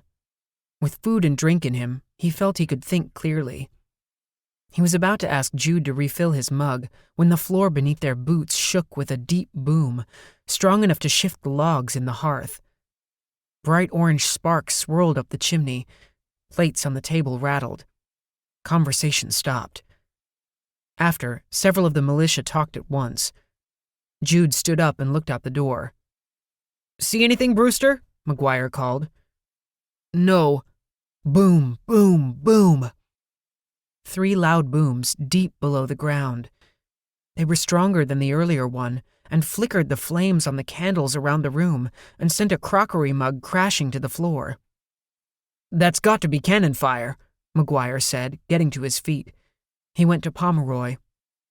"You better tell us where your men are and what they got with them." Jude stepped back in and closed the door. "Didn't you hear what I was just telling—" "Damn it, Brewster," McGuire said. "That all sounds like a bunch of horse shit. That noise was cannons, and this fella here knows how many, where they are." To Pomeroy, the booms sounded nothing like artillery, and he had more than enough experience with artillery to recognize the sound, even at a distance. He may have paid more attention to the local spirits and women when garrisoned in the Highlands, but he'd still been an artilleryman. "That wasn't artillery," he offered. "Oh, please," McGuire said. "I ain't that dumb." "You're sure?" Pomeroy said. "Don't you insult me none either. You'd better answer my questions. Now, where are they? And how many troops you got?" Fine, Pomeroy thought. The man wouldn't hear anything else until he got the answer his mind had already sunk its teeth into. It might stir things up enough to give him an opportunity. 2 artillery companies to the north, 1 more to the west, across the river. 2 battalions total. He didn't even blink when he said it. "Good Lord in heaven," McGuire said. "It's not true," Jude said. McGuire spun on him. "I heard it with my own ears. He just gave us detailed troop information. I'm starting to wonder if you've been telling us a bunch of claptrap to cover for your own treachery, Brewster." "Didn't you listen?" one other said to Jude, pointing at Pomeroy. "He's lying to you, trying to shake you up," Jude said. "You ain't making it any easier for us to trust you," McGuire said. You might be spinning these yarns to us to stall for time while your loyalist friends or a company of regulars comes marching in through the door." The sound of a fast-riding horse neared the front of the tavern. A second later, the door opened and Eldridge Carrier burst into the room, his clothes dusty from riding, lank hair hanging from underneath his hat. "My family," he said, his eyes wide in his grimy face. "They ain't right. They was waiting for me, but something's wrong with them. It ain't right. Something ain't right." Pomeroy suspected that his family wasn't much like he'd last seen them. "Did you spot any troops, Eldridge?" McGuire said. "Troops?" the man said, the word coming out of his mouth as though he'd never heard it. "British artillery. They're all over." The man looked around the room, confused. "What do you mean?" His eyes landed on Pomeroy and widened. His mouth pulled into a tight frown. "Eldridge," Jude said, "what did you find?" The man ignored him and strode over to Pomeroy. "What did you do to my family?" "Their eyes. What did they look like?" Pomeroy said. The man looked at him, his own eyes widening. "What did they say to you?" Pomeroy said. The man started to speak several times, then just glared at Pomeroy. Without warning, he slapped Pomeroy hard across the face. Jude came up behind him. "That's what's been happening, Eldridge," he said. "He's not lying." The man whirled to face him. "Don't you tell me that!" he yelled, spittle flying. He looked around the room, his eyes wild. They landed on Elizabeth. He then turned back to Jude. "We all left to fight," the man said. "All except you, and I see you still got yours, and then some." "Eldridge, there's no—" "Don't you talk! Don't you talk!" the man screeched. "We need not listen to a devilish Negro tell us right and wrong. Whoremongering tavern keep!" He swung back to Pomeroy. "And come to find it's the British, the ones we left to fight, and they's taken everything." If he had some logic going, Pomeroy couldn't find it. The man wasn't making sense, and the situation seemed to be darkening by the moment. The man stared at them and lifted one hand off to his side, palm up. "Cooper," the man said, "grab some rope. We're hanging him, and we're going to do it right now." His eyes never left Pomeroy. A log snapped in the fire. McGuire pushed open the door and peered outside. "The horses is gone." Morrill and one of the Cooper brothers pushed the door open and went out. They whistled and calling for their horses. Carrier walked back to Pomeroy and leaned in close. "You know what I think?" "That there's nothing a good game of whist can't settle?" Pomeroy said. "You mayn't be nothing more than the bait," he said, "so as we might gather in one place with you and make for an easy target." "Yes, we're the clever ones, aren't we?" Pomeroy said, "predicting that a handful of you would desert your company and come slinking back to this pissant little village, only to walk straight into our little trap." Carrier punched him in the face hard enough to snap his head back. Pomeroy squeezed his eyes shut against the pain for a second, then spit as blood filled his mouth. His lip throbbed, numb and mashed. "What did you do to my family?" Carrier said. Pomeroy spit again, a great bloody gob spattering on the floor. "Why don't you go back out into the dock and ask them?" Pomeroy said. "You'll see soon enough." Carrier threw another fist at him, but Jude reached out fast and snagged his wrist. "You've got it all wrong," he said. "I've got nothing wrong!" Carrier screamed. "And I'll see you swinging too before I hear any different." He spun and looked at the stunned men standing around the tables by the fire. "Get me that rope!" he yelled.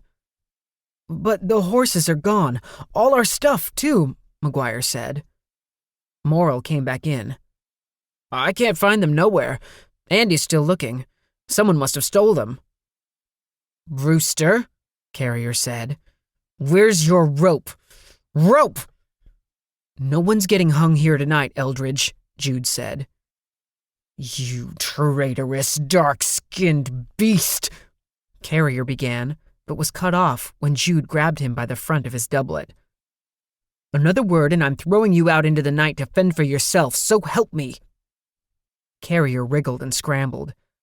Pomeroy saw it before anyone else did. Knife! He yelled out to the tavern keep. Carrier pulled a wicked-looking blade from a leather sheath. Jude twisted fast and slammed him to the floor, knocking over a chair. The knife stayed in his hand. Brewster stomped on Carrier's wrist, and it broke with a splintering crack. The knife clattered out across the floor as Carrier screamed. "Stop it, Jude," one of the militia said, pointing a musket at Jude's head. "Do it right now. Don't you make me." Jude panted, trying to watch both Carrier and the musket at the same time. "I'm not making you nothing, Ben McGuire," Jude said, "and you and the rest better listen to what I've been telling you." "I don't trust him," one of the other militiamen said. On the floor in front of Morrill, Carrier moaned, cradling his broken wrist. "Well, you'd better start," Pomeroy said. All eyes snapped to him. "The devil is on the loose here in West Bradhill, or something just as foul. Hadn't you noticed that things were dark? No fires burning, no smoke on the air? If the British Army had come tramping through, don't you think you'd be able to tell? Wagons, torn up roads, burned houses, stables, businesses, sentries, pickets, and the lot. Trust me, you'd have noticed." Elizabeth spoke up. "And Jude here has seen it. He's a decent man who wouldn't deny even a prisoner a drink and a meal, and he's treated you men with respect and courtesy despite your lack of turnabout." She paused, and there was a click as she pointed a pistol directly at McGuire. "So put that musket down or I'll put a shot straight into your skull. So help me, I will."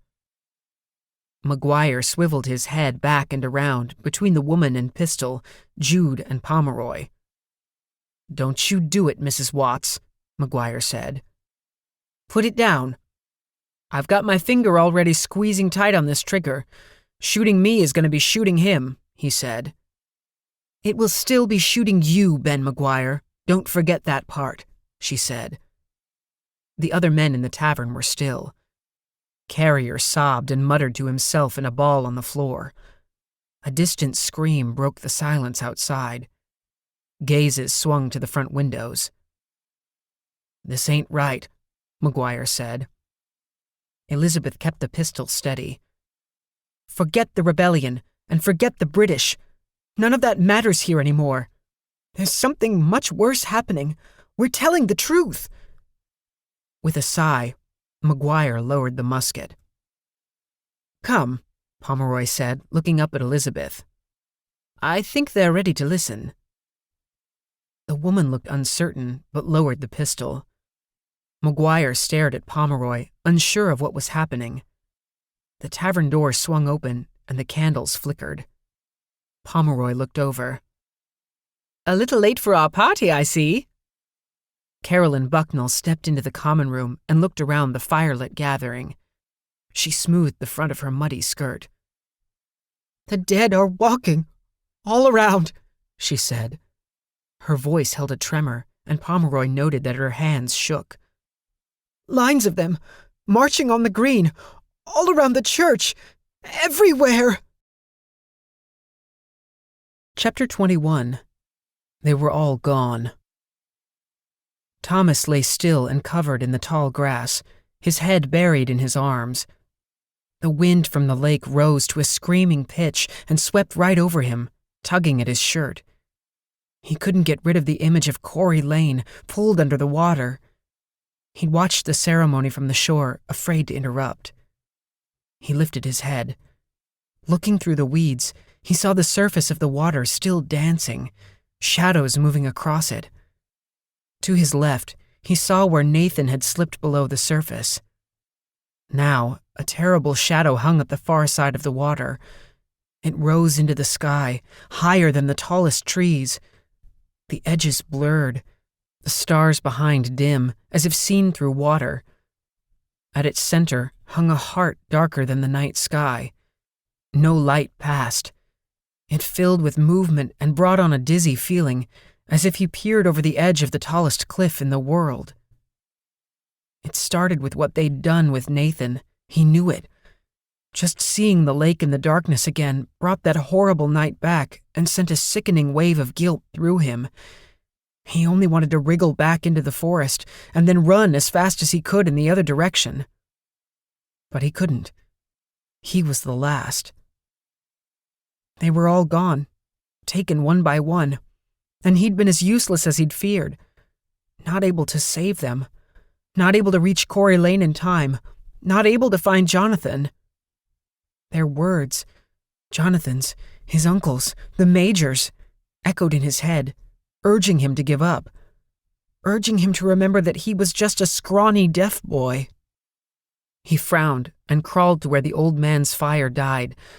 The last red embers dragged off on the wind. Across the lake, the shadow moved out into the trees. Trunks snapped and leaves took flight. In spite of Quarry Lane's warning, he searched around the fire. He found an empty woven basket and tossed it aside. A small fold of leather had bits of plants. He held it to his nose and got the fragrance of fresh stems and leaves. He shoved it into his pocket and spotted a twisted-up bundle of cloth. Thomas unwound it. It held a handful of smooth stones and a jar, the kind his father used for storing fruit preserves. Reaching in, he lifted the jar up and held it in the moonlight. It was half full with a dark liquid. Retying the cloth bundle, he continued searching around on his hands and knees. The winds died, and the water on the lake quieted again, the reflection of the moon appearing on the surface, an apparition. A huge shadow passed off into the forest. Thomas walked to the edge of the water. He looked to the spot where Lane had gone under, but saw no sign of him. Mist moved across the water, gathering among the flowers and cattails that dotted the edge. He turned back to the fire. The embers glowed and brightened as they danced with the breeze. Lane hadn't finished. The items in the cloth were important. They had to be. He searched the ground around the fire one more time, the moonlight painting it fine silver. He froze. Someone moved behind him. He spun around and saw a figure rising out of the water, large, with pale flesh, water dripping in heavy rivulets, hair hanging limp and soaked. His uncle, Joseph, with eyes that shone quicksilver. Thomas almost dropped the sack. He couldn't move for several heartbeats, eyes locked on the white face.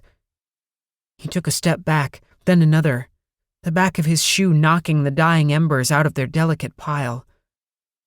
With a yell that carried over the entire lake but lost to his own ears, Thomas turned and bolted for the woods, crashing into them, pushing aside low branches. He stumbled over a few protruding roots, but he didn't slow, not realizing he whispered as he ran.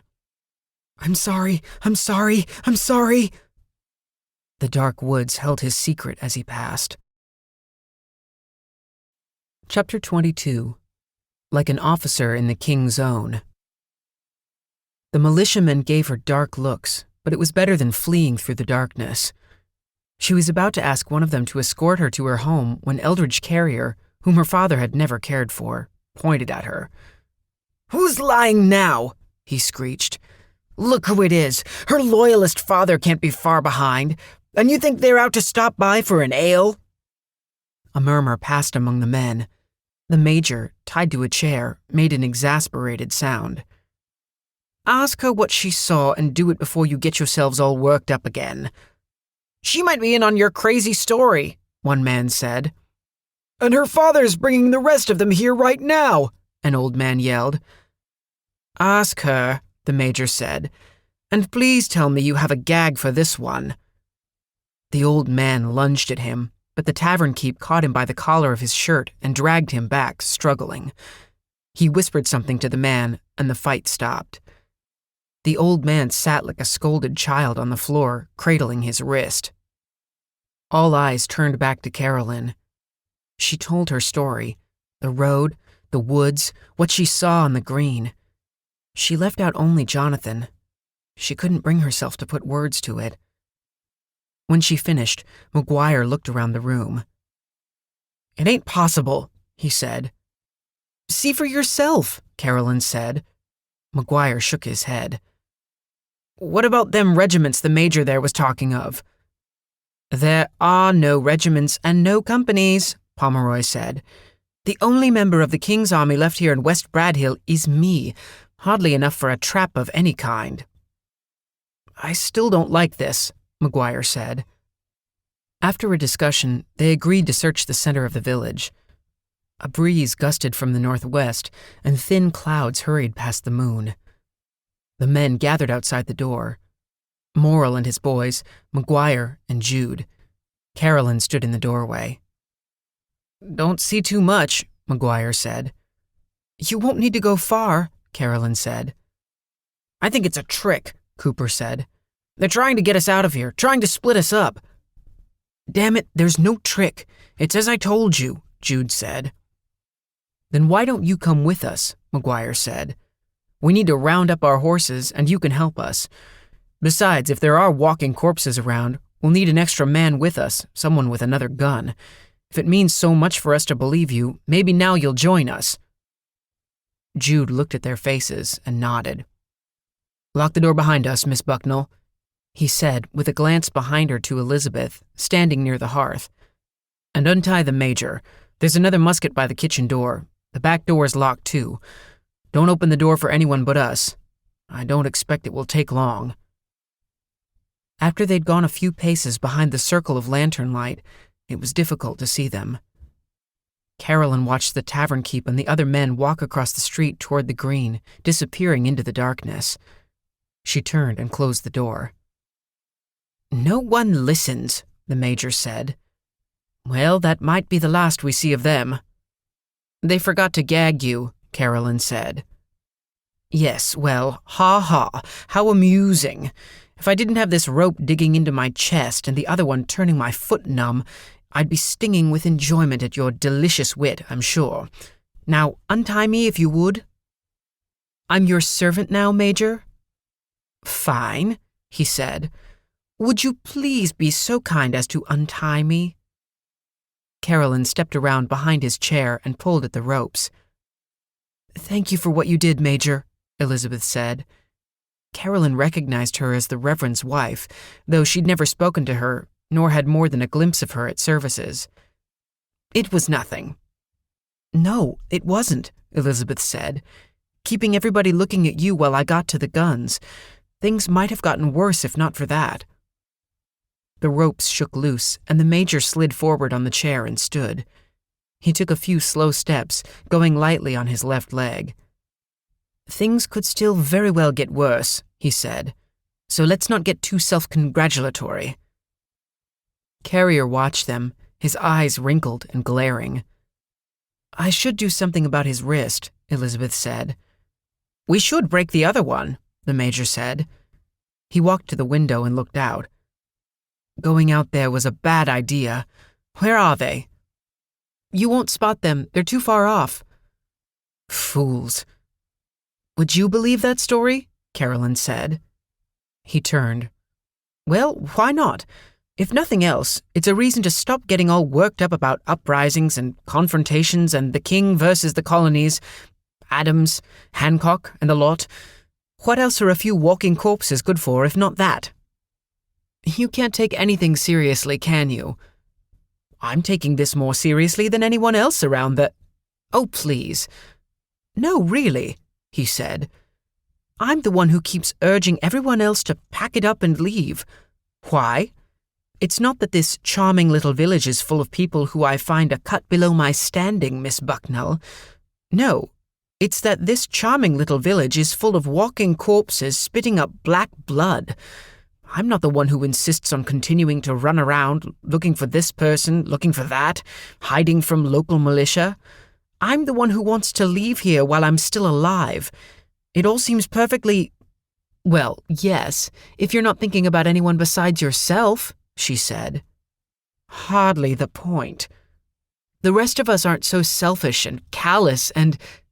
Excuse me, but I might well have been 20 miles from here by now, except for being selfish and callous enough to help the boy.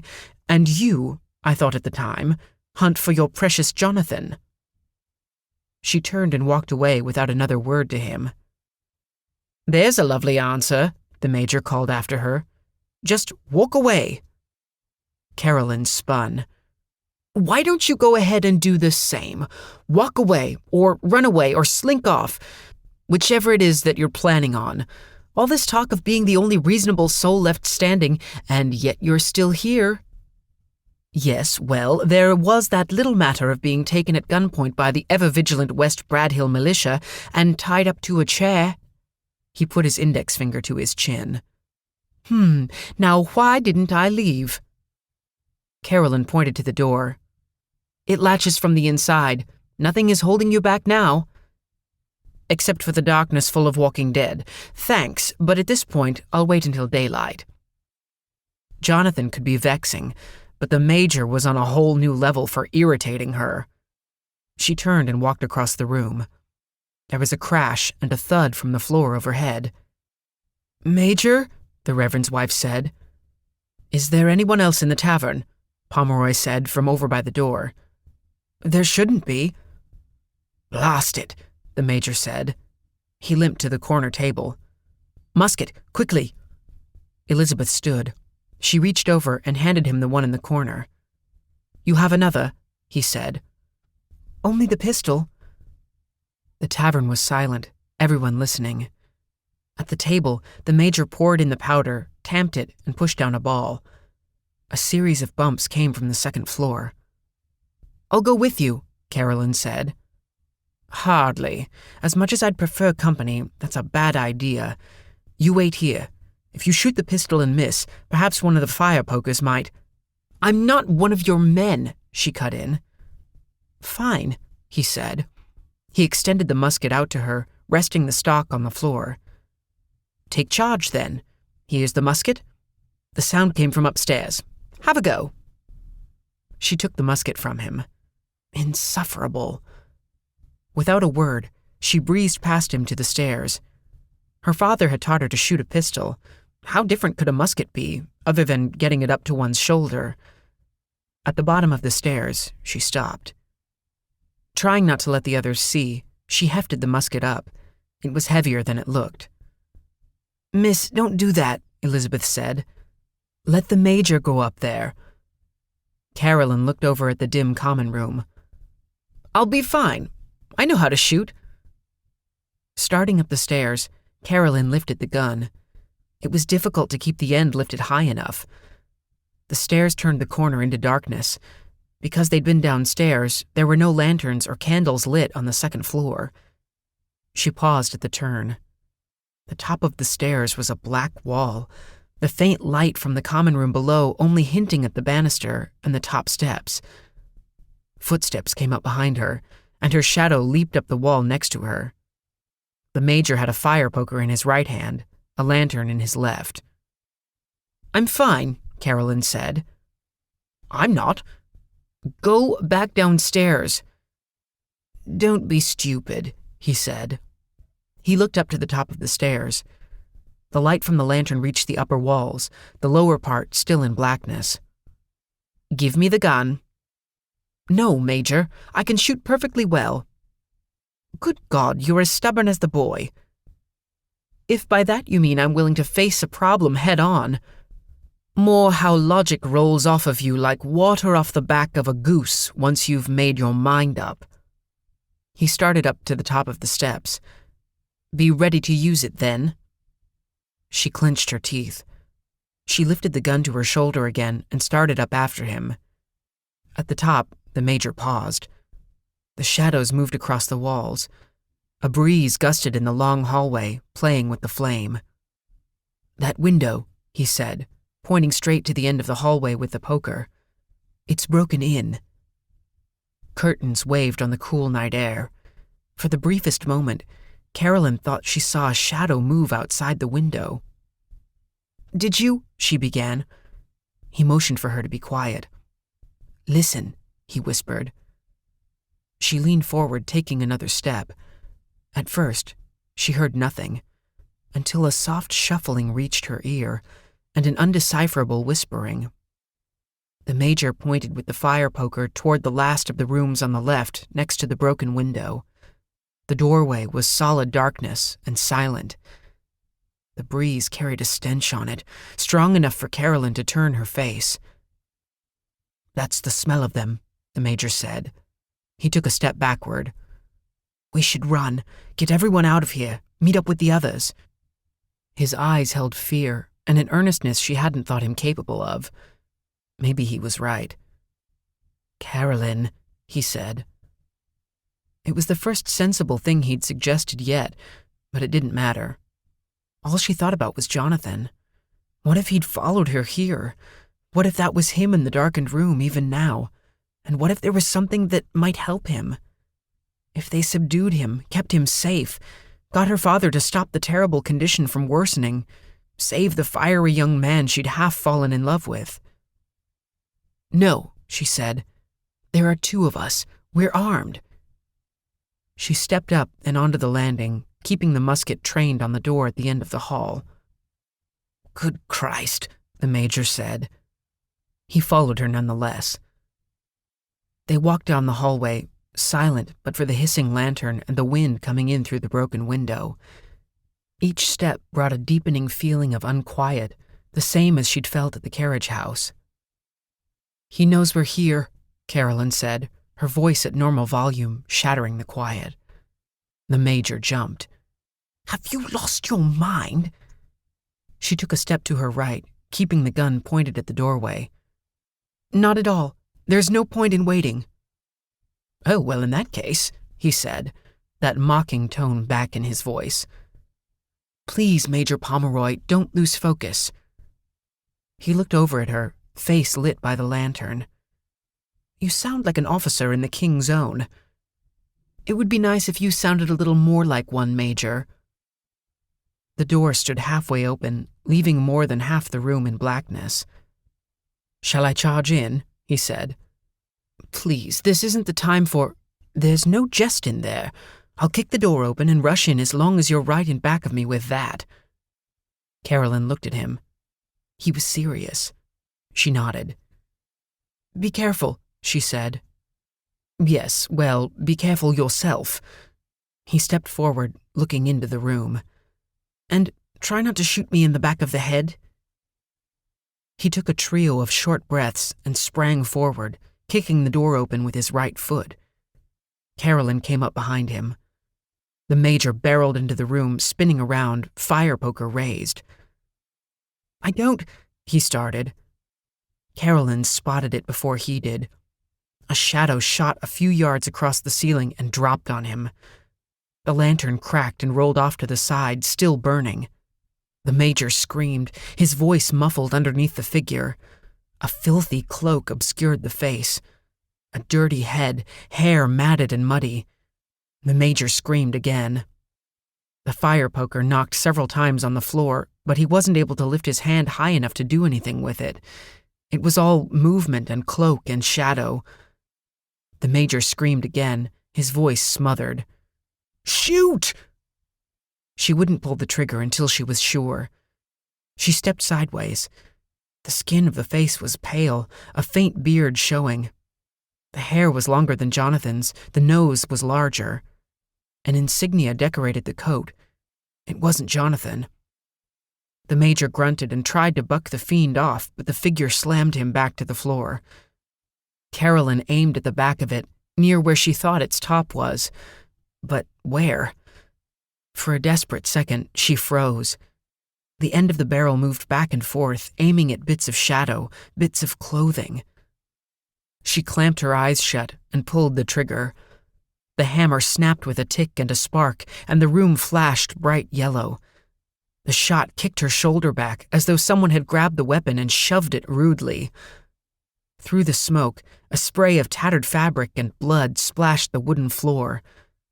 The figure rose for a second, craning to see her. Beneath it, the Major cursed and tried to flip the creature over, getting his knees up underneath its torso. She threw the musket down as the Major tried to scramble out. She skirted their thrashing limbs. Why wasn't it dead? It hadn't even slowed. The fire poker was a black line in the shadows. She picked it up, wrapping her fingers tight around the cast iron handle. She spun. The Major was on his side, covering his head with an arm. From this side, Carolyn looked into the thing's face. Gray skin, marbled with black. White dots of fungus clumped together near the nostrils and by the ears. Lips black and shriveled, looking like dead worms in hot summer sun. The eyes glimmering points of quicksilver. Carolyn yelled and brought the fire poker down in a swinging arc right onto its head, using both her arms. The hooked end of the poker connected with a muffled crack to the skull. She hung on and swung it again, even harder. With a sudden horror, she realized that the poker sunk right into the head, which had gone soft. It reminded her of the previous autumn when she and Jonathan had used an old walking stick to knock apart rotting pumpkins. The figure reared up, reaching both hands to the fire poker. It wrenched it out of her grip and tossed it to clang on the floor. The eyes didn't leave her, shining out from the mottled face. With an unnatural jerk, limbs, elbows, and shoulders askew, the figure scampered to its feet and came at her. She stepped backward until she smacked into the corner of a dressing table. The creature reached for her. Carolyn yelled and pushed forward with both her hands, hitting the creature hard in the chest. It didn't even budge, remaining upright with a sinewy strength. It pulled her in, its hands clamped on her wrists. The flesh that held her was cold and repulsive, smooth as leather but shifting, as though it might come apart. The heavy stink of rotten meat blew right at her. Black liquid covered its mouth and chin. She screamed and fought to pull away, yanking her arms and swinging her waist. The hands pulled her in as though she possessed no more weight than a paper doll. Its head swung forward with a sudden thud. It jerked to the left and spun around. The Major stood behind it, his hands wrapped around the barrel of the musket. He swung again and connected the stock of the musket square into the thing's face. Pomeroy's shoulders bunched up as he swung. He pulled back, raising the musket to his shoulder and let it swing again. This time, he hit with a solid connection and sent the figure reeling. Carolyn backed off, wedging herself next to the dressing table. The figure stayed on its feet, bits of flesh hanging from the side of its face. It sprang forward at the Major, who hadn't had time to pull the musket back yet. Carolyn shot her right leg out. The figure tangled its ankle on hers and spilled to the floor. The Major raised the butt of the musket to the ceiling and swung it in a brutal arc. It smashed into the back of the figure's head. Pomeroy raised the gun again and smashed it down even harder. Carolyn pressed back against the wall, unable to look away. Each time the Major swung the butt, it crushed further into the back of the thing's head, and Carolyn couldn't stop thinking about pumpkins. Thud, thud, thud. Each hit punctuated with a grunt from the Major. Wet bits of gore flew up from the musket in a spatter, hitting the ceiling and the wall. The figure stopped thrashing. The Major panted, his eyes wide. He stilled the musket, leaning on it for support. "Are you all right?" he said, his eyes not leaving the sprawled figure in front of him. It took a second to find her voice. "Yes, I think so. Is it—" "I don't know," he said. Its head was a pile of sundered bone, hair, and flesh spread out in an irregular puddle of black liquid. "It's not moving," he said. "It's the head, I think. Get rid of that, it'll stop." He wiped his mouth with the back of his sleeve and spit onto the floor. Streaks of dark liquid lined his face. He hawked up and spit again, wiping his tongue. It tried to put its mouth on mine. Carolyn stepped out from the corner of the dressing room, keeping a good distance away from the thing on the floor. The Major dropped the musket. He stepped to the figure and reached underneath it, flipping it. The body rolled, one arm spinning out like a swimmer frolicking in a pond. "Oh, God," Carolyn said, putting a hand to her mouth. Parts of the head rolled with the body. Others didn't. The Major grimaced. "Hutchison." "What?" she said, looking at him. The Major shook his head and pointed at the feet. They shook ever so slightly, thudding on the floorboards. "The hands," Carolyn said. They twitched, fingers closing and opening. The Major leaned over and grabbed the fire poker. "You won't want to see this," he said. She turned and cringed at the smacking and tearing sounds that erupted, iron driven into wood, into bone, into flesh. After what seemed much longer than the minute it took, the fire poker clattered to the floor. "There we are," he said. "Not bloody moving now. As I thought, the head must come clean off." He turned and picked up the lantern. Blood glistened on the bottom of his leg, seeping from the thick part of his calf. "Major, you're hurt," she said. "Yes," he said, limping to the door. "You shot me." He stepped out of the room. Carolyn didn't bother glancing at the body, but followed the Major. Neither one of them noticed the pale face that watched them from the shadows next to the broken window. Minutes later, Pomeroy tried not to shout. His eyes squeezed shut and tears poked out of the corners. The woman took his hand. "That's right," Elizabeth said. He sat in a chair in front of the fire, his wounded leg out in front. Elizabeth huddled over it, looking at the wound after having cut away the lower part of the leg of his breeches. It was a bloody mess. Carolyn returned from the other room with an armful of cloth. She pulled some of it out and dropped it on the floor underneath his outstretched leg, watching as the red bloomed on the cloth where it soaked up beads of blood. "I don't think the ball is in there," Elizabeth said. She squatted, peering underneath. "Miss Bucknell, you might see if you can find a bottle of whiskey, please, and a bucket of water, too?" Carolyn nodded and hurried. Her face was neutral, but she wouldn't meet Pomeroy's eyes. Elizabeth's hand was gentle on his calf, trying to wipe away the blood. Pomeroy drew a quick breath in, his hand tightening on her own. "Sorry, Major," she said. Carolyn returned, taking stuttered steps so as not to spill the heavy wooden bucket of water, a clear bottle in her other hand. She put the bucket next to them. "I'll wash some of this blood off," Elizabeth said. She pulled a long-armed ladle from the bucket and poured a slow cupful of water over the leg. The water rinsed the blood off in a pink stream. Carolyn put a hand to her lip. The hole looked as if someone big had poked their thumb through the side of his calf. "Found the other hole," Elizabeth said. "Went straight through the thickest part." "Lovely," Pomeroy said. "At least it missed the bone. If only it had missed the leg." "I'm sorry, but this will hurt," Elizabeth said, holding the bottle of whiskey. She pulled the cork out. Pomeroy nodded and closed his eyes. She poured the whiskey over the wound, getting the stream straight into the hole. Though he was fighting not to, Pomeroy let out a yell and jerked his leg. Elizabeth tipped the bottle back. "It's all right," she whispered. She poured more. This time, the cord stood out on the back of his neck, but he bit back his scream. "Good God, that's worse than the shot itself," he said, his voice trembling. Elizabeth handed him the bottle. "Might do you good to take a sip or two."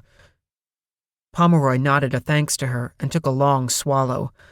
He grimaced and wiped his mouth with his sleeve, then took another pull from the bottle. He blew out a long exhale and handed the bottle back to her. She shook her head. "You might need more," she said. "Careful, though. It smells strong." He cradled the bottle in the nook of his elbow. "Have no fear. I have a passing familiarity with the finer qualities of such spirits." She wrapped his leg as he looked around the warm common room. The stones of the fireplace were hung with colored fishing buoys. A painted wooden gull hung on the wall. Brewster kept the place neat, the sort of tavern that Pomeroy most enjoyed. "Do you know, Miss Bucknell," Pomeroy said, "that if it weren't for the throbbing agony of my lower leg, not to mention the horrors that appear to have infested your lovely village, I'd almost be enjoying myself?" He flashed her a smile and sipped from the bottle. The fire snapped cheerfully, even as the rest of the large public room was dim with flickering shadows. "How interesting," Carolyn said, before turning her attention back to the window. "No, really.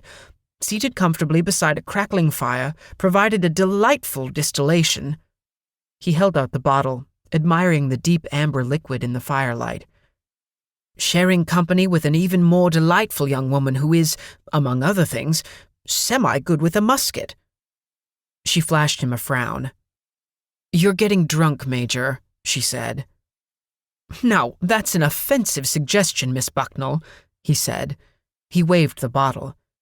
"Purely medicinal, quite necessary to attenuate the pain of my wound, which is rather excruciating."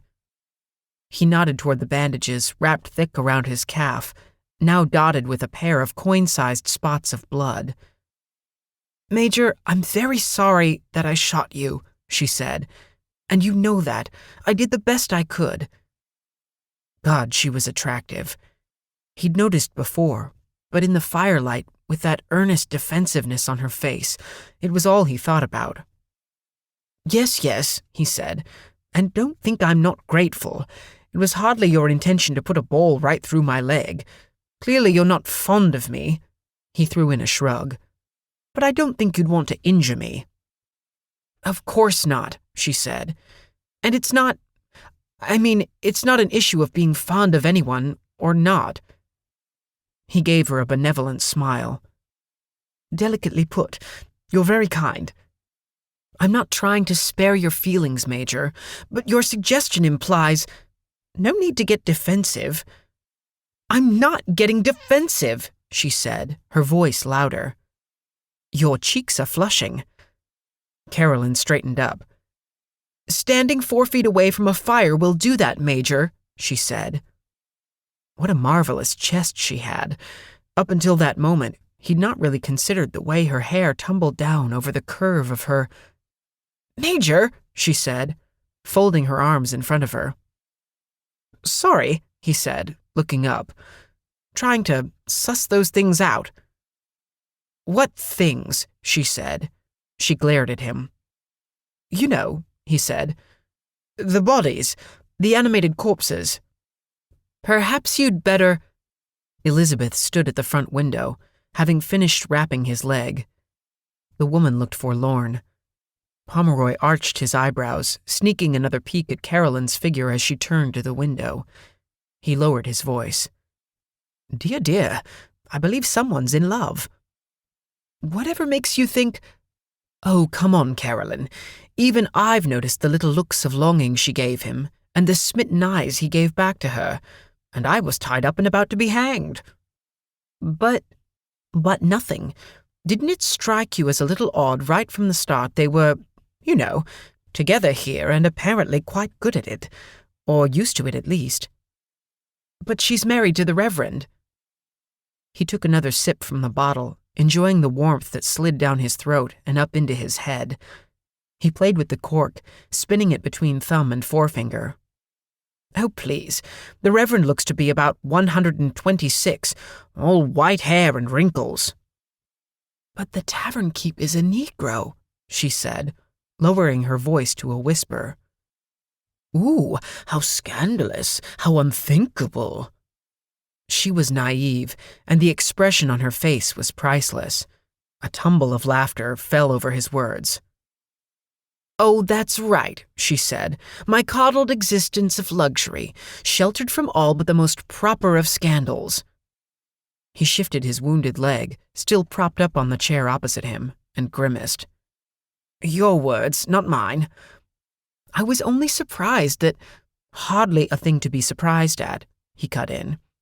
"She's married to an ancient preacher, and if I've ever seen an arranged marriage, I see one there. but lives right across the common from the tavern, the proprietor of which is a decent, handsome fellow.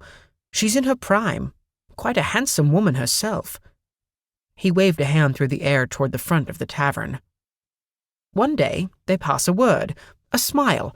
She brings him some cooked goods on the sly, or maybe he brought it to her, since the man clearly knows how to cook, and she grows all thoughtful, thinking of a future far more attractive than her present." Carolyn shook her head, sneaking a glance at Elizabeth, her fingers drumming on her elbows. "Then," Pomeroy said, dragging the word out for effect, "one day they meet somewhere else, in secret, a meadow or by a little stream. They talk and talk and talk, and the hours fly by. But before they part, they kiss. Ah, the forbidden kiss. It leaves them both a tingle for days, and they think of nothing else. And when they see each other again, the conversation lasts for all of 7 seconds until they're at each other, ripping each other's clothes off." "Yes, Major, you paint quite a picture," she said, cutting him off. She still had her arms folded over her bosom, which was a perfect shame, but he was pleased to see that the lovely flush of her cheeks had grown deeper. "And more power to them, I say," Pomeroy said. "I'm sure people will be scandalized," she said, keeping her voice low. "And that's not my sheltered naivete showing." He shook his head. "To hell with people, always ready to dash everyone else's passion and enjoyment for whatever fool's reason they can muster, all to make sure that everyone around them stays as miserable as they are." He raised the bottle toward Elizabeth in salute. "Hear, hear to Squire Brewster and Mrs. Reverend for embracing what matters to them." He took a swig of whiskey, less able now to keep the inebriation out of his speech. "And everyone else in this backwoods little village can go rot." He turned to Carolyn. "Although it rather looks as though they have, haven't they?" 3 hard raps shook the back door. Elizabeth closed her hands around a pistol she'd placed on the table. Bang, bang! 2 more. "Elizabeth, it's us. Open the door," a voice came, faint from outside the kitchen. "It's them," she said. She ran through the common room to the back door in the kitchen and knocked out the wooden bars. The door opened in with a gust of chill wind, sending the flames on the candles dancing. Ben McGuire hurried in, followed by Morrill, his boys, and finally by Jude. "Shut it," he said. McGuire slammed the door shut and fumbled with the crossbars, getting them to slip in straight. All the men panted, their cheeks flushed. Jude bent over, his hands on his knees, trying to catch his breath. "Jude," Elizabeth said. "Is the front locked?" "Yes, but—" Jude hurried through the door leading to the common room. "Good, because they're coming." "No more chit-chat by the fire," Pomeroy said. The rest of the men came into the room. Their eyes went to the front windows. Jude looked at Pomeroy's bandaged leg. "Are you all right? What happened to your leg?" he said. "Just a little scratch," Pomeroy said, "from when Miss Bucknell here shot me." Carolyn told them the story. Whatever they'd seen outside, none of them appeared surprised. Jude checked the lock on the door. He stopped at the window. "What did you find?" Pomeroy said. "Bodies," Jude said. McGuire sat at a table, eyes boring a hole through the floor. "You was right, Major. And I ain't never seen nothing so terrible. It was little Hannah Perry, and I had to shoot her, Lord help me. And it didn't even stop her." Jude turned around from the window. "Major, there are dozens of them coming down the streets, filling the center of the village. Bodies are crawling all over outside of the church." "The hell we gonna do?" McGuire asked. "We need to secure these doors and seal the windows," Jude said, pointing to the front of the tavern. "There's boards and nails in the cellar." "Don't forget the second story," Pomeroy said. "We've already had one little problem up there." Jude nodded and ran a hand across his cheek. "We should block off the second floor, right at the top of the stairs." "And once we're nice and sealed in, then what?" Pomeroy said. "We wait." "Until?" "Until sunrise," Jude said. Soon, everyone was busy. Jude closed the inside shutters, getting ready to nail up boards they'd pulled from a crate of candles. The young boys dragged a heavy table in from the kitchen to block the door. Carrier sobbed in the middle of the room, his muttering ignored by the others. "Major Pomeroy," Jude began, "how mobile are you?" "If you give me my pistols, I can shoot. If I need to, I can run." Jude nodded, and one of the men brought the major his guns. Jude wiped rivulets of sweat off his forehead with his sleeve. The two young boys struggled with the table, and he helped them lean it against the door. Thud. Pomeroy looked around. No one else appeared to have heard it. He looked toward the kitchen door, where he noticed a hint of motion. "Brewster!" he called out. "McGuire!" Elizabeth screamed from the kitchen, and there was the crashing of glass. Jude dropped his hammer and ran to the kitchen. With a grunt, Pomeroy got his good leg beneath him and stood up, hands grasping the stones of the hearth for support. His right leg buckled, the torn muscle burning and cramping. A shadow slid from the stairwell and across the ceiling. Pomeroy took aim and shot at the shadow. The recoil was strong enough, and his leg weak enough, that he struggled to keep on his feet. The shadow crashed onto a table. "Brewster!" Pomeroy yelled. "In here!" The fallen body writhed on the floor before standing again. A bloody hole gaped on the side of its head, yet it still moved. The shuttered windows rattled under blows from outside, and the front door shook. One of the front windows blew inward in a smash of glass and broken boards. A dark blur landed on the floor with the ruins of the window. Candles on the front table snuffed out with the wind. "There's another," Pomeroy said. The new shadow rose, a thin and ragged figure with silver points for eyes. Eldridge Carrier, still sitting up in the middle of the floor, let loose a high, thin scream. The figure leaped forward, landing on him, crouching. Carrier's legs thrashed a frantic beat on the floor before stopping. The figure looked up, and Pomeroy caught a flash of Carrier's face, wide-eyed and smeared with black liquid. Another crash of glass came as the front door smashed open, splinters and pieces of broken latches tumbling across the floor. Two shadowed figures staggered in after it, one tall, one much shorter, a child perhaps. Brewster ran over and pointed his pistol straight at the pale, filthy head of the thing that stood over Carrier. The shot took its head clean off. From the second floor, heavy footsteps banged. Pomeroy looked up. If they were getting in from there, they were in a very tight spot. Carolyn yelled, pointing at the broken window. Another figure climbed in, a big man with a tangled beard. His skin shone white, flesh drained of blood. Pomeroy looked around and counted 5 intruders. "Everyone back!" he yelled. "To the back wall!" Another pair of eyes shone from the kitchen. Pomeroy hobbled a few steps away from the fireplace toward the back wall. A deafening shot exploded behind him. "Tip them over," Jude said. "That's right." The two boys knocked several of the tables onto their sides in a barricade of sorts. Pomeroy slid against the wall. He pulled his powder horn from the large pocket of his jacket, along with the leather sack with balls. Twisting the leather strand that held it closed, he reached in and fumbled out another ball. His hands, whether from the whiskey or from the pain, refused to move with any precision. He dropped the ball, fumbled with the horn. Powder tumbled out in a puff onto his shirt. "Christ," he said. Carolyn huddled next to him. "Can you finish loading this?" he said. He held the pistol out to her. "Are you—" "Yes, but you need to load this." She took the pistol. Another musket shot exploded. A creature took a blow between the shoulder and the neck, sending it spinning to the ground. It leaped up in a heartbeat, coming at them again. "They're not staying down," Pomeroy yelled. "Go for the heads!" Decapitation seemed the only way to stop them, and that realization brought with it a terrible feeling about their chances. Pomeroy tried to track the rest of them.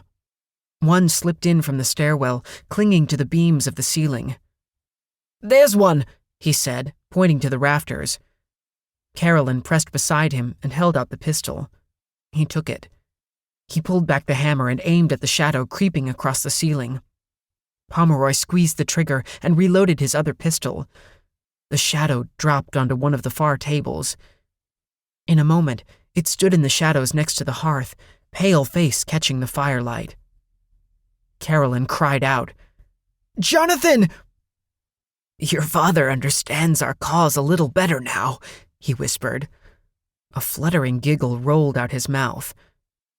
"And I waited and waited, and supper grew cold, but you ran away. But don't worry, I tucked them both in. After tonight, we can all be together." Carolyn put her hands to her mouth when the windows along the front side of the tavern blew in with a scream of nails and the brittle shatter of glass. Everyone shielded themselves.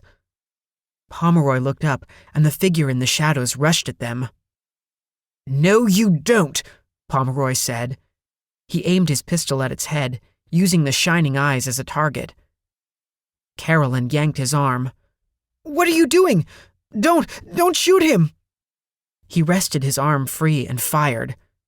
The hammer clicked, but the spark fizzled in the pan and didn't ignite the powder. "We're done for," he muttered. Jonathan stopped and arched his back, letting out a horrible cry, loud and bestial. Both arms raised, he twisted his head. The other creature stopped and turned to him. In the silence, Jonathan lowered his head and looked around, eyes gleaming. For a moment, no one fired a shot. Everyone reloaded weapons, arms and hands frantic. Jonathan spoke, a long stream of harsh words, fast. The sound of them terrified Pomeroy. Old words, older than him, older than the village, older than the valley itself. When those horrible words ceased, he motioned with his arm, and the bodies streamed out the door, out the shattered front windows of the tavern. Even the ones who'd been shot, as if the lead had done nothing more than knock them off balance. "No," Carolyn said. She watched Jonathan hurry to the window, clambering through the broken glass and frame. More creatures sped from the room. Another crawled across the ceiling, limbs like a huge spider, and slipped out the window. "Careful," McGuire said. He stood up next to his boys and held out a pistol, sweeping it back and forth across the room. No one moved. In an instant, it was only them, the demolished room heady with the rank scent of rotting flesh. "What's happened?" Jude said. The room was silent, save for the wind gusting through the shattered windows. Carrier stood. He moaned, holding his hands to his face. "Careful," Pomeroy said. Carrier lowered his hands and tried to speak. "Oh!" Carolyn said, holding a hand to her own face. The front of Carrier's face was bitten off. The lips, the flesh on his chin, the tip of his nose. He moaned again and tried to speak, but all that came out were damp sibilants and groans. He held his hands back up to his face, running them over the ruin of his face. His eyes looked deranged. "They got him," Pomeroy said. Carrier stumbled forward, running headlong into one of the upright beams with a terrible, crashing thud. He straightened himself. He grabbed a musket that had fallen, held it by the barrel, and bashed himself over the head with it. Crack, crack, crack. The moan he made was the worst sound Pomeroy had ever heard. The man knew exactly what was happening to him, what he was doing. Still, he hid himself. "Would somebody please?" Pomeroy said. The musket boomed 4 feet behind Carrier. McGuire. The back of Carrier's head shattered, much of it flying forward and splattering on the floor. Carrier crumpled, and McGuire dropped the musket. Outside the windows, the wind howled. Chapter 23. Making it to the dawn. Jude and Carolyn got Pomeroy up. The bandages at the bottom of his leg were soaked with blood. "Can you stand?" Jude said.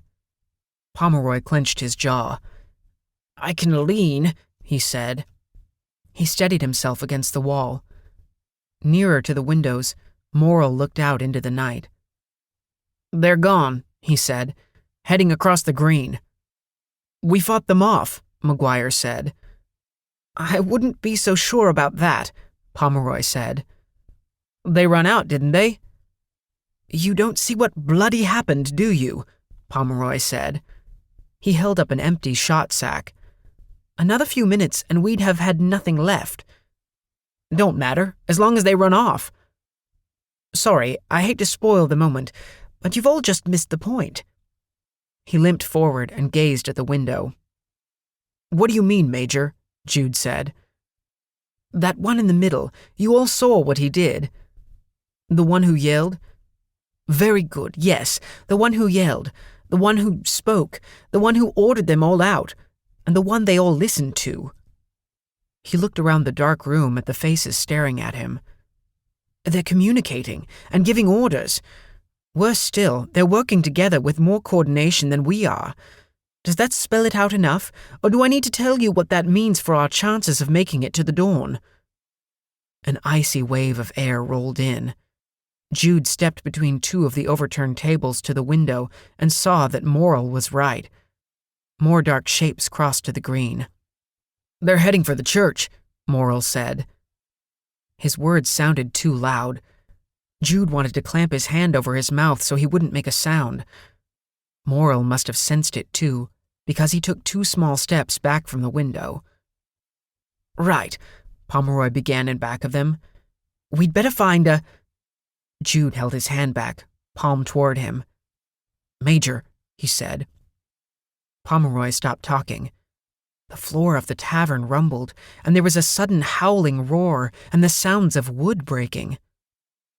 "What is that?" The wind inside the tavern gusted from the broken windows and door.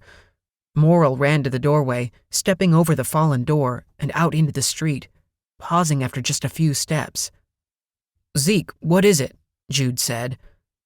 Morrill said nothing, just stared north with his eyes wide and his jaw hanging open. "Get back here," Jude said. He didn't even need to see what Morrill was looking at. He felt it. The skin on the back of his neck rippled. He turned to the others. "McGuire, have your boys reload the guns, now." He went to the door and out into the wind. It was freezing, cold as deep winter. Leaves flew. Morrill pointed. A shadow rolled toward them, crossing Salem Road. It towered into the night sky, higher than the steeple on the church, higher than the tallest chestnut or oak in the village. Streaks of shifting colors coursed through it. As it moved forward, trees shuddered and then snapped. From within the shadow, a sickly light shone, rising into the sky. "What in the hell is that?" Morrill shouted. Jude didn't take his eyes from the approaching shadow. "Back inside!" He grabbed a handful of Morrill's collar and gave him a tug. It was like looking into the pit of hell, a picture worse than any that the Reverend had ever painted for his small parish. Then he noticed the figure at the bottom of the shadow, gaunt and terrible. Long hair swirled around the head, tight skin wrapped over bones, and the skull around the sunken eyes. The eyes turned to Jude, and a thin arm extended to him. "Brewster!" Morrill shouted from the doorway. Jude ripped his eyes away from the shadow. His skin tingled, and he was dizzy. In the green across from the tavern, a crowd stood, the creatures that had fled the tavern. They cowered before the towering shadow, before the thin figure at its base. Jude pulled Morrill toward the tavern. They stepped over the fallen door and into the common room. "We need to get into the cellar." The wind gusted, and the tavern shuddered, oak beams groaning. Scraps of glass blew in and skittered across the floor. Upstairs, more windows burst. The wind howled through them. Pomeroy slid to the edge of the chair he was on, getting his good leg underneath him. "Boy, come here," he said to McGuire's older son. "Help me up." The boy looked at his father. "Go on and help him, quick," McGuire said. Pomeroy got his arm across the boy's shoulder and stood up. "There we go, easy." They hobbled toward the kitchen. Queer light shone through the window openings, falling in on the broken room. The tavern shook again. A fear he'd never known rolled over Pomeroy. Something was moving outside the windows in the light. Something large. They burst into the kitchen, Pomeroy hopping on his good leg and clamping his jaw against the pain in his bad one. The stable in the back of the tavern was lit up with the shifting colors, the trees behind bending in the wind, branches whipping and turning. The boy with the lantern ran ahead and got to the door. "What's taking them so bloody long?" Pomeroy said. He was looking back to the doorway to the common room. The others still hadn't reached the kitchen, though their shadows danced against the near wall. Carolyn disappeared into the cellar. Pomeroy glanced back toward the common room again, and then turned. "Let's go," he told the boy. He gritted his teeth as he hopped forward, leaning on the boy. There was a deep groan, loud enough to be heard over the howling wind.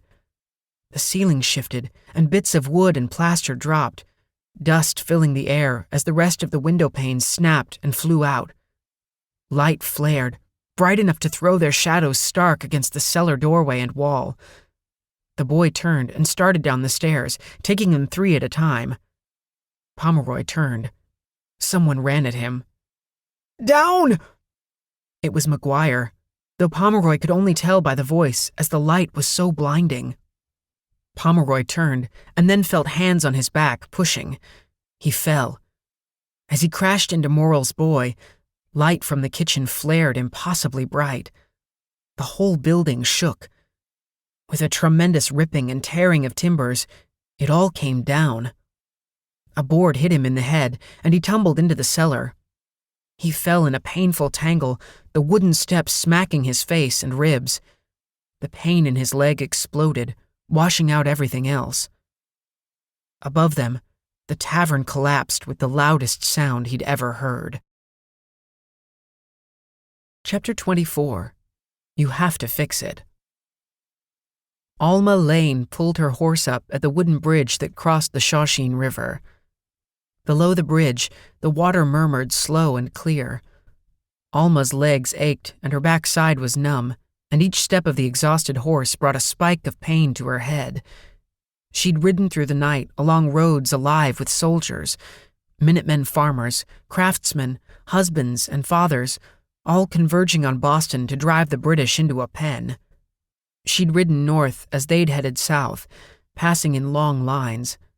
They'd all eyed her, not only because a woman riding a horse was an unusual sight on a normal day, and not how men eyed her sisters Ina or Nessa, both delicate beauties. No, Alma got stares of a different sort. She wasn't a small woman. Still, she didn't shrink under their gazes, knowing she could carry men like them under each arm and barely notice it. The road forked after the bridge, and Alma reined her horse to the south.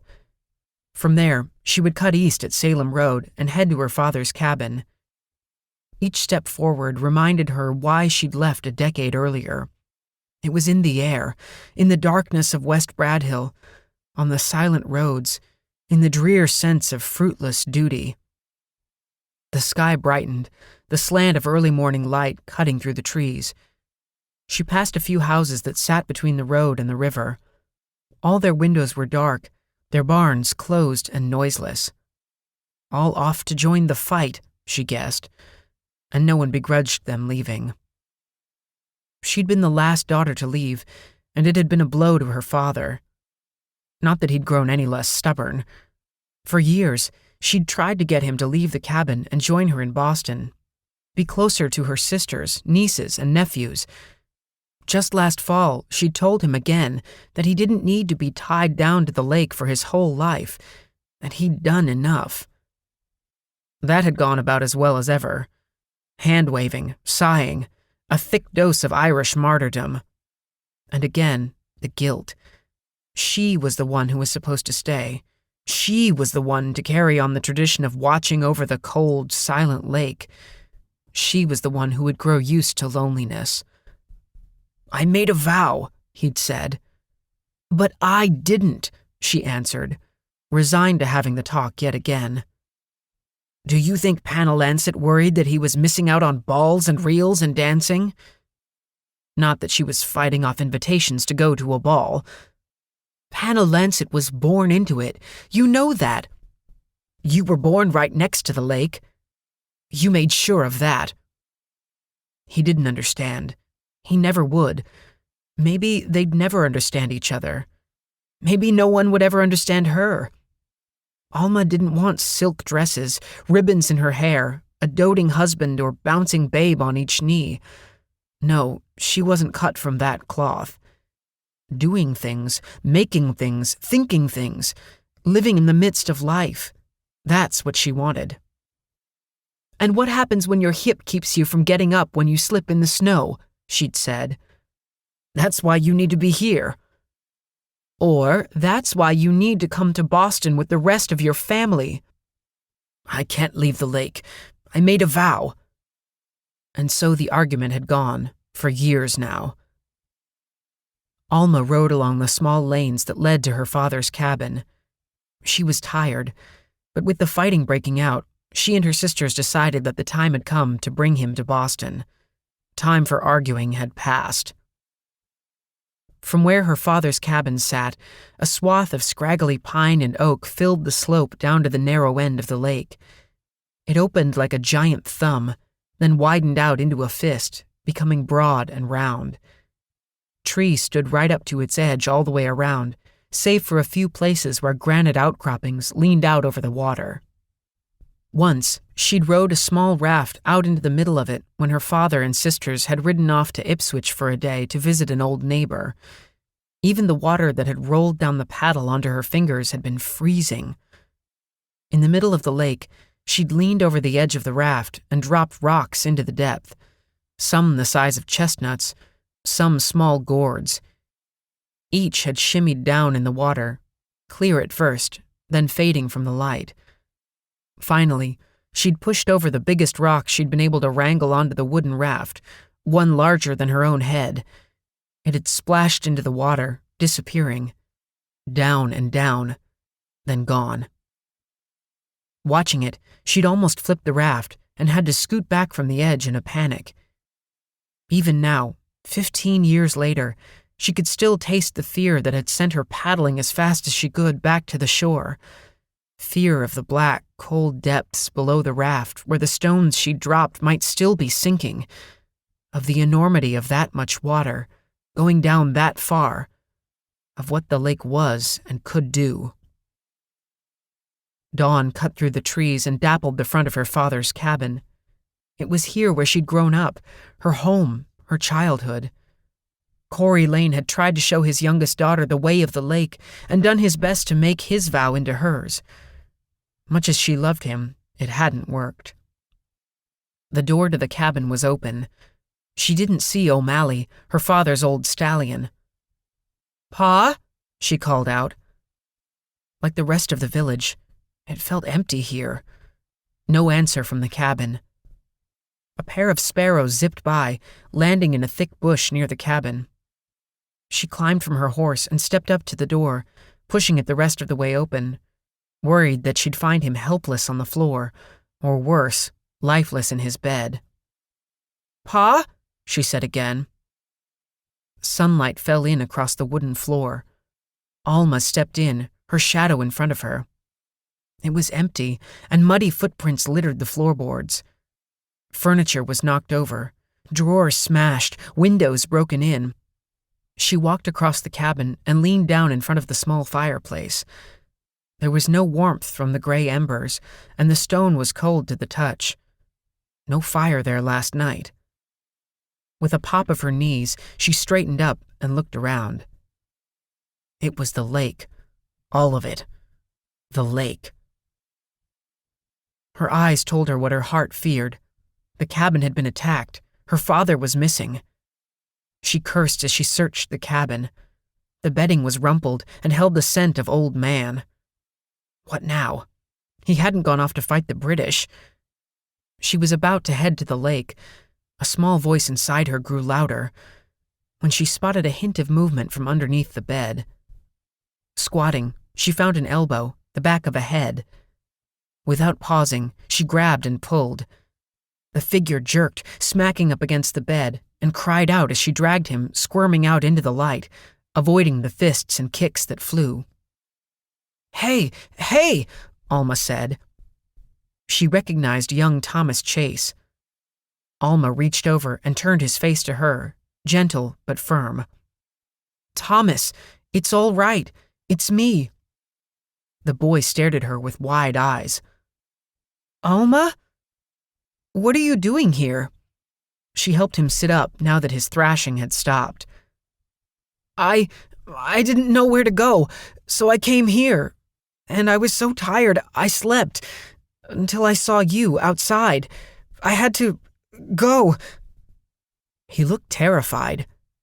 She remained squatting in front of him so he could see her lips when she spoke. "That's all fine. You're always welcome here. Where's my father?" "The lake," Thomas said. Before he stood up, he reached back underneath the bed and dragged out a sack. "He was trying to stop it. He didn't get to finish it." "Finish what?" "Stopping the bad things from happening. And then one of them got him, pulled him underneath the water." Thomas frowned. "He didn't come back up." Alma felt the blood drain from her face as the boy spoke aloud the dread she'd long ago locked away in her heart. "And I took these," Thomas said. He held up the sack and then put it onto the table. Reaching in, he pulled out the wrapped bundle of stones. Alma stared at them. "And this." He lifted a preserve jar from the sack and placed it next to the stones on the table. Alma picked up the jar. It was half full of blood, and the blood had things floating both on the surface and objects at the bottom. She tilted it. Teeth and claws. "I also found these," Thomas said. He brought out a fold of papers. "He sat at a fire, reading from them. Then he did something with a skull and put stuff into it. He held it over the water, but dropped it. He found it, but I don't think it worked right." "What do you mean?" "Well, he dropped it, but some of the stuff came out. Then the lake vibrated with loud bangs, and the water shook. And something came out." "What came out, Thomas?" "Something bad and big, like a thundercloud, worse than the bodies." Alma put the jar down and looked at him, feeling like she'd just been smacked on the head with a board. Why hadn't her dad listened to her? "You have to stop it," Thomas said. She snapped out of the thoughts that spun and spun, her pulse hammering, her stomach fixing to unload. "Stop it? I can't." "You have to." Alma shook her head. "You don't understand. I don't know what to do. Only my dad knows. Knew. But he was your father." "Do you know everything that your father knows?" "My father is dead," Thomas said.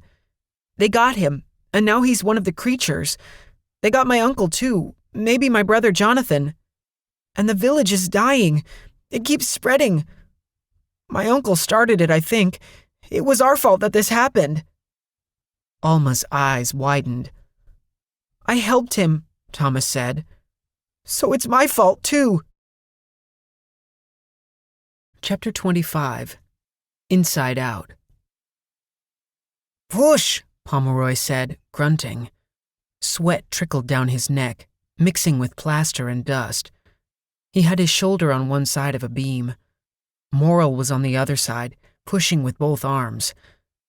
In the lantern light, the veins stood out on his trembling arm. McGuire's older boy crouched on the next step up, also pushing. The thick beam moved a little, no more. They let off pressure. "It ain't going nowhere, Major," Morrill said. "Indeed," Pomeroy said. He rubbed at his shoulder where the corner of the wood had dug in. Below them, lanterns flickered. Carolyn was down there with McGuire's younger son. The others hadn't made it. After the tumble and crashing, there had been only silence. In the darkness, none of them had moved or spoken. Something had passed above the broken floors above them. Pomeroy had curled into a small ball, pressing his arms over his head, too scared to breathe. He'd never had a worse feeling. Eyes searching for him, foul limbs and tendrils wanting to work their ways into his eyes and skull. It wanted to devour him, to shred him from the inside out. Whatever was up there destroyed the tavern. The sound of the wind had moved off, replaced with silence, with an occasional muffled crash or thud. None of them spoke. Pomeroy had straightened out and found that his face was wet. Tears had spilled down his cheeks. The others whispered or sniffled. Morrill had sparked a lantern to life. In the sudden firelight, they'd exchanged looks. By unspoken consent, nobody mentioned what had passed over them upstairs. Down below, a store of food, blankets, lanterns, and oil was promising, though less so if they were sealed inside the cellar with no promise of escape. "Anything?" Carolyn said. She was standing at the bottom of the stairs. "Well, we almost all broke our shoulders, but nothing was giving beyond that," Pomeroy said. He went down the remaining steps, holding the railing. Morrill and the boy dug at the piles of plaster and framing that blocked the stairwell. "We have to get out," she said. "This might well be the safest place for us at the moment. Major, I need to find my father. He might still be alive." "Well, there's a little problem of a fallen tavern directly overhead." Her eyes repeated her plea to him. He hopped over to a barrel and sat on it. "Your father is a smart man. He'll know what to do," he said. He motioned for the younger boy to step over and be a crutch. "Let's see what we can find." He leaned on the boy and used his good leg to straighten up. The cellar stretched forward for 20 paces before turning right in an L shape. The lantern rattled in the boy's hand as they staggered forward in a slow, three-legged march. "No other doors or stairs you haven't mentioned?" he said. "Course not, sir." "Then what's that?" he said. He pointed at a small door past the turn in the room. "Root cellar?" the boy said. "Don't guess, find out." He steadied himself on the wall with one hand. The boy pulled the door open. He leaned in with the lantern. "Potatoes, sir," he said. The boy came over and helped him inspect the rest of the cellar. There was no smell of must in the air, and the corners were free of cobwebs. Brewster kept it neat. In the far corner, several large wooden kegs stood next to smaller casks and sacks. "Not exactly the way I'd hoped to find it," Pomeroy said. "Sir?" Pomeroy sighed. It was the famed Brewster's Tavern and Inn ale, a stack of wooden hogsheads. Ale so good that each mug was a meal, according to a certain Lieutenant Sorrel, one of the few officers in the regiment whom Pomeroy could stand. Sorrel and another officer had passed through West Bradhill a few weeks ago en route back from Haverhill, stopping at the tavern here for a drink after paying a visit to a friend of his father's. When he'd returned to the regiment, he'd spent half an hour praising the finest ale ever to pass his lips to Pomeroy, who'd been in his cups, holding a letter from his own dear father. That conversation had put an idea into Pomeroy's head. "Major?" Carolyn came up behind him, holding another lantern. "Have you found anything?"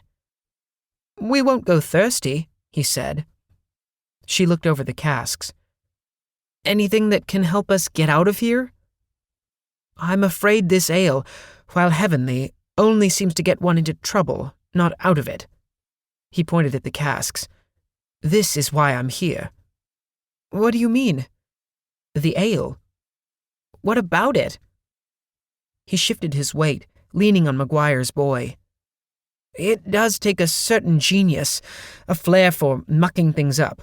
I suppose I have that at least." Major, what are you talking about? She said.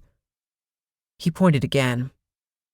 I led my men from the city garrison to find this, told them it was a secret powder hunt when it was in fact nothing more than my personal ale hunt. I can't let the moment pass unremarked. He turned away from the casks. I have carved out a special, unimpressive niche for myself, you see. So inept an officer that even my dear old father, Lord Pomeroy, cut his losses. Mind you, I'm a fourth son and not the heir to the estate, leaving only the military as a path to Pomeroy glory. As that was not forthcoming in spite of the many commissions he's bought for me, well, he sent a letter. The first letter I'd ever gotten from him. He informed me that even should all three of my older brothers die, I would never, ever inherit the Pomeroy lands, titles, and wealth. He picked up a pewter mug from a shelf next to the ale, hefted it, and placed it back carefully. So, why not? Why not leave the King's Own regiment, take liberty of the finest ale in the colony, and say goodbye to the King's Own for good? A nice little black eye for Lord Pomeroy in the process. Seemed a stroke of brilliance, he said. Pomeroy brushed the top of one barrel. Of course, I couldn't even desert without turning it into a giant cock-up, now could I? Perhaps Father and the other officers are right. We need to get those upstairs, she said. You do remember what was up there, don't you? He said. Do you mean the others? Or is it my family you're referring to? Or perhaps you're thinking we should stay down here so you can wax melancholy over a few barrels of ale? Hardly. Oh, I see, she said. See what? You're craven. Pardon me? Might it be that you don't want to face what you yourself helped to cause? What are you... You just said yourself why you came here with your men in the first place, so perhaps you don't want to deal with the mess you... I don't want to deal with the mess, do I? Is that why I used the butt of a musket to bash in the head of one of them, one of my men, that was attacking you? Because I didn't want to deal with the mess. She turned away. Pomeroy urged Maguire's boy onward, leaning on him and hopping on his good leg. And as far as causing things, he said, raising his voice, you might want to rethink that. I merely had the bad luck to be here when this insanity started. I hardly caused the local militias to erupt into rebellion, and I certainly had nothing to do with people dying with blackened tongues and marching around this nothing village as shining-eyed monsters. It's been nothing but one bit of bad luck after another for me, and I've only managed to avoid even worse luck through sheer wit. Fine, she said. Use some of that sheer wit to get us up the stairs so we can find the others, Major. Morrill leaned down from the stairs, his face smudged with dust and sweat. Major, sir, he said. Think I found a spot. The boy squirmed out from underneath his arm, hurrying up the stairs. Pomeroy put his hands out for balance. Damn it, boy, I can't... Carolyn stepped over and steadied his arm. He put an arm across her shoulders. Don't, she said. Just make sure we get out of here. He nodded. 2 minutes later, Pomeroy was back on the stairs. They had a crowbar and 2 axes. The lanterns hissed on the stairs below them, shining through the dust thick in the air. Right, Morrill said. He worked the bar in next to the beam, each wiggle letting fall a tumble of plaster dust. It needs to go higher, Pomeroy said. His leg throbbed with each beat of his heart, but he rested his weight on his other leg. They'd given up on trying to move the beam. Morrill had found a narrow triangle of space filled with debris that they were trying to leverage out. Andrew, Morrill said, tab it with the axe handle. He leaned back, making room for the older boy to swing the axe handle. 1, 2, 3 taps, each one causing rivers of fallen plaster to tumble onto the stairs in a cloud of dust. Pomeroy looked the other way, squinting his eyes. Good, Morrill said. That's good enough. Is there room for a good yank? Pomeroy said. We'll make room, Morrill said. He scooted off to the side. Pomeroy climbed another step, high enough to get his hands around the rod. Ready? he said. They nodded. Right then. Pull! They pulled as hard as they could. The debris moved, and the bar bent in the middle. Harder, Pomeroy said. It shifted and fell. Bits of wall dropped with a tumbling rattle on the stairs. A large piece loosed a whole cascade of debris. The pieces poured down the stairs. Careful, Morrill said. They moved aside. The stairway filled with plaster dust. Larger pieces came through, thudding on the wooden stairs. The light from the lanterns was shrouded. Pomeroy coughed and wiped at his eyes. Light fell in. Daylight. Good Christ, he said. The air cleared. Pomeroy moved up below the beam. The hole upward was a triangle, with debris hanging out over the sides. Over the edges, he saw the sharp blue sky of early morning. What is it, Major? Morrill said. Do you remember the kitchen? Pomeroy said. Yes. Do you remember seeing right through the ceiling to the sky? No, sir. Neither do I, he said. He wedged himself up through the hole, reaching up to wrench a few boards out of the way.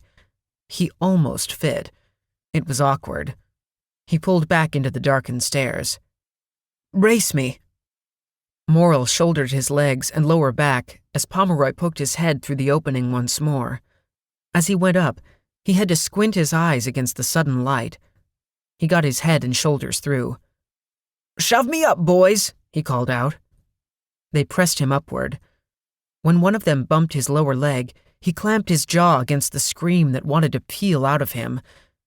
He stretched both arms out and grabbed another wide beam, pulling until he could get his good leg up and onto the surface. Wriggling like a fish, he got himself all the way out without knocking his bad leg. He lay on his back for a moment, gulping in the cool morning air. The sun was rising through the trees.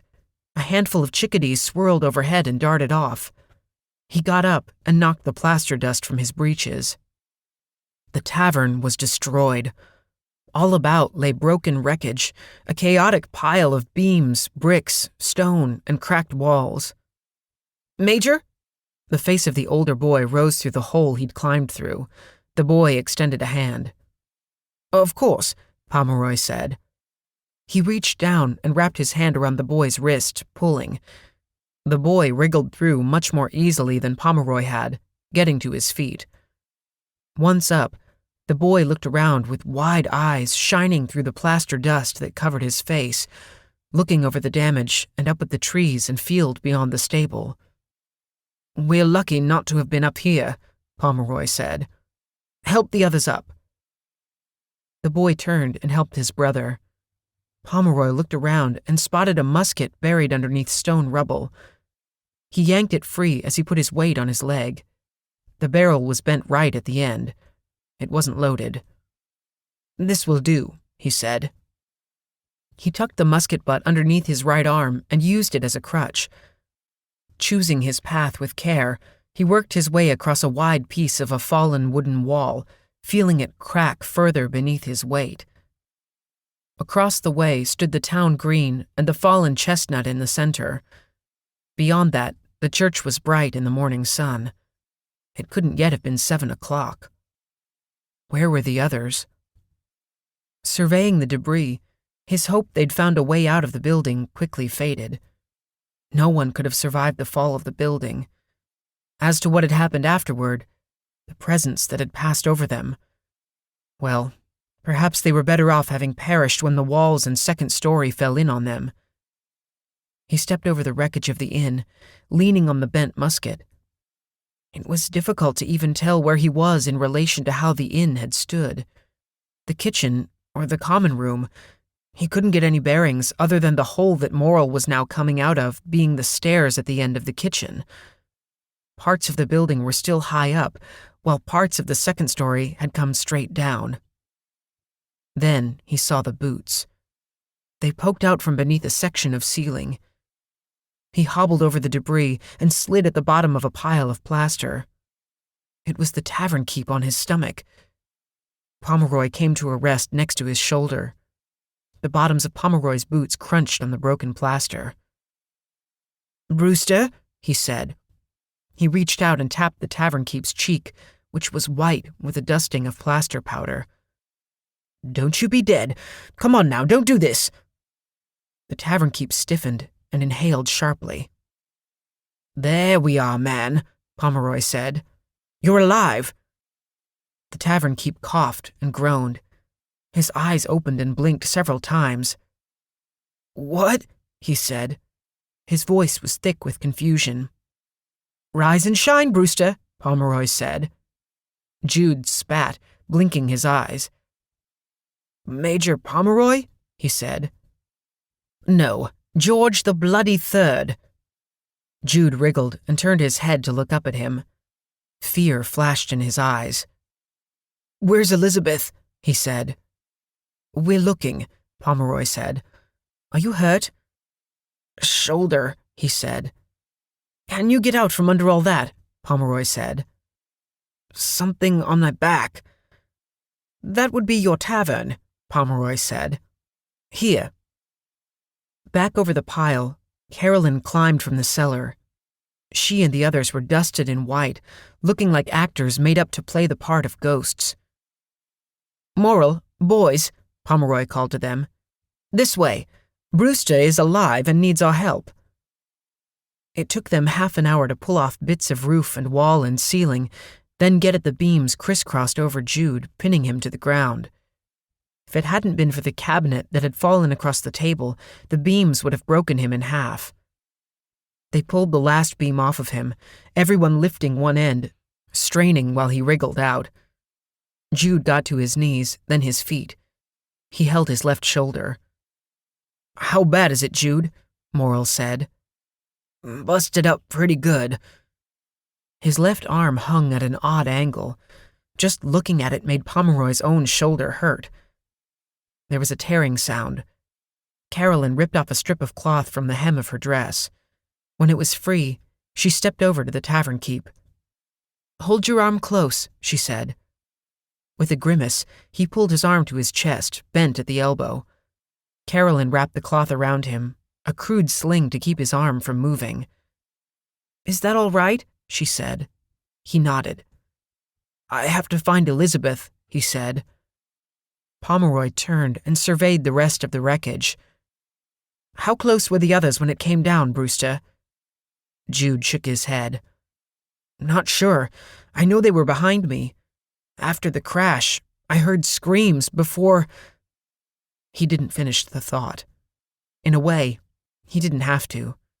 The look on his face was enough, and even remembering how it felt in the basement was enough to send an icy shot up Pomeroy's spine. It had to have been worse up here. Much worse. Pomeroy turned back to him. "What was it?" he said. Jude locked his dark eyes on him. "The devil, Major," he said. "Only worse." They searched the debris, working their way through the fallen timbers and stone, trying to cover the wreckage between where they'd come up from the basement and where the common room had been. "They just bloody disappeared then?" Pomeroy said. He limped around the bricks from the chimney. "Come on, you've got to be somewhere," Jude said. One of McGuire's boys called out. The older one peeked over one of the higher piles of stone. "Major," he said. Morrill and Jude hurried over to the pile. Pomeroy made his way over, too, muttering as he went. Morrill was over the wreckage first, but he waved the boys off. "Andrew, take Daniel out of here," he said. "Now!" Pomeroy skirted leaning timbers and, bracing himself against a portion of wall, got up high enough to see what Morrill was looking at. And he wished he'd not. "McGuire," Morrill said. His voice was weak with grief. Pomeroy wasn't sure how he'd recognize the body as McGuire's. Process of elimination, perhaps. A shred of clothing that wasn't a dress? McGuire had been turned inside out. The torso was easiest to identify as it was the largest. Rolls of grayish intestines were knotted and folded over beside dark-colored organs. Up the arms and down the legs, the skin had been flayed, revealing bunches of muscles and fascia lined with burst veins. The head itself was so mangled that Pomeroy had to turn away from it. None of them said a word, but Pomeroy was sure they were all thinking the same thing, thinking back to the terror that had flooded them when whatever had destroyed the tavern. "How could it have done that?" Morrill said. His voice had a tremor to it. "I'd imagine that if we saw it, we'd know all too well, and I, for one, hope to never acquire that knowledge." "We have to keep looking," Jude said. "Elizabeth has to be here." "This isn't encouraging," Pomeroy said. "Doesn't matter. I have to find her," Jude said. "Forgive my bluntness, but I'm not sure I'm prepared to spend the rest of the day sifting through huge beams and stone only to find another shredded corpse and risk still being here by nightfall," Pomeroy said. He walked past Carolyn. If he were smart, he'd turn and hobble off away from everyone. "Don't," Carolyn said. "Ask Brewster what he saw over there," he said, "and you might leave too." He pointed to the destroyed tavern. Over the piles, Jude and Morrill moved about. Carolyn looked back at him. Patches of plaster dust colored her hair white. There was something in her eyes, uncertainty, a searching. Pomeroy didn't wait. He turned and walked up the road, leaning on the musket. "I'm leaving," he said. Why was she looking at him that way? Voices raised behind him. He wouldn't look, damn them. "Ho, Major!" It was Morrill, waving furiously for him, cupping his hands around his mouth to call him. "We found her, Major! We found her, and she's all right! Help us!" "Fool, fool, fool," Pomeroy said to himself. For days, he'd been trying to leave, but had to let himself get caught up with Thomas. Now this. Yesterday, he wouldn't have cared one whit what Carolyn Bucknell thought of him, nor the others. He could have lived with himself quite well. Shaking his head, he stopped, feeling her gaze on him even from behind. He turned around, back toward Morrill's frantic waving.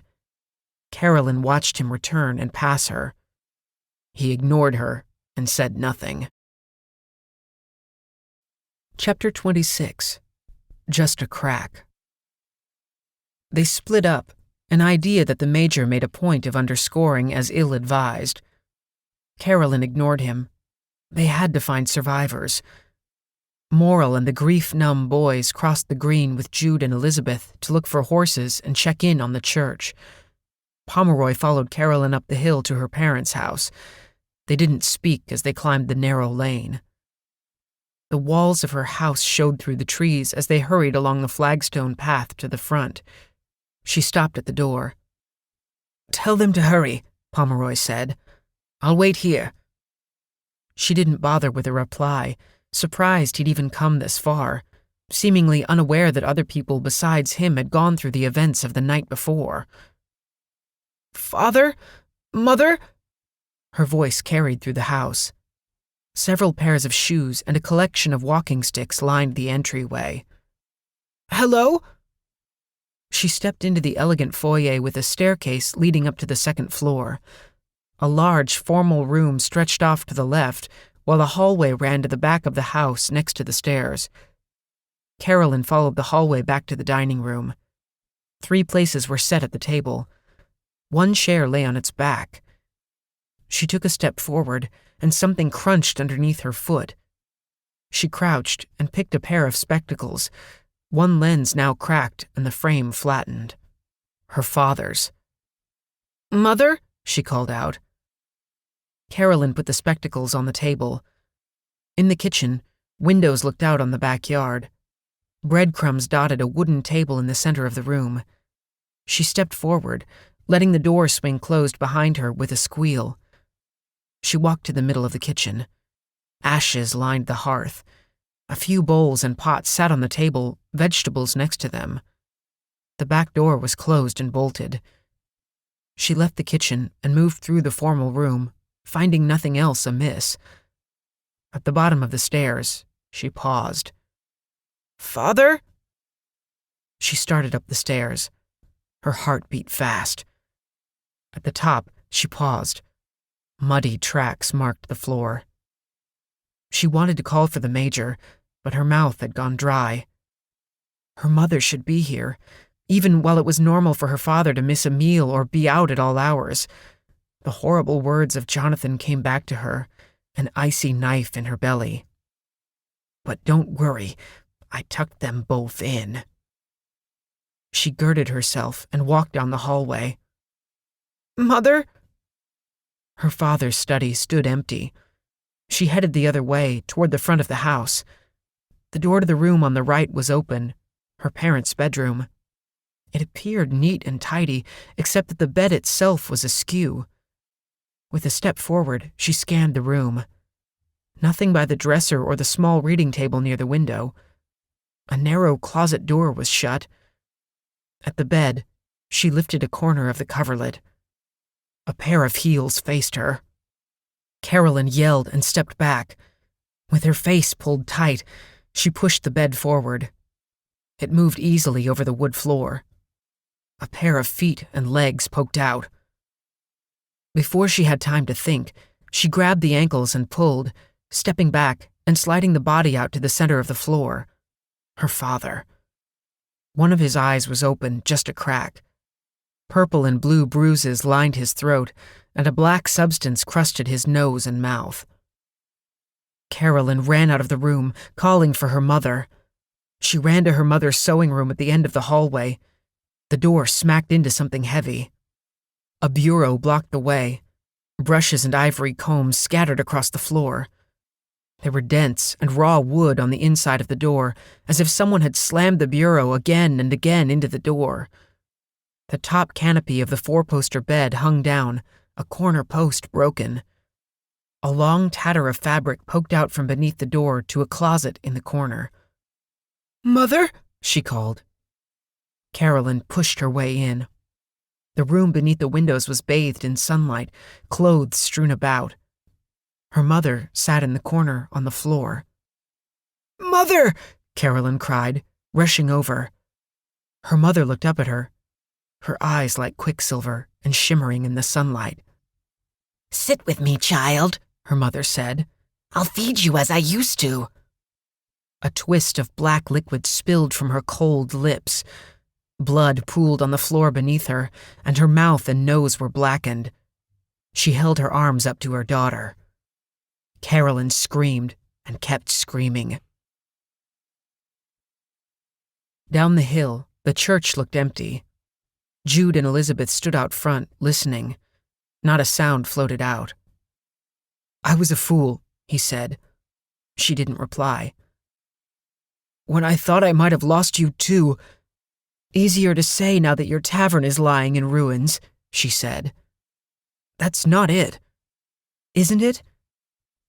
You told me that part of your heart was a room, boarded up," he said. "It's even more for me. It's a whole floor, a wing, walled off. There are dark places in my heart, Elizabeth." "Then I won't be more darkness for you," she said, stepping into the church. "Let's see if there's anyone here so we can leave." She led the way, already certain what she'd find. She felt it. The door stood wide open, a perfect silence inside the entryway. Their footsteps felt intrusive as they headed toward the main room. The windows had shattered. The benches were thrown about, most of them knocked over. Others pushed together up against the wall. One of them was broken, long bits of white wood showing among the dark varnish of the surface. The silence of the room took on a weight. Elizabeth stood in the doorway, amazed at how different it felt. She'd taken no comfort or joy from the little church, dragged there by duty and finding herself daily shutting out what her life had become. There were occasions when images of the church burning to timbers had helped her fall asleep at night. But this was different. Filthy tracks ran across the floor. "Where did they all go?" Jude said. "I don't know," she said. The Simpson girls, their mother, old Liam Waters, the Dornans? Jude stooped by the window. He picked up a tiny shoe in his hand. Without a word, he set it on the windowsill. Could they have gotten away? He said. Elizabeth looked around, remembering what had attacked the tavern. The way the creatures lurched, climbing the walls through the windows. The way they had coordinated and communicated. The shadow that had devoured the darkness. She said nothing. Jude pushed a pile of hymnals with his boot. She walked along the front wall, pieces of broken glass grinding and snapping beneath her steps. "And I heard no horses," she said. She looked out of the window. The town was still. "The tracks go up the stairs. Lots of tracks," Jude said. They both caught the scent on the air, rot and putrefaction, wafting from the belfry where the tracks led. Elizabeth crossed the room, but stopped when she noticed dried blood on the floor. The pattern was strange, with drops moving evenly out from the center. "Let's go," he said. "We should tell the others." "Jude, wait," she said. He turned from the doorway and looked up. "There's something," she began. "Elizabeth," he said, cutting her off. She looked over and followed his gaze. She stepped back and craned her neck.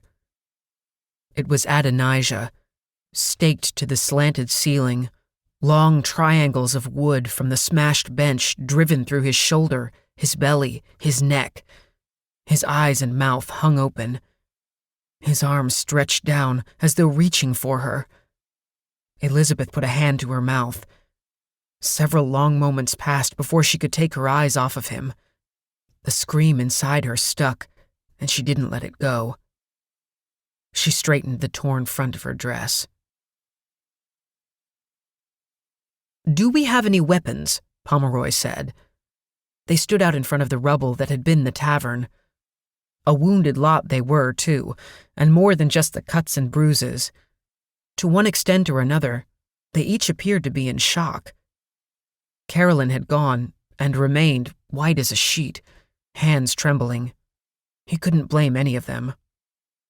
"I've 2 pistols," Morrill said, "and Daniel has one of the muskets." "Now's when that bloody weapons cache would come in handy," Pomeroy said. Morrill looked at the others, and then back at him. "Williams the cooper." "Pardon?" "Williams the cooper, sir." "Williams the cooper what?"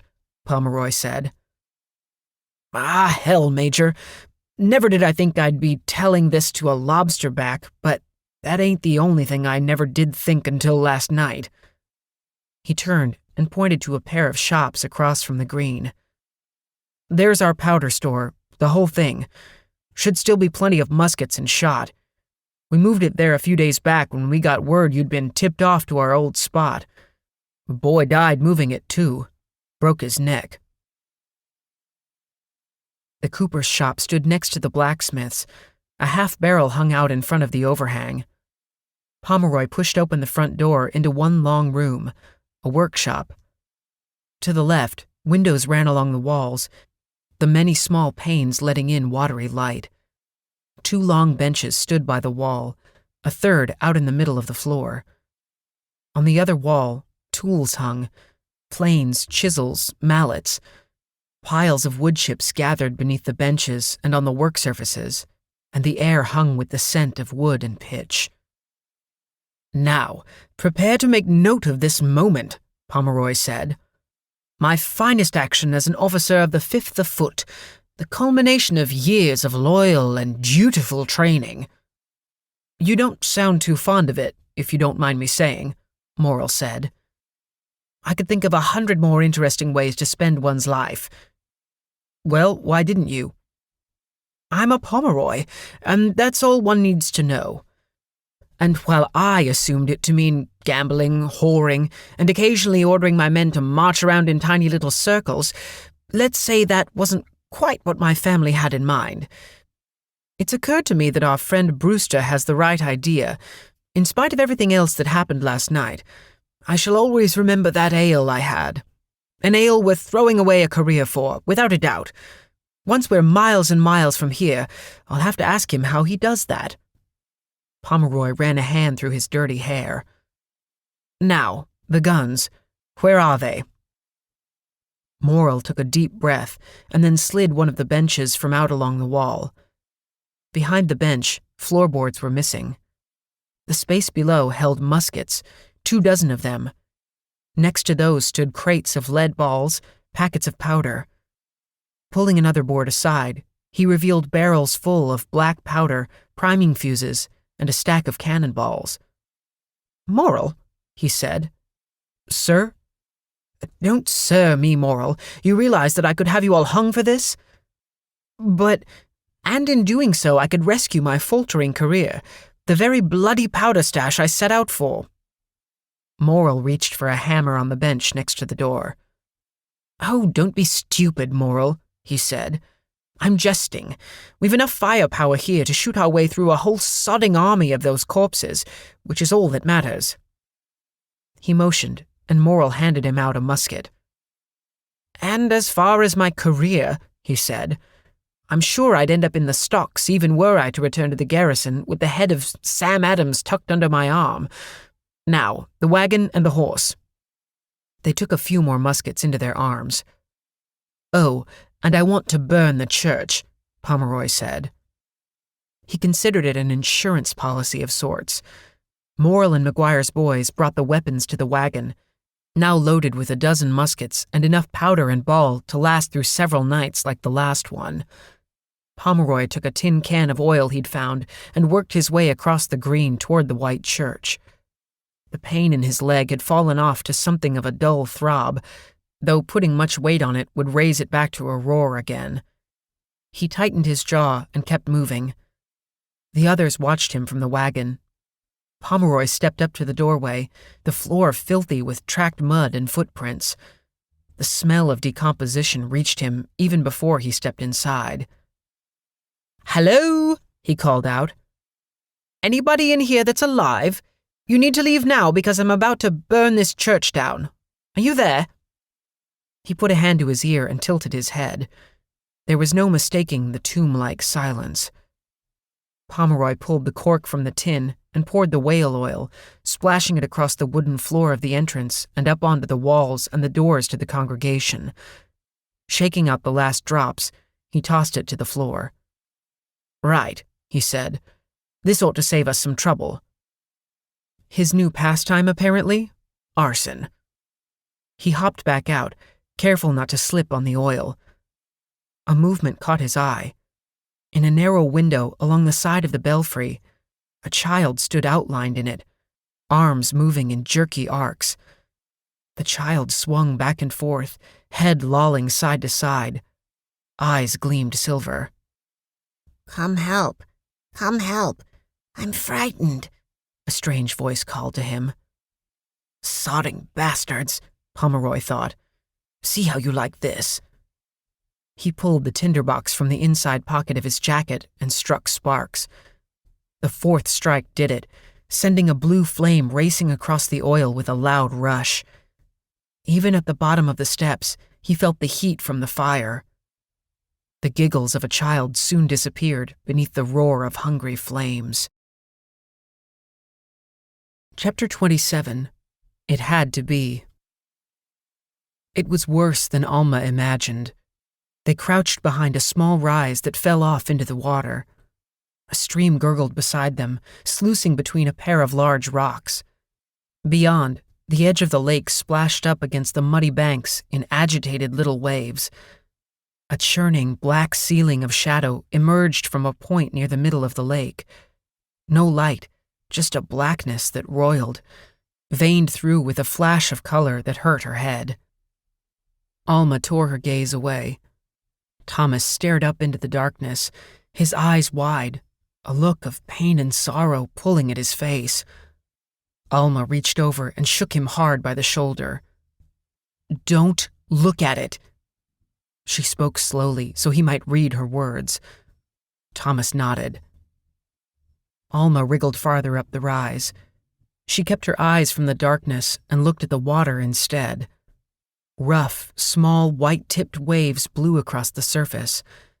The air that gusted from the water was cold enough to make her eyes water, forcing her to squint. Near the center of the lake, the water dropped off into a rounded depression. At the far lip, water rose, fat at the bottom, and twisted to a rounded tendril that extended up into the air, like an old tree trunk made of water. Little waves, and even a fallen leaf moving within the strange shape. People stood round the closest edge of the water. Dozens of them, some knee-deep in the lake, others in past their waists. One or two were out even farther, so that only the tops of their heads were clear of the water. All of them faced the strange protrusion of water that lifted out of the lake. Alma recognized many of them. The oldest daughter of the farmer whose fields ran along Salem Road. Ichabod Clark, the cooper who'd once courted her. Nell and Purity Ward, whose father tended the burial yard. Others were in worse condition.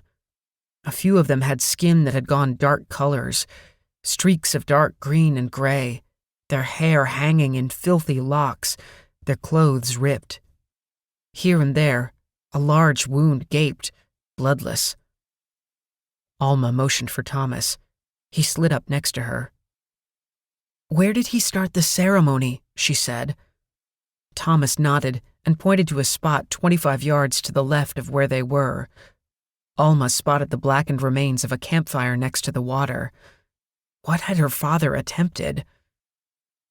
Something was coming through the lake, following the bodies, and how far that had spread, she didn't want to guess. Hannah Lancet and her father had always stopped them before, but the darkness and the moving shadow, the strange form in the middle of the lake, what did those mean? The ground shuddered and shadows moved across the water. Alma grabbed the boy's arm and pulled him back. "We have to go," she said. She worked her way along the small stream and cut back up into the pine. The boy followed. The farther away they got from the lake, the warmer the air grew. They found the horse. He was snorting and rolling his eyes, jumpy. Alma ran her palm alongside the animal, trying to calm him. "What are you going to do?" Thomas said. He was breathing hard. "I have no idea, and that's the truth. But what about the lake?" "I understand the problem," Alma said. "I just don't know the answer. But there's only a few more hours until nightfall. I know what nighttime brings." Thomas set his lip and lowered his eyebrows, crossing his arms in front of his chest. "Finish what your father started." He pointed back toward the lake. "Close the door and make the bodies go away." "And how am I supposed to do that?" "Use the things from your father," Thomas said. "The wrapping with those smelly leaves. Put some of those in your mouth. Your father did that. Use the stones. Probably put them into the water. Maybe pour in that blood, too." He paused. "I don't know what words you should say." "You're guessing." "At least I'm trying." Alma threw up her arms. "I could make a bunch of wild guesses, too. That doesn't mean—" "I just told you," Thomas said. "No, you didn't. Those old Pennacook ceremonies don't work that way. If I don't do it properly, nothing will work. Nothing. I need to do the right steps. Even then, look what happened to my father." "He almost made it work," Thomas said. "But he didn't. Even if I understood exactly what to do, those dead are everywhere. There's no way to get by them." "At another part of the lake, the far side." Alma shook her head. "Has to be done in the same spot. Or, I think so. I don't remember. And stop looking at me like that. I'm trying to think of something." She wasn't sure. Her father had shown her a few things which she'd only ever half believed. Her sisters knew less than she did. Was the village getting what it deserved? The thought stuck in Alma's mind. She looked at the boy, wondering what he knew and if he'd ever been told that even his father and his uncle had been part of the tragedy that had driven off the last of the Pennacook, save for Panalancet. Her father blamed the damned pastor for stoking the violence. No one ever learned who'd killed the farmer, but that hadn't stopped the mob from chasing the Pennacook, mostly women and a few old men, into a cabin. Shooting, shouting, burning. Panalancet never spoke of the tragedy after that, but he'd stayed to keep his watch by the lake, as his family had always done. And when there'd been no one else left, he'd turned to his friend Corey Lane. Alma rubbed her eyes. How could she be the only hope left? She lifted her head. Legends, rumors.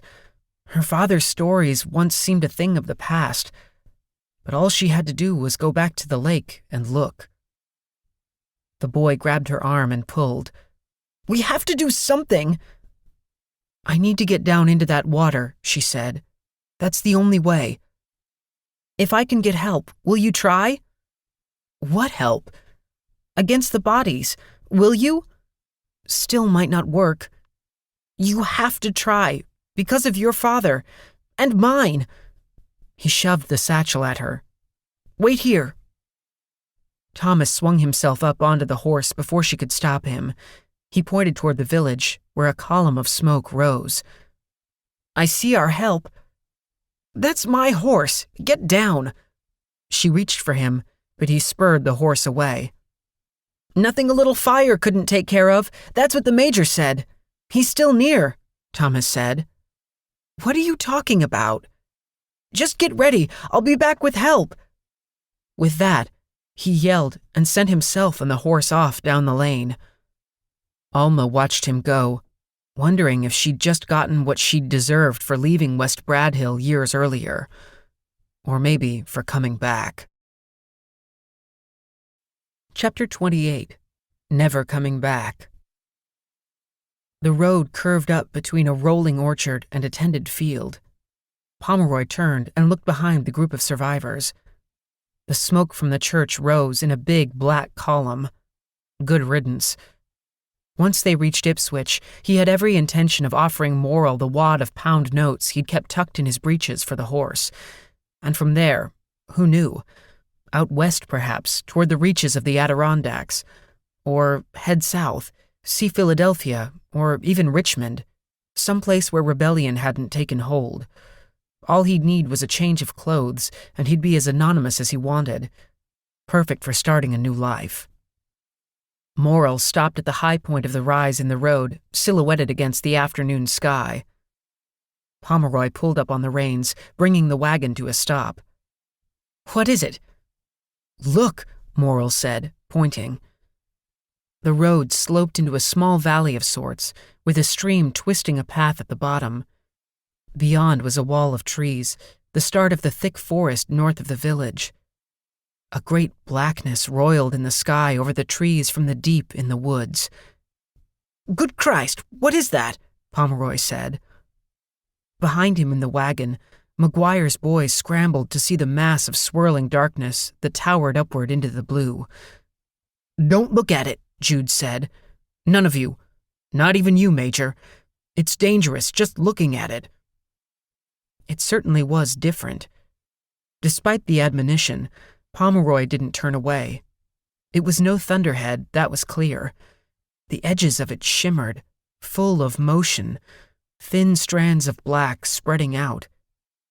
At its center, blurry points of light shone through, turning, a patch of night sky seen through water. Between and around the lights, faint colors shifted and pulsed.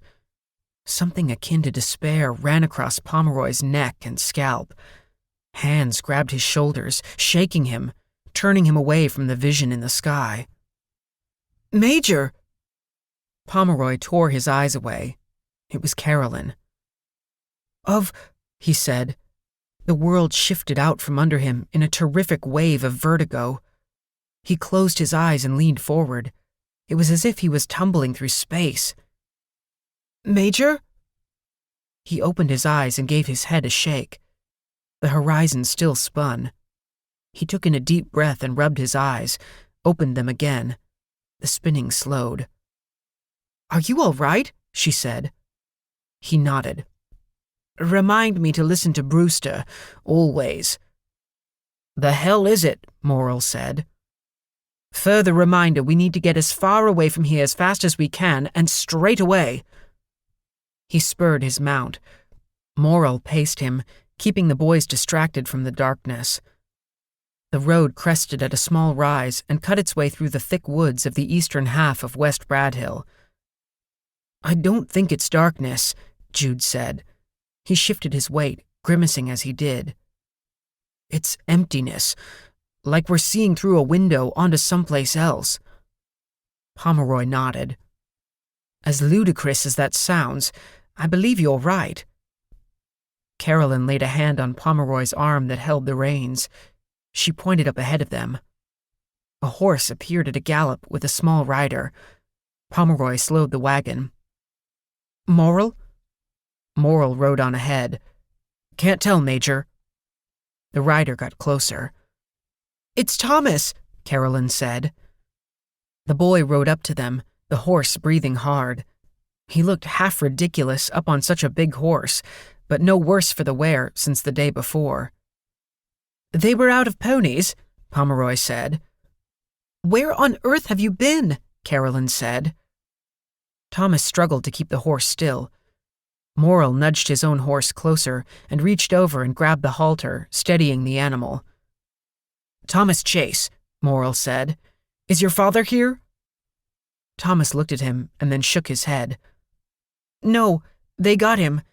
They got all of them. But I know where they are, and we can get them. He pointed to the darkness in the sky beyond the woods and told them what he'd seen. After a few moments, Pomeroy held up a hand. Not likely. You're coming with us, now. He's about to fall off that stallion and break his neck, Carolyn said. She climbed from the wagon and walked over to him. She reached up and tried to get him down from the horse.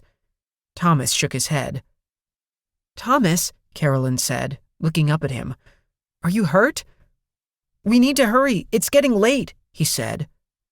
My feelings exactly, Pomeroy said. Carolyn, get him into the back of the wagon. Come, Thomas, she said. Thomas turned to Pomeroy. You can help me. I helped you. And I helped you right back, Pomeroy said. And I'll even do it again and help you get out of here with us. No, I mean with the lake. It's all at the lake, the one we were at. The creatures are there, and also the shadows. You need to help. Help me and Alma. Alma Corey. Far too late for that boy. It's too big. We're leaving. You're coming with us. What's-her-name will have to help herself. She can't. There are... And we can, Pomeroy said. Look at us. I've a wounded leg, the tavern keep a broken shoulder, Mrs. Reverend a bruised everything. Beyond Morrill here, we have 2 children, not counting yourself, and 2 women. Not exactly a crack fighting force. But, Thomas said, as much as I'd love to march in there at the head of a strong battalion of troops and send every last one of those things back to hell, it's not going to happen. We have little in the way of options, boy. But we need to do something, Thomas said. I won't leave without Jonathan. Carolyn turned her face up to him. Thomas, you've been very brave ever since this started. You might not care for me, for my family, but you need to listen. Jonathan is gone. But I found I saw him, Thomas, at my house and later. He's one of them. I'm very sorry. No, he's not. He looked to Pomeroy for support. Pomeroy looked away. Don't say that. She took the reins from his hands. Jonathan would be proud. You did what he would have done. Everything. But we can't do anything about what's happened here, and the longer we stay, the more danger we're in. We have to leave. The boy deflated. He certainly had gumption, and Pomeroy was glad to see Carolyn treating him with care. But the others, Thomas said, his voice quivering. They're gone, but not Jonathan. I don't want to be all alone. I don't want them never coming back. Carolyn leaned forward and wrapped her arms around him. Tears of her own rolled from the corner of her eyes. Pomeroy frowned. 2 fine people, and they'd just lost all they had. "I know, Thomas," she said. "I know." He watched the boy sob into Carolyn's embrace and said nothing. Something hardened in his chest. A minute passed, nothing but the wind rising and falling in gentle waves. The boy cried. "Carolyn," Pomeroy said softly. She looked up at him and nodded. She gave Thomas a final squeeze and then stood up and took his hand, leading him around to the back of the wagon. The sun was low enough to sink behind the trees that bordered the side of the road as it curved before them. Darkness wasn't far off. They needed to get away from here before the sun set. "Right," Pomeroy said. He flicked the reins and the wagon rocked forward. The wagon bounced on the rutted road. "Morrill, do you recognize that name? The one the boy mentioned?" Morrill nodded. "Sure. Corey Lane's youngest daughter. She moved away years ago. Boston, I think. Her father lives out in the woods." "And the lake he mentioned?" "Up in that same area. No good for fishing. Seen it a few times. Coldest damn water you'll find." They moved forward, passing through lengthening shadows. As they rode, Jude glanced over at the boy. He didn't look too good. There were circles under his eyes, and his skin was pale. The boy looked like his mother, the same eyes. It stirred up memories. "You hungry? We've some crackers," he said. The chase boy shook his head. The rest of them were still too numb to do much more than sit. Elizabeth wasn't speaking with him, wouldn't even glance at him. "You're a chase, all right," Jude said. "Always in the thick of things, making something happen. Rest of your family, always been the same way." "They're gone," Thomas said. "I'm awful sorry to hear it. Your father was a good man, and your mother was even better. But listen, you aren't gone. Don't forget that, hard as it is. You've done them proud, taking care of yourself. A lot of folks older than you weren't so brave. Most folks ain't deaf, neither." The major turned.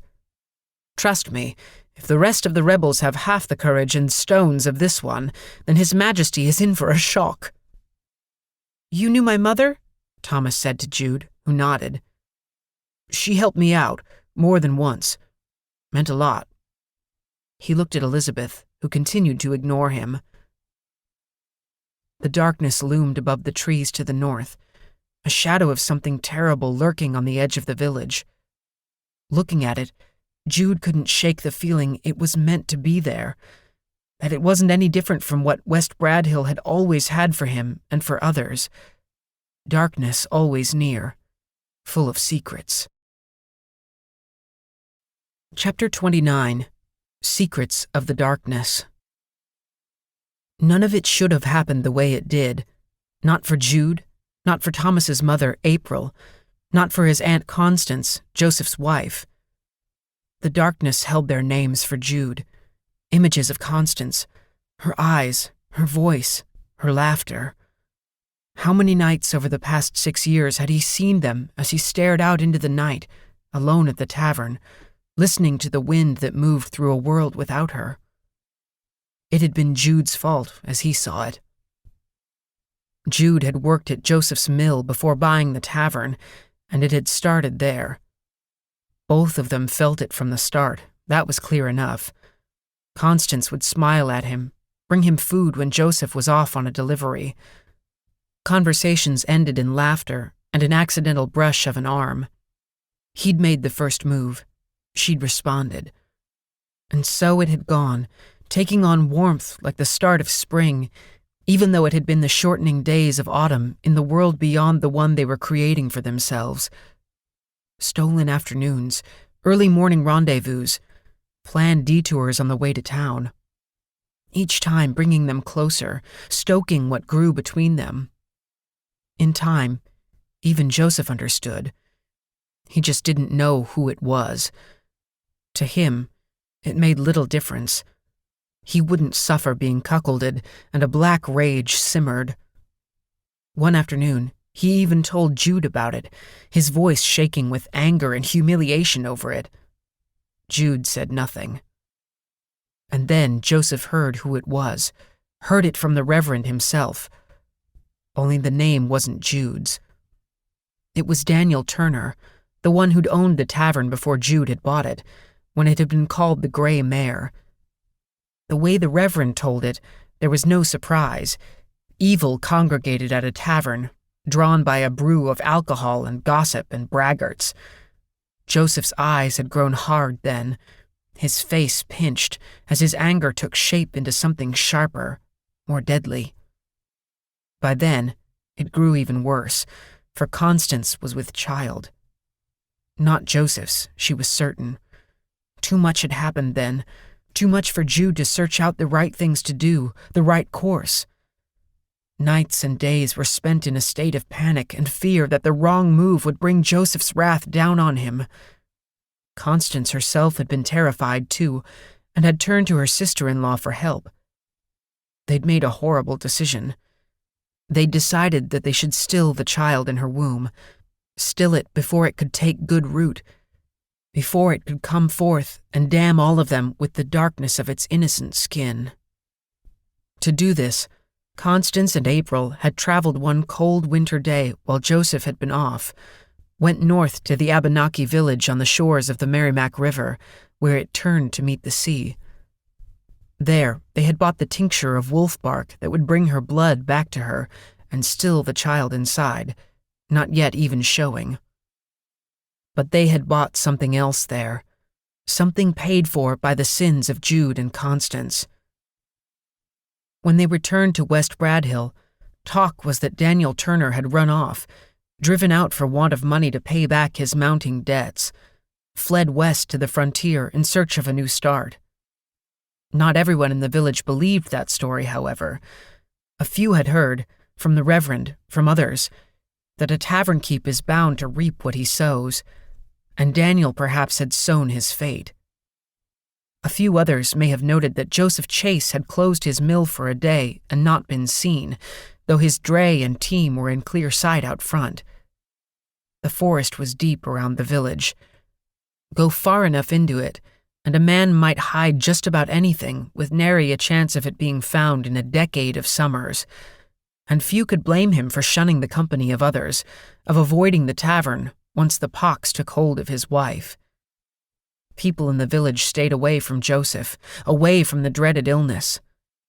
Constance slipped from the world at the side of her husband and her sister-in-law, April, who risked what little she had left exchanging brief notes between Constance and Jude, knowing they couldn't again see each other. April, the poor woman, caught the same sentence, covered in sores and dying in a delirious fever not long after, leaving both the Chase brothers widowers. How they'd come by the illness had been a mystery to most, but not all. The final tally of those who had lost loved ones in the tragedy was unknown by most, but not all. And the secrets that the darkness held, the stains on the human heart hidden by the shadows of the forest and the always cold lake within, well, that also was a mystery to most, but not all. Chapter 30. All In. The wagon wound its way up through the low hills that rose on the eastern side of the village. Beyond was the long stretch of woodland that separated West Bradhill from Boxford. An owl hooted off in the trees, and there was a sudden rush of voices up ahead. "Christ," the major said. Jude cursed himself for a fool. He should have known. That owl hoot sounded a little too much like a person, too little like an owl. "No farther! Don't move!" Men with muskets emerged from the trees that bounded the road. Jude counted a dozen muzzles pointed at them, some on Morrill on his horse. A company of militia surrounded them, with more stepping out on the road behind them. Farther down the road, there were even more men, a small artillery company with horses drawing a cannon. One of the militia stepped up to the wagon, pointing a pistol. Several more of the muskets swung over to the wagon as men spotted the British uniform on Major Pomeroy. "Who's in charge?" the man with the pistol said. "And where are you headed?" "Colonel Brewster here's in charge," Morrill said. He pointed to Jude and then at himself. "And I'm Captain Zeke Morrill, West Bradhill Militia." The commander looked over the wagon and then back up at him. "And what are—" Thomas stood up in the back of the wagon. "The king's men attacked the village." All heads turned to face him. "A whole brigade," Thomas said. He was speaking loud and slow, as clear as he could. "And they came in and shot people, and they burned the church, and now they've set up a camp next to the lake over here. They got prisoners, women and children." Some of the militia passed a few words among themselves, looking as though word of a British presence had been rumored. The one with the pistol turned to the wagon. "That right, Colonel?" he said. Jude didn't have time to think. He nodded his head. "We were outnumbered. Most of my company already headed to Boston. We were rounding up the rest when they came in. They sacked most of the town, destroyed businesses, burned the church, killed the citizenry." "I told you," one soldier near the commander said. The soldier in command silenced him with a wave of the hand. "What about him?" he said, pointing at the major. The major lifted his hands. A pistol appeared in Jude's hand, pointed at him. "Prisoner. One of their officers." Thomas pointed at the major. "He knows where they are. He can lead us to them. We can surprise them." An angry murmur swept through the company of militia that was now crowding around the wagon. A minute later, Morrill and Jude stood at the side of the road with Captain Silas Adams of the Portsmouth Militia. The troops were forming up in the road, the artillery moving up from behind.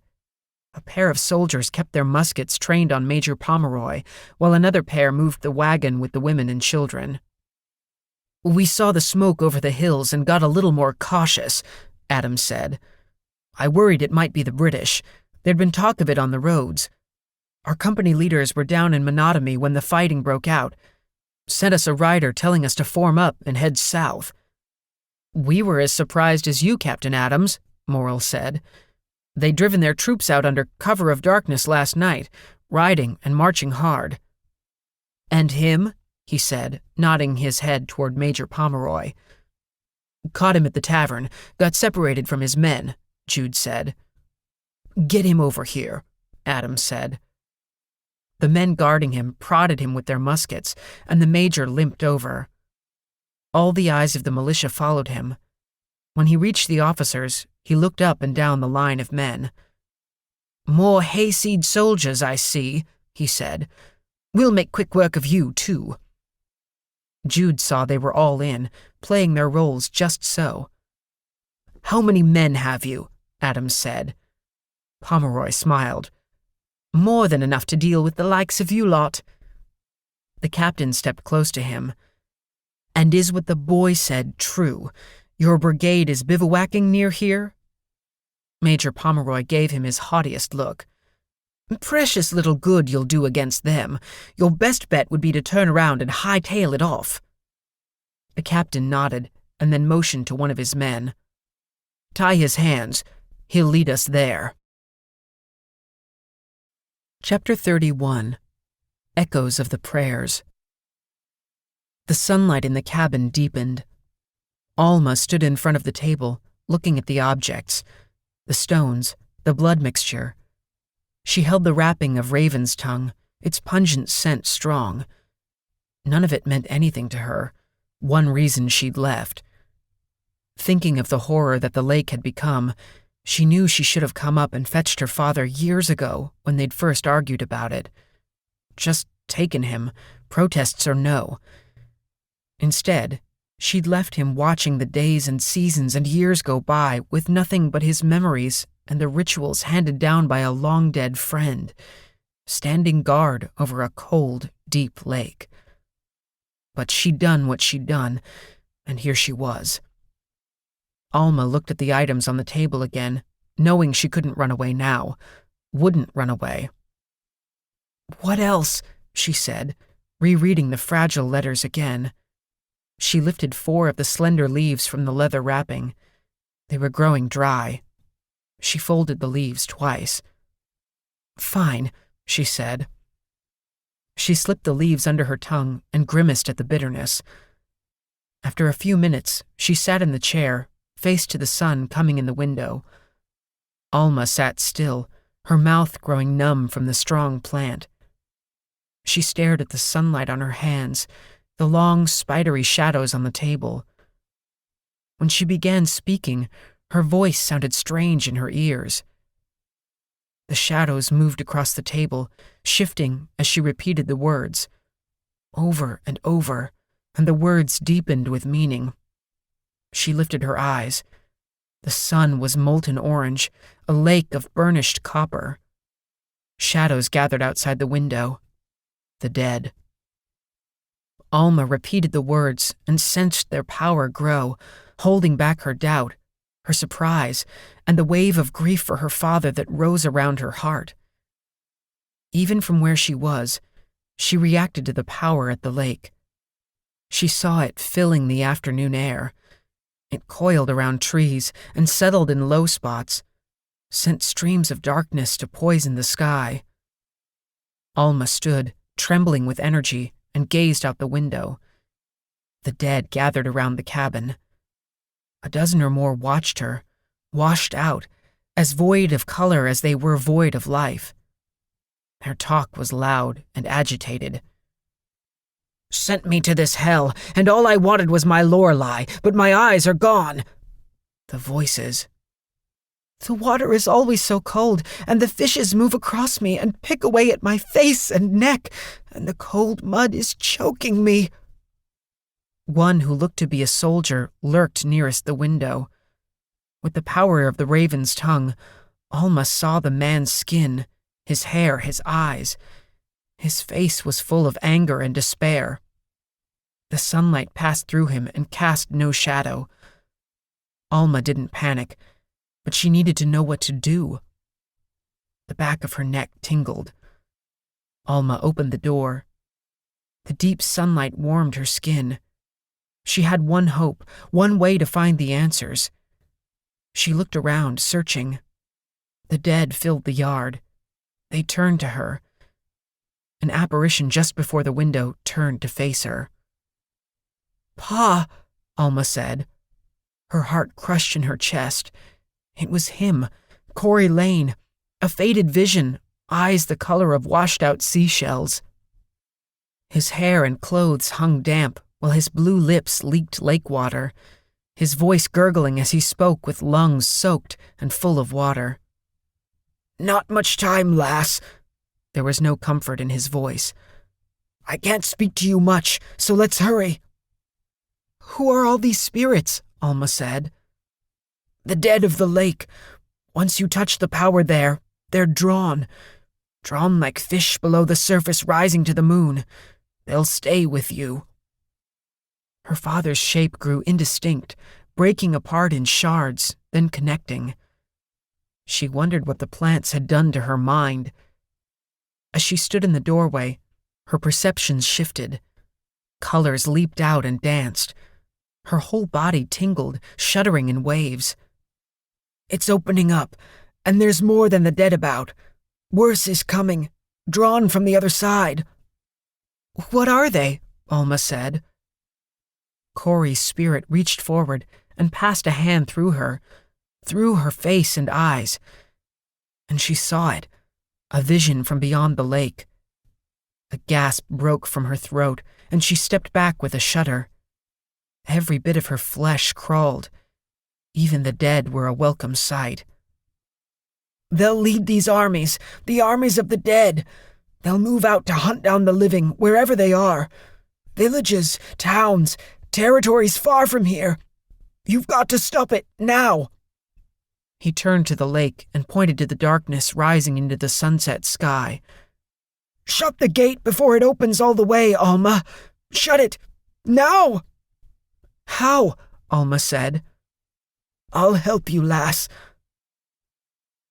Soon she had a fire going in the shed behind the cabin, built right on top of the pile of ashes she'd found there. The dead stayed outside, except for her father, who sat across from the fire, but whose eyes didn't show a reflection of the flames. Alma shuddered with chills from the raven's tongue. She opened the jar that the boy had brought back from the lake's edge, from her father's failed ceremony. Her ceremony now. "This will focus the power. It will fill your veins," her father's spirit said. "You're strong, Alma. You've always been so strong. You can do this." Alma nodded, not quite believing it. "You've run from it and fought with it, but you're bound up in this. But I'm here with you." "Why?" she asked. "Because I've loved you since I first set eyes on you." Alma looked at the faint shade of her father. A tear spilled down her cheek. "It's time to start," he said. She wiped her face and closed her eyes. She chanted the strange Pennacook words written out by sound. They may have been only the echoes of the prayers, but they held a power. As Alma sang the words, she heard her father's voice clearly. After a quarter of an hour, she opened her eyes and looked at her hands. They shimmered like the embers, coated with a layer of shifting red, the Bloodfire. It ran up her arms, through her shoulders, and up onto her scalp. Nothing to scoff at, no figment of a lonely man's imagination, no legend. The flames moved over and through Alma, hot and strong. She looked up for the shade of her father. He was gone. "You're ready," came the whisper in her ear. The Bloodfire flared. Alma opened the door, the light from her hands shining on the wood and the iron latch. The night air was chilly. The dead gathered when they spotted her. As they stepped out, their chatter grew, but they parted before her. Alma shut them out, their calls and yells and cries. She passed them and crested the small rise. By the wide spruce, she found the path and headed to the lake. The dead trailed her. As she passed beneath the boughs of pine, the light on her hands grew brighter. Root, pebble, branch, all shone clear, with shadows as crisp as printer's ink. Alma reached the end of the path and groaned as she looked out over the lake. She was too late. The gate was open, wide open, and the winds from beyond roared up into the sky, blotting out the stars with their darkness. Something else was coming through. She knew it in her bones, heard it in the panicked yells of the dead around her, saw it in the shifting of the light in her hands and arms. She hurried to the water. The Bloodfire shone on the agitated waves, red as rubies. She looked back over her shoulder. The crowd of the dead had grown, lining the shore behind her. Alma ignored the din and recalled the words. She raised her hands out in front of her, seeing the heatless flames dance. When she tried to speak, her voice failed. Her throat and mouth dried out in fear. She began again, her voice trembling. The flames on her hand grew. She repeated the verse, finding her voice. By the 6th repetition, the Bloodfire filled her. The dead behind her murmured and cried out. Movement from the lake drew her eye. Bits of darkness broke away, moving, coming toward her. Silver eyes, dozens of pairs, more. They rose from the deeper water. The bodies slunk toward her, slow in the muck of the lake bottom.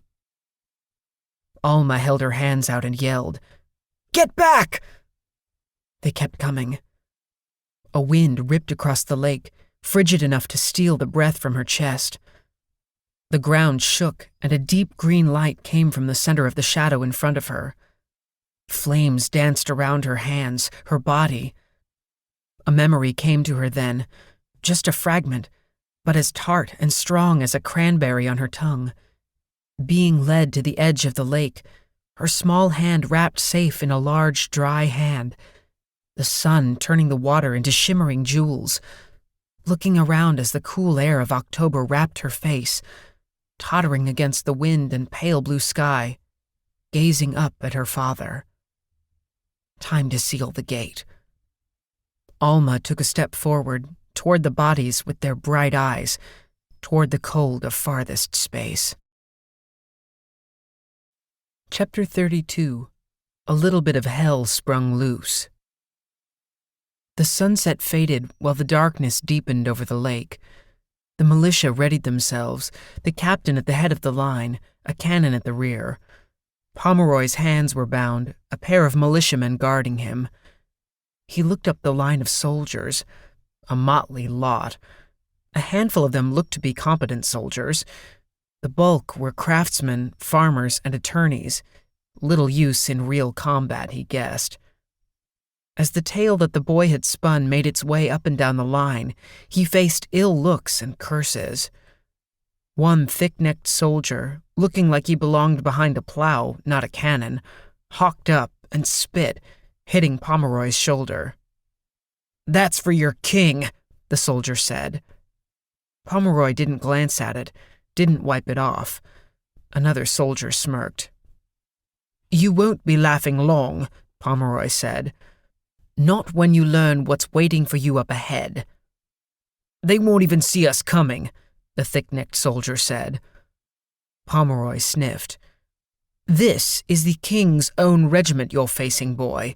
We'll cut you down just as fast as we cut down the sorry lot of bumbling farmers in West Bradhill. Look at you, can't even stand in proper formation." The men glanced at one another. Pomeroy was amused when some of them straightened up their muskets.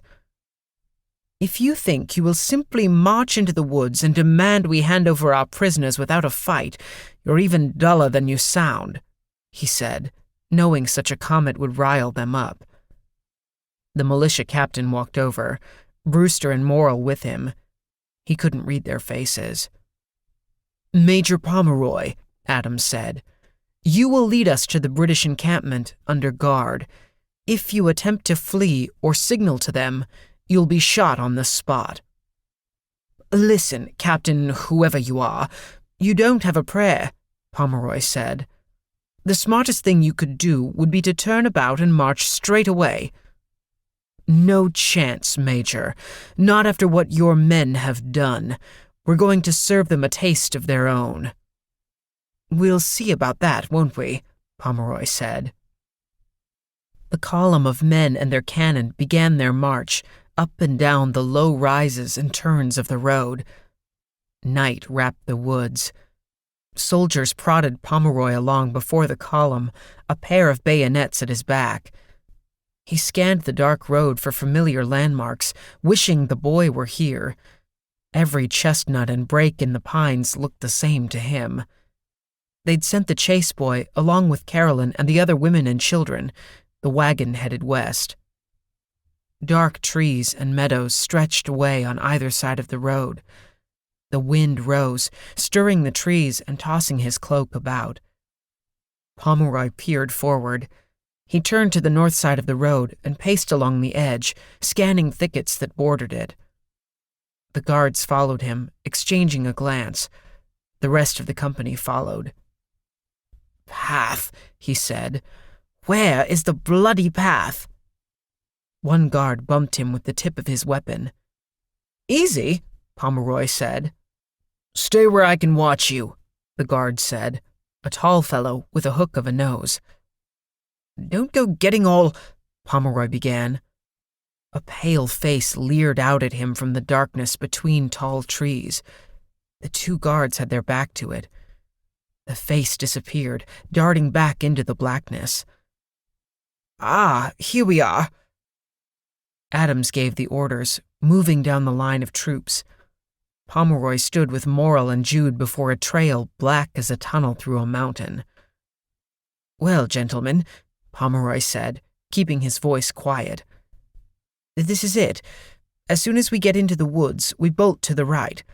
Lose them in the dark and catch up with the others."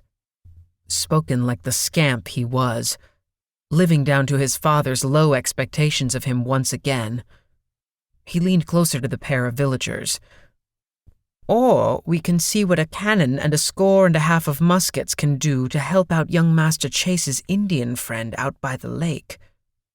But, Jude said, no buts, no ifs, no whys. This is our one chance. We got fighting men now, Morrill said. I'd be surprised if 3 of them were fighting men, Morrill. The others are just scared farmers, Pomeroy said. But they all have weapons, and there are a lot of them. I have more than a passing familiarity with artillery, the one thing the King's army ever found me useful for. Captain Adams made his way back to them. What say ye? Pomeroy said. Morrill nodded his head. We do it. Brewster? Pomeroy said. Running won't make it go away. I know that now, Jude said. Pomeroy looked back and forth between them. He nodded. We stay, and, Lord help us, young Master Chase can thank us later. You're a better man than you give yourself credit for, Major, Jude said.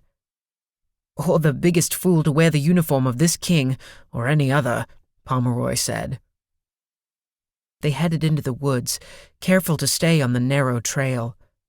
Pomeroy and Morrill had 2 of the militiamen with them, their weapons trained on Pomeroy. Jude and Captain Adams followed with a line of men trailing. Only moonlight illuminated the path, faint through the trees. The air changed.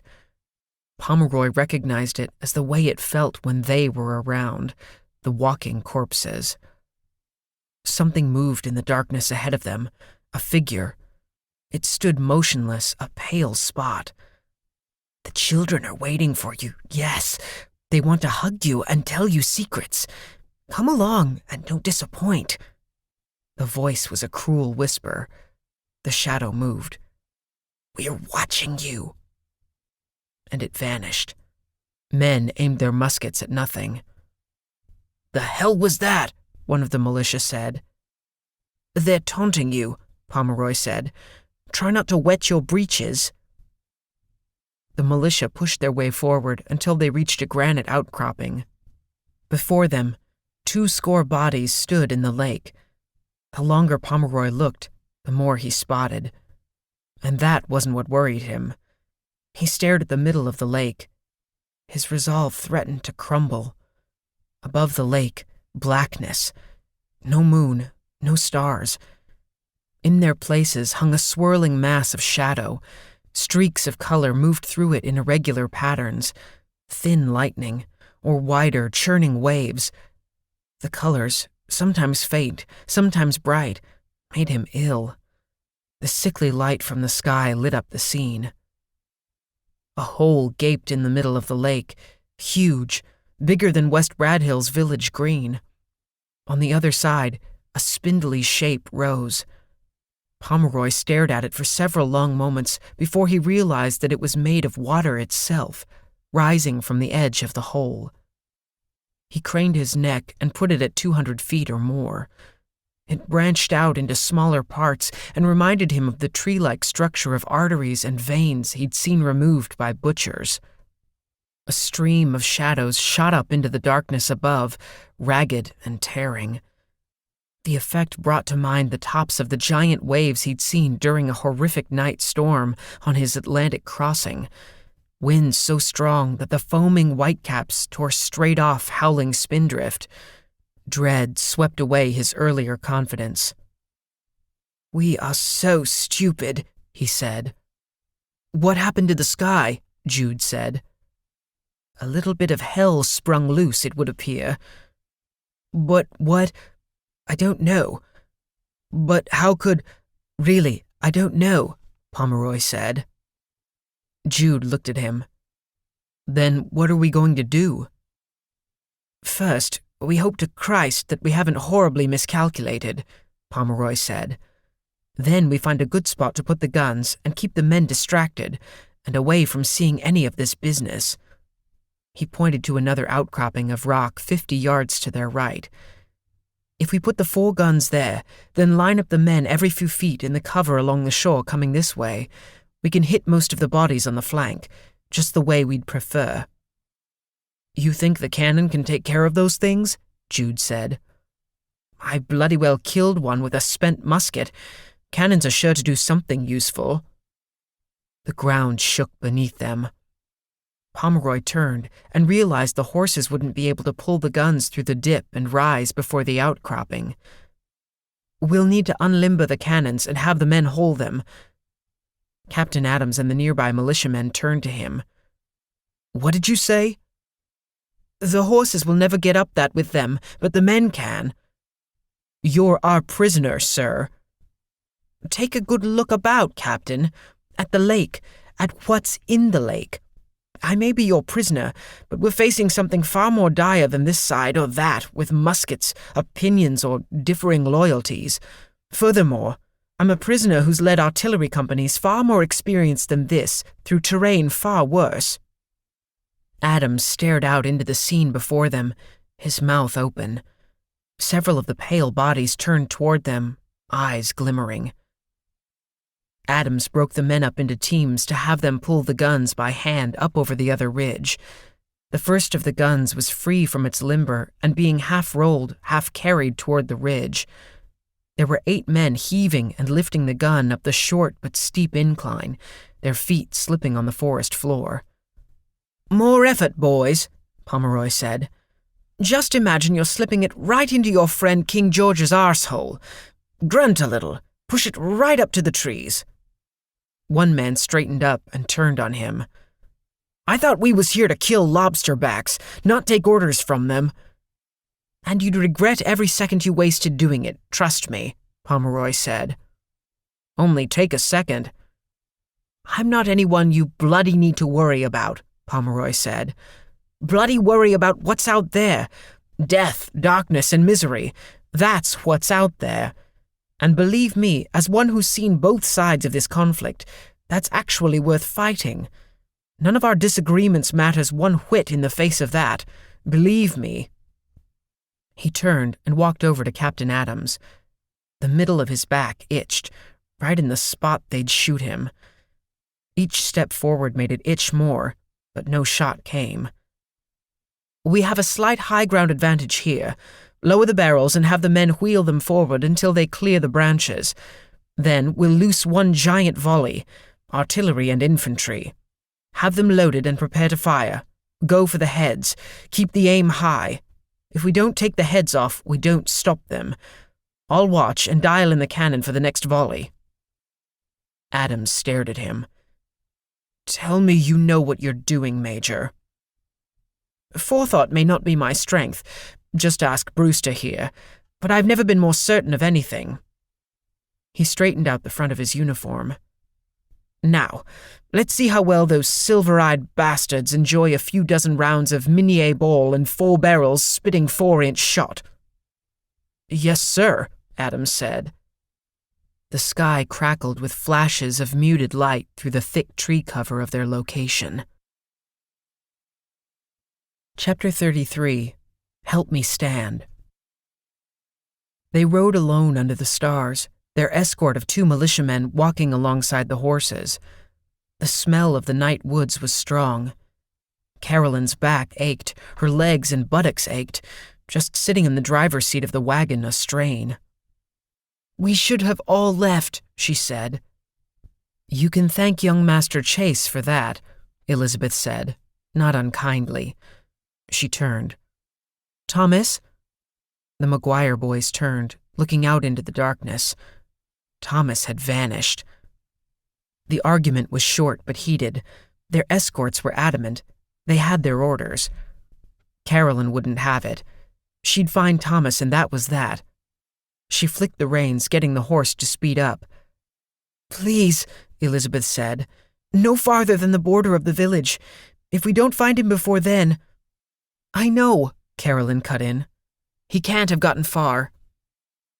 Thick woods came right to the road along the northern side, and rolling meadows and fields disappeared off into the darkness to the south. She scanned the road ahead of them, pale in the moonlight. Empty. The wagon banged over a rut in the road left over from the spring runoff. They soon reached the border of West Bradhill proper, 3 miles from the center of town, and no sign of Thomas. "He's gone," Elizabeth said. "He must have cut north earlier, through the woods," Carolyn said. If Jonathan were here, she'd slap him and scold him, and she'd scream at him. Scream at him for being so strong-willed and for being so stubborn, for being everything that a younger brother would emulate.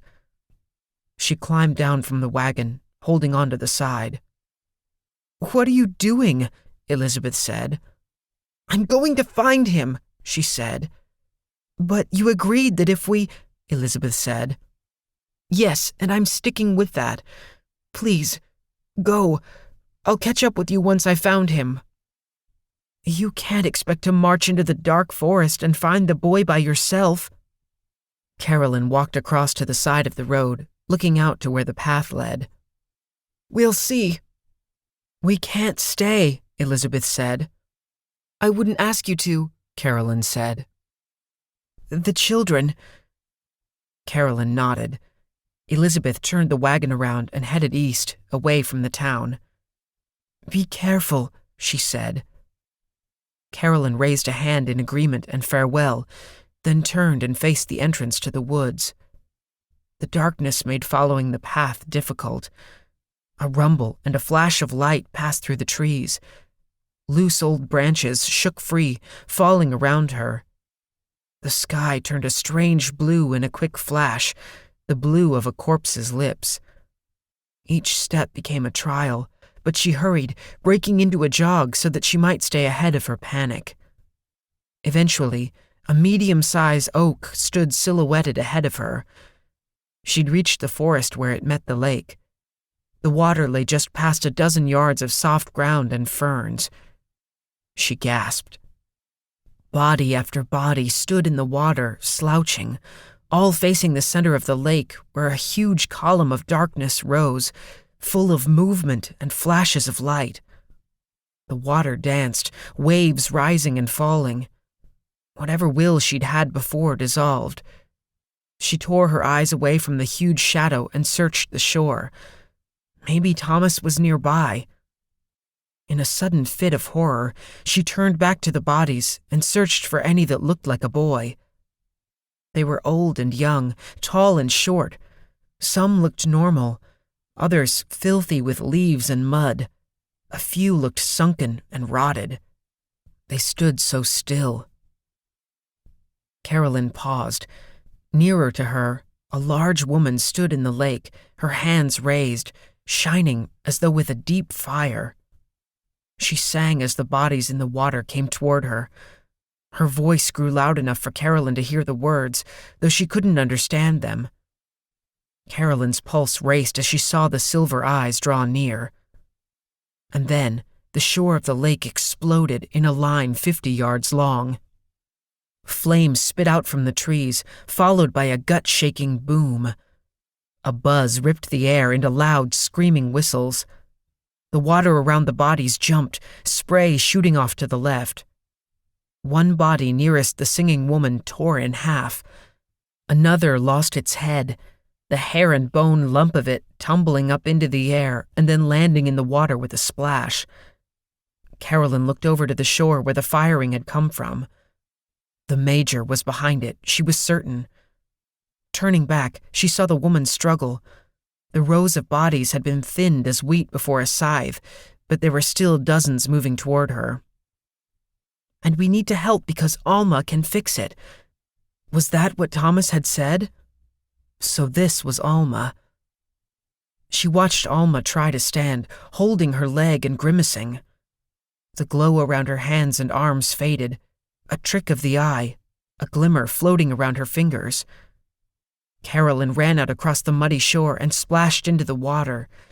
The air was freezing and wild, blowing in all directions, the water icy. As Carolyn reached her, Alma looked up in shock. "I'm not one of them," Carolyn said. I'll help you." The blood leaving the woman's leg shocked her. Carolyn reached down and tried to get a grip underneath the woman's powerful arms. "No, don't," Alma said. "We have to get out of here." Alma pulled away. "I have to stay. It's too dangerous. Help me stand. But help me stand."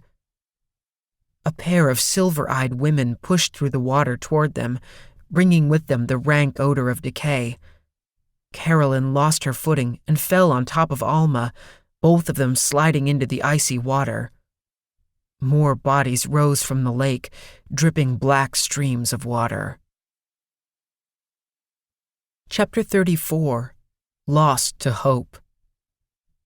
Not far off, Thomas spun his head around to the right at the flash of bright yellow. He felt a concussion in his chest and in his ears. It wasn't thunder, and it wasn't the rumbles that had shook the ground. He broke into a run. The trees ended, and the lake opened before him. Blackness stretched into the sky, an angry wound pouring forth violence and death.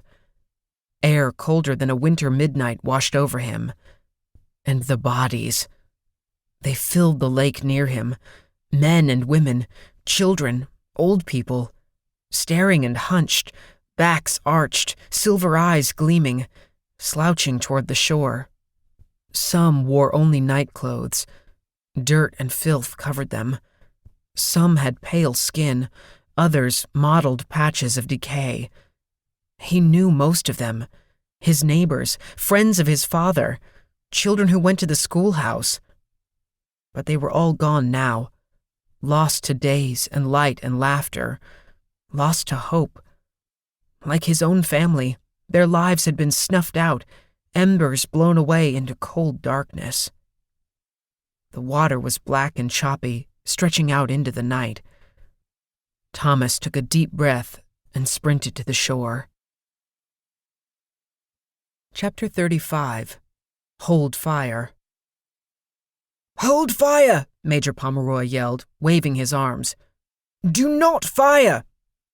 Jude ran up to him. Did you see that, Major? We punched a hole right through. Don't let them fire again. It's Carolyn. Confusion broke out among the men. Jude raised his voice, trying to get them under control. Load and hold, men! Load and hold! There, Pomeroy said, pointing to the main group of bodies. Right into the center there. Keep their shots away from the left.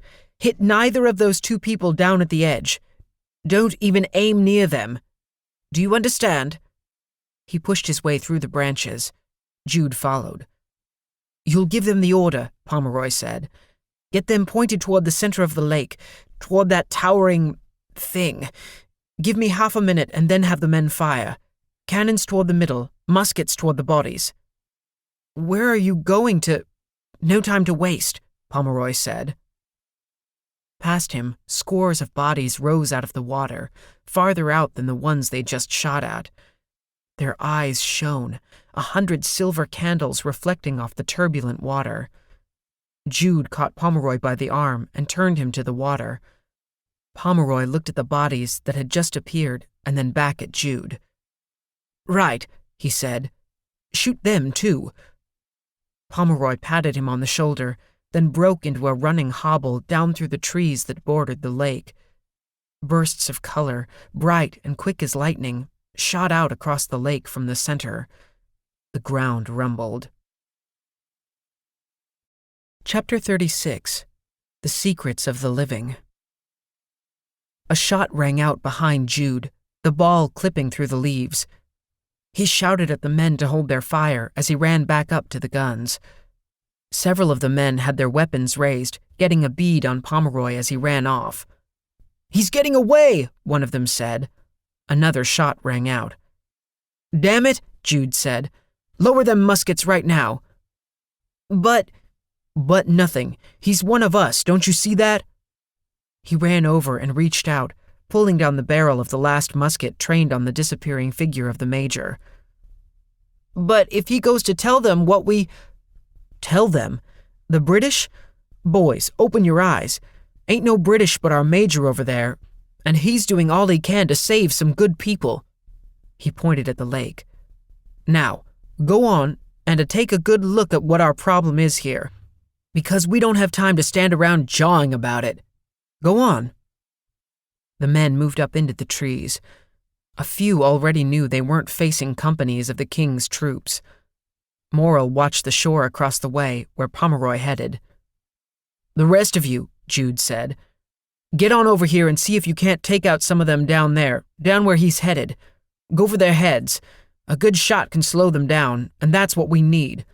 Moral, get these cannons barking. Straight ahead where those others are coming on us. You'll eat your sins tonight.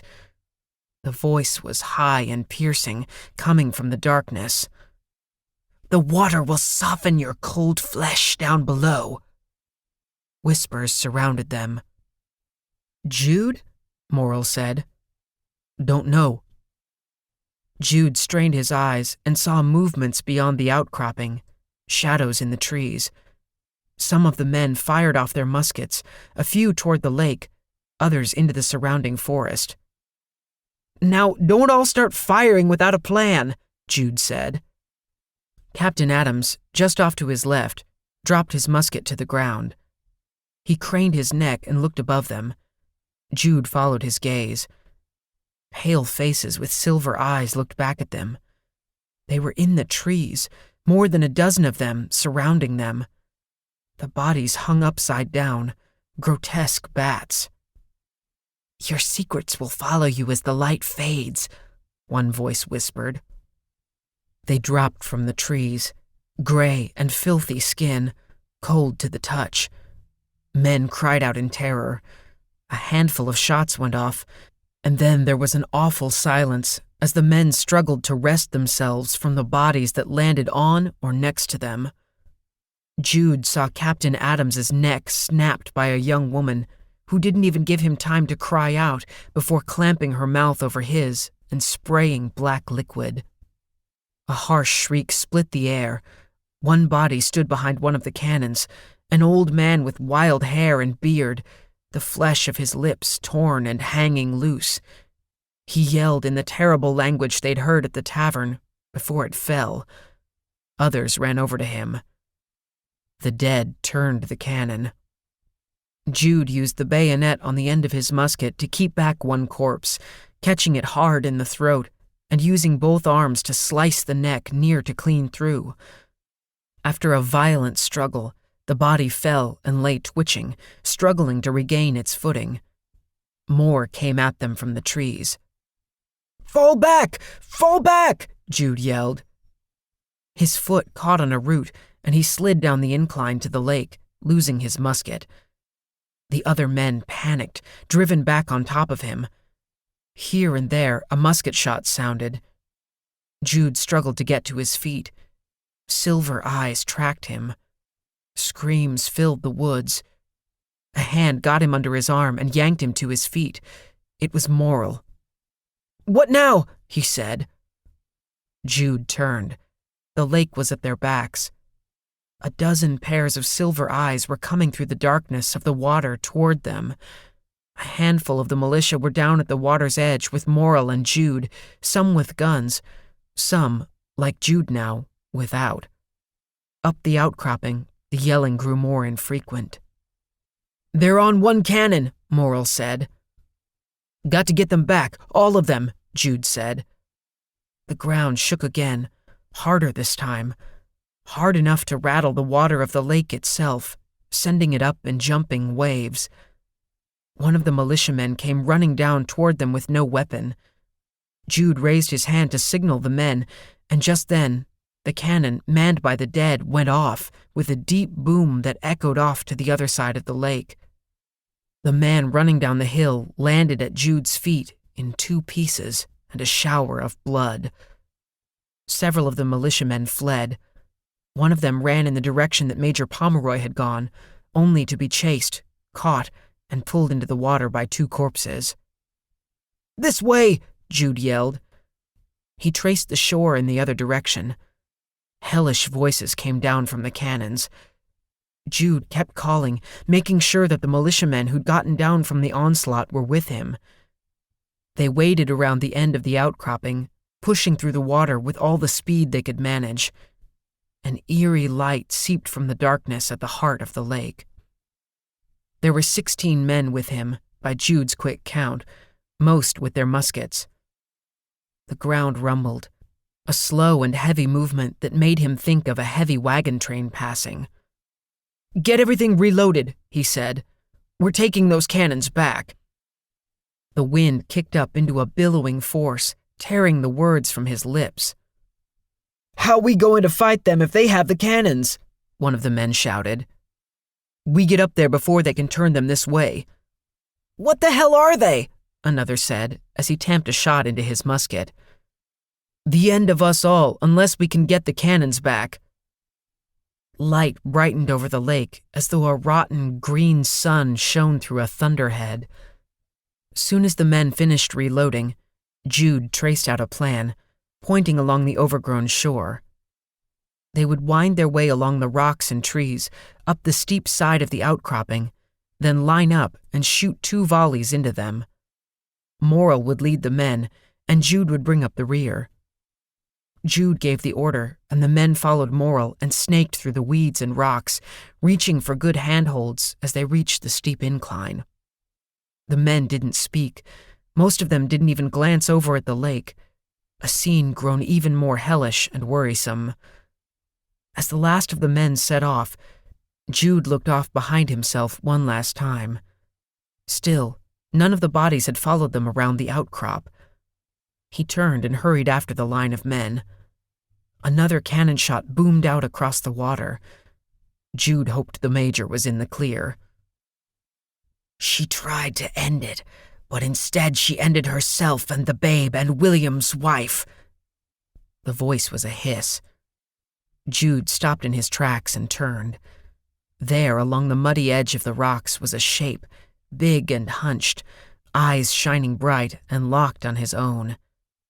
Jude's breath caught in his throat. "I knew what she was doing, and I let her do it because the child wasn't mine. And you let me do what I did. You let me get away with it." Jude couldn't move. Even when the musket shots erupted from up in the trees above, he couldn't move. The light from the lake brightened, and he saw the weed and mud-covered figure of Joseph Chase, clothing torn, flesh gone the color of dried corn husks, grown over in spots with dark mold, blackened lips over yellowed teeth. "She died covered with pox and bleeding out of her opening, a bleeding that never let up. Even old Corey Lane couldn't save her, nor her sister-in-law. No matter how hard that limp brother of mine apologized to him, or begged, or promised to make it all up to him. But make no mistake, Negro, never once did she call your name. And all she kept saying was what a mistake she made with you. Mistake!" Chase took a slouching step toward Jude. "I tried to bring her back, did you know? Dug her up and brought her stiff corpse right here. She came back all right, but she weren't looking for me. She were looking for you. But you'd up and left for a time, wandering and sniveling, I'll wager. Well, we took care of her." A cruel grin split the swollen face. "And she's in here, in bits and pieces. A bit here, a piece there. I feel her all around. Had to cut her up to stop her. Couldn't let her make a fool of me a second time." Joseph leaped and landed right in front of Jude, fetid air coming from his muddy mouth. "Oh, and I made a mistake, but you knew it all along. The tavern keep never had anything to do with her. Told me so. Swore on the Lord it was so. Cried that it was so. Even as I drug him out here and choked the life from him. Choked him till his face turned blacker 'n yours." Another volley of gunfire blasted up in the trees. Yells and orders echoed off the water. "But it was you that made fools of the both of us and kept your secret all these years. We've both got a thing or two for you now. Yes, we do. And we didn't think we'd get the chance. Didn't think so. But I sensed you as soon as you stepped in the woods. Sensed your secret like it was the North Star itself. Bright in my new mind." He came a step closer. "And he can't talk, but I'll wager he feels the same. Just look at him. He don't look too happy, does he?" From the trees stepped a figure that Jude first mistook for branches. There was precious little flesh left on it, and a tatter of clothing here and there. The rest was soil, and the white of bone and a glimmer from the eye sockets. Jude staggered back from the corpse of the long-dead tavern keep.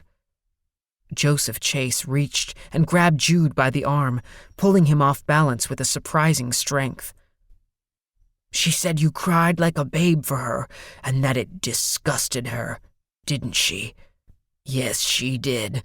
She wanted a man, not a reedy boy Negro." A shot rang out just behind him. The head of Joseph Chase exploded in a shatter of moldering flesh and bone, and the hand on Jude's arm let go as the body tumbled.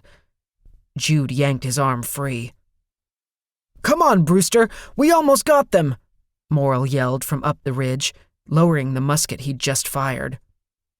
Jude turned from the bodies and scrambled up the incline, not looking back, not looking at the moving bones by the water, ignoring the words of the dead, the dark reflections of the secrets of the living.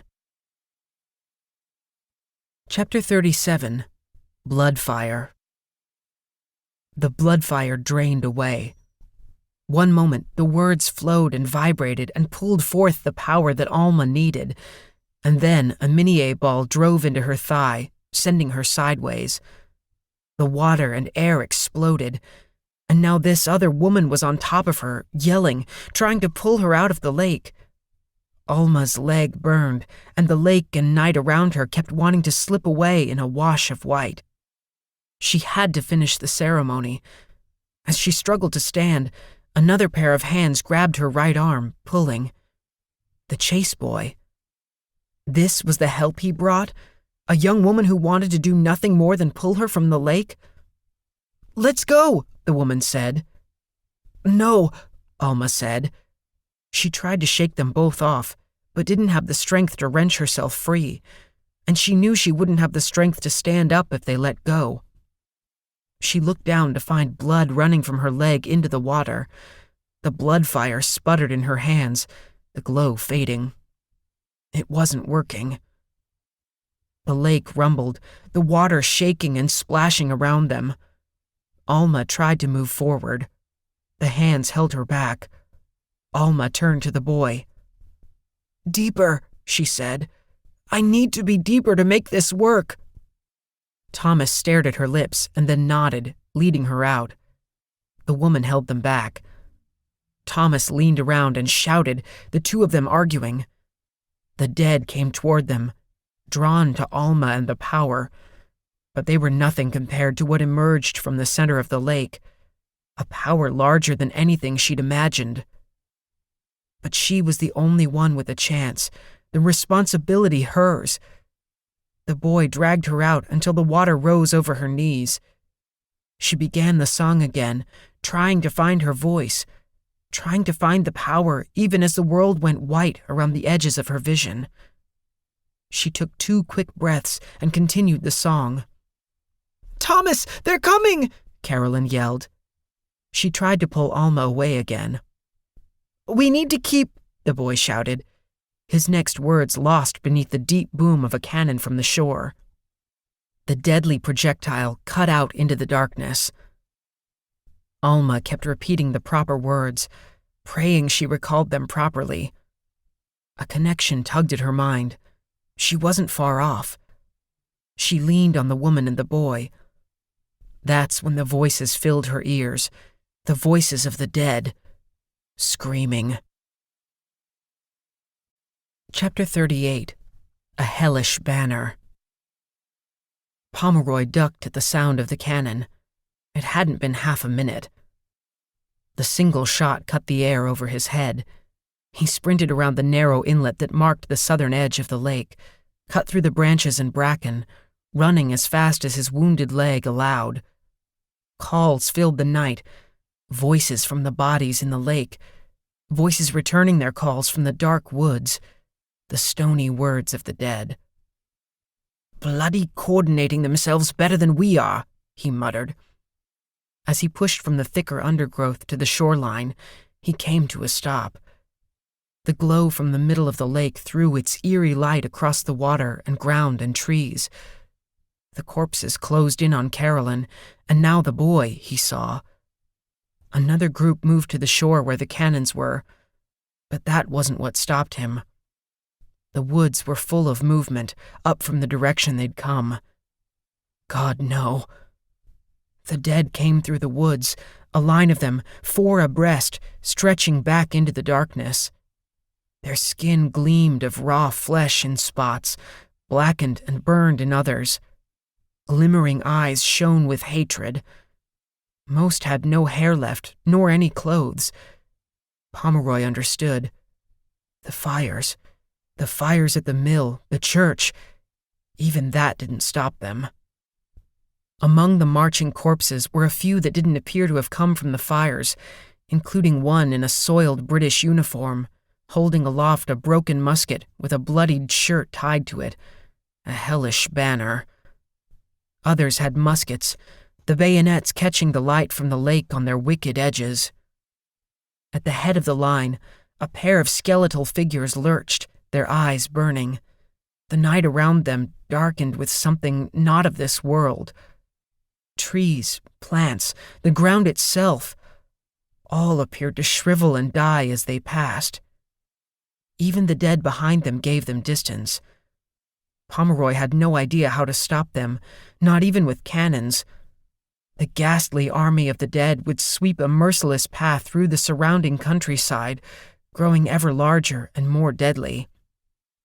"This is bloody ridiculous," he said. "We're all going to die." He turned and ran, ignoring the searing pain in his leg as he splashed out into the water, keeping his pistol up, rushing forward, legs slowed by the water and muck. A musket shot, and then another whizzed by him. The dead were shooting at him. Where were the cannon shots? "Carolyn!" he yelled out. Even over the sound of the freezing wind, she heard him and turned to look. As she did, the water crusted over with a thin layer of ice. The wind stung his face and eyes and sucked the air from his lungs. He reached the trio. "We have to run," he said. "Now!" She shook her head and held on to Alma. The woman chanted something, or sang, her voice nearly lost on the wind. Silver eyes in a shadowed form burst from the water in front of them. Pomeroy didn't pause, but lifted the pistol and pulled the trigger. The ball caught the thing right in the face. It spun around to the right and fell into the water like a child who spins in a circle too long and falls down dizzy. Another sprang forward, leaping clear of the water and hitting Carolyn from the side, sending them crashing. Pomeroy tossed his other pistol to Thomas, who caught it before it hit the water. "Shoot anything that gets close," he yelled, then dove forward. His hands gripped a wet cloak, filthy with mud. He yanked, but the fabric tore. He kept working his hands forward, pumping his legs through the silt and waves. The smell of the tomb filled his nose, but he didn't stop. His head slipped beneath the water for a second, but he got his arms around the waist of the thrashing figure and pivoted on his heels, lifting it up clean out of the water. He cried out in fury as he tossed it sideways, following it below the surface. Wiry, cold hands worked across his ribs, trying to spin him and hold him under. In a panic, Pomeroy thrashed, pulling himself away and getting back up for air. He took in a huge breath that was part air and part water. Coughs racked him as he tried to get a breath. His throat pinched tight. "Major!" Carolyn shouted. She pulled him backward by the collar of his cloak. He coughed and struggled to get his feet beneath him. She pulled hard enough to right him. The water was up to their thighs. The wind howled, and the light from out in the lake flared a blinding white-yellow as the wind snapped trees like they were twigs. He struggled in the shallow water before a group of clawing bodies. Behind them, the army of corpses took up positions at the shore. "We should have run!" he yelled. "We should absolutely have run!" In front of him, The large woman staggered. Carolyn and the boy struggled to hold her. Pomeroy pushed forward and helped them pull her from the water, yanking hard on the woman's arm. He pointed back to the shore, but Thomas shook his head. "There's no chance!" Pomeroy yelled. A crowd of bodies in the water closed in, and the dead on the shore fired muskets. Water kicked up from the nearby shots. Carolyn put a hand on his back. "Just help Thomas!" Chapter 39. Chatter of the Dead. Something pushed through the gate. Even as she struggled not to swoon, Alma sensed it. Even with the chatter of the dead surrounding her and drowning out all else, the entity from a distant place froze her blood. Alma was ready to sink into the dark water and be done with it. It would be a fitting end, sink and drown in the lake itself, the heart of the place she'd run away from. Without warning, the talk of the dead trailed off, reduced to whispers and mindless chatter. The shadow continued to rage on the lake. Alma didn't know who squeezed her ribs, or that it was the sole reason she stayed upright. The boy reached out and grabbed her hand. The words. Thomas read her lips, not deafened by the howling winds like everyone else. She slowed and let him watch her mouth. He followed her lead, and they chanted together. The light of the Bloodfire ran from her hand to his, up his arm. The light grew. A pressure grew behind them, a mountain of energy. A weight grew in front of them, enormous as the moon. They hung in the balance. Alma opened her eyes and squinted at the swirling glow of power shining out on the water, shining along her arm, shining around the boy. She looked up, across the water lit by the energy of the gate, seeing for the first time the shadow that had crossed over. It was tall, and its shape was foul. Appendages that stretched and coiled, skin like armor, long mouths, dozens of eyes that shone with colors, half in their world, half in another. Long sublimbs covered in pincers that opened and closed dragged behind it, larger than the tallest oaks she'd ever seen. The Bloodfire let her peer into the veil of shadow that wrapped it, and the fiend turned to her. Alma focused the energy that surrounded them. The dead howled, screamed, and shrieked as they converged. On the shore, dozens more, an army. Their hair blew around their heads on the frigid winds, their blackened teeth seen in hollow mouths. They raised their hands, one in front stepping into the water and coming toward them.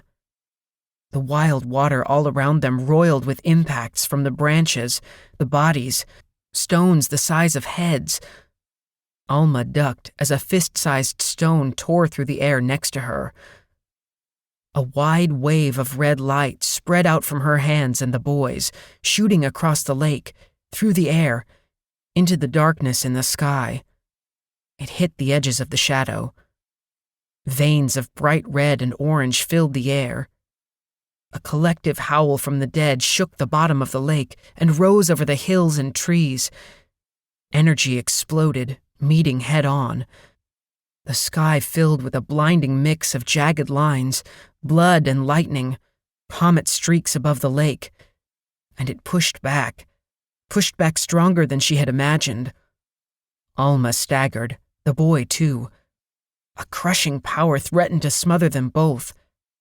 The shape above the lake moved forward, its revolting form poisoning the wind and the water. The air crackled. Chapter 40. Thunder of the Guns. The men hugged the edge of the trees, digging in and firing. In the growing light from the lake, the scene around the cannons was terrible to behold as the dead fought to protect the big guns. They'd turned the one cannon off in the direction that the major had gone, and a handful more were turning a second to the ridge. Jude ducked as a shot screamed over their heads. One of the dead had a musket and set about reloading it. His uniform shone a deep maroon in the glowering light, the uniform of a British soldier, torn and dirty. Several more staggered or twitched on the ground, ghastly head wounds not stilling them. "If they get that cannon turned, we're through," Jude yelled. More corpses approached from the lake itself, still a ways off. "We charge them?" Morrill said. "Got to," Jude said. As they fought, the dead yelled back and forth to one another, their harsh language filling the air. Jude aimed at the reloading soldier and got him right in the mouth, cracking his head back and felling him. The soldier struggled to get up, trailing a flow of dark blood and teeth. Jude knelt and reloaded the gun. "Volley, then bayonets," he yelled. They were down to just under 12 men. 2 of their original survivors fell before stealthy corpses who'd slid along the ground and took them. Another had taken a shot to the head, killed by a dead man. Jude waited until they were all ready, then he gave the signal. The guns sounded as one, covering the ridge with powder smoke. And with that, they charged forward, leaping over logs and trampling underbrush, yelling as they did. They swarmed the remaining dead at the cannons and fought them with blade and bayonet, always going for the eyes. "Cut the heads off, even when they're down," Jude yelled. He hacked off the head of the British soldier, glad to see the light snuffed out from the silver eyes. Then it was gore and grunting and slicing and pulping until they stood, breathing hard, leaning on their weapons over the headless torsos that covered the ground. The wind ripped leaves off of branches. From the center of the lake, the strange light grew blinding. Bodies, dozens of them, slouched toward the shore. That's when he spotted the Major and the others standing in the water near the edge. "Turn the cannons back," he yelled, motioning. "Right to the center, right into that light." "There's more of them at the shore firing on the Major," Morrill said. "The Major's going to have to handle it himself until we get a round off." Morrill nodded. Jude turned and helped the men with the guns. After a scramble of turning, shouting, and loading, all 4 cannons pointed out over the lake. Bodies rushed up the incline, swarming around the outcropping, their eyes trained on them, their faces in the dark shadows cast by the glare. The soldier lighting the fuse sticks had trouble. His hands shook. "You'll want to hurry with that," Jude said, trying to keep his voice calm. The soldier kept his face grim. In a moment, he had it lit and used that to light the other 3. They sprinted behind the guns, ready. Jude held his hand in front of his eyes, keeping out the blinding glare. He looked over at the artillery teams.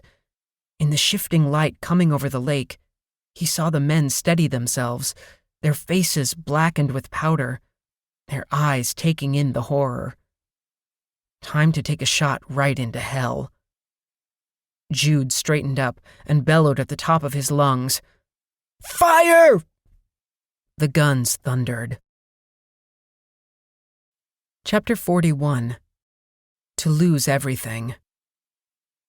The cannons boomed again, the balls screaming through the night to where the abomination loomed, where the prism eyes glittered. Alma squeezed Thomas's hand. "Now! Push hard now!" They shouted the words in unison and flung the power forward. The foul being coming through the opening reeled, the balls connecting with its heavy mass. Thomas forced the strange energy forward. They both strained, and more power came through them. Shadows and bits of tumbling darkness shot out into the water. Thomas felt the strange power pour from him, up his arms and back and neck, into Alma's arm. It was like the air before a lightning storm, the powder in a musket, the fire in the hearth at home, the starlight falling in his own bedroom window. The horrid shape before them staggered back. Thomas wrenched his gaze away, and his heart froze. Coming toward him through the water, not 10 feet away, cloaked in the shadows cast by the blinding light. A torn cloak, hair askew, a familiar hand outstretched. "Jonathan!" he cried. His brother's eyes shone silver, his face twisted into a grimace as he pushed through the water. Thomas's bladder let go, even as he wanted to run to him, to tell him they needed to leave, that Daddy and Uncle Joseph were dead, that they were all they had left, so they needed to run away, run from West Bradhill so they could at least take care of each other, that Thomas didn't want to be all alone. He pulled away from Alma, but the Major grabbed him. Jonathan kept coming. "I see you, Carolyn. You're all I can see." Carolyn screamed as he reached for her. "We'll make a family together, so I can crawl inside you. We can all huddle together in the water and the mud and never need to be warm again." He lunged at Carolyn. Pomeroy threw himself between them, pushing back on the corpse. "I don't bloody think so." His hands slipped off the clammy flesh, and Jonathan shot his own hands up, grabbing him by the throat. He picked Pomeroy up, lifting him up from the water. Pomeroy tried to peel off the cold fingers, but they wouldn't budge. Jonathan spat stinging black liquid into his eyes and face. Carolyn clawed at Jonathan's eyes, trying to get him to drop Pomeroy, who was on the verge of blacking out. His legs kicked at the water. "Drop him! Drop him! Let him go!" she screamed. "The sleep will come," Jonathan hissed. The lake shuddered, and the light flared. "He's killing him!" Carolyn yelled. Pomeroy's kick slowed. Carolyn's feet slid out from under her, and she fell forward, her head against Jonathan's stomach. Jonathan turned his face down to her, and the top of his head blew off, shattered by the shot that hit it at close range. Pomeroy dropped to the water with a gasp. Jonathan's body slumped backward into the water and sunk below the frantic surface in a swirl of filthy clothes and pale flesh. Pomeroy turned. Thomas stared at the water, his arm outstretched, a twirl of gray smoke rising from the pistol in his grip, his face running with tears. Alma grabbed him and turned him to look up into his face. The pistol dropped into the water. "Now, we have to finish this!" Thomas took a last look at the shape of his brother. Then he closed his eyes and cried out. Alma gave his hand a squeeze, and Thomas knew what to do. He focused his energy, every bit of pain that was tearing his heart into pieces. All of it. They both did. The night and the lake exploded in their faces. Sparks and streaks of light spilled out from the shadows, and the monstrosity, traveling up and along the underside of the darkness that had hung like a low ceiling over the lake and the valley. Trees blew backward, cracking, tearing, and falling. The ground shook as though a giant hammer smashed it, making the lake water itself jump up in the air. The screams of the dead rose in a choir of agony behind them, echoing out over the water. Their gaunt corpses and the bodies fell, dropping into the water, collapsing on the shore, eyes extinguished. Alma's hand went limp as the power left them. She staggered. A huge wind roared, not coming from the center of the lake, but from all around it, heading into the center. Thomas had to reach over to Pomeroy and grab onto his arm. The water spun, flowing as fast as a river.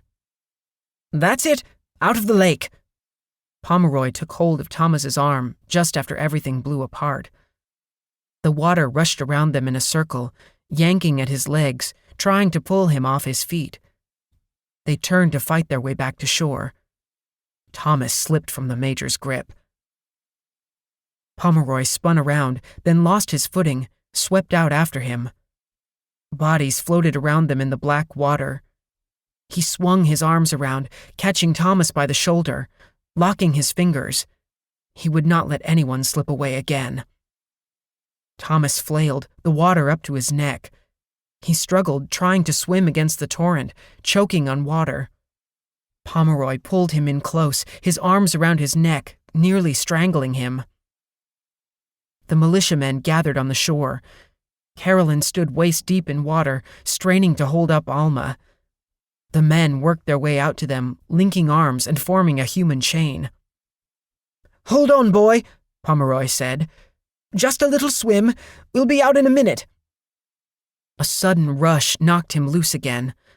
The current grew deadly, sweeping him to the depths. A hand grabbed Pomeroy's ponytail and then his shoulder. Jude.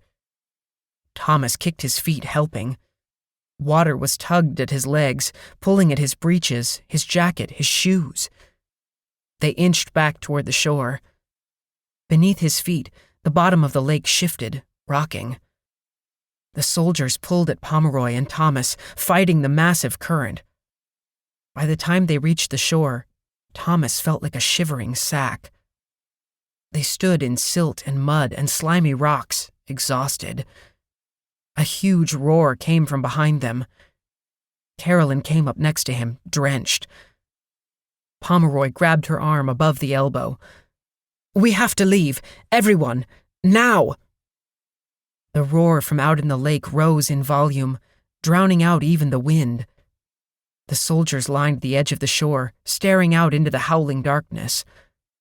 Bodies littered the ground, while others whirled off in the rushing water.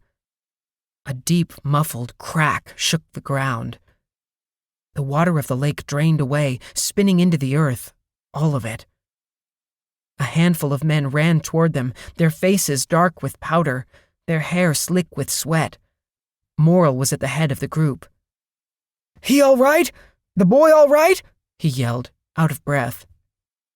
Pomeroy nodded, raised his hand, and motioned toward the woods lined with fallen trees. "We need to leave, fast as we can." The men didn't need to hear it twice. Pomeroy kept one hand on Carolyn and the other on Thomas.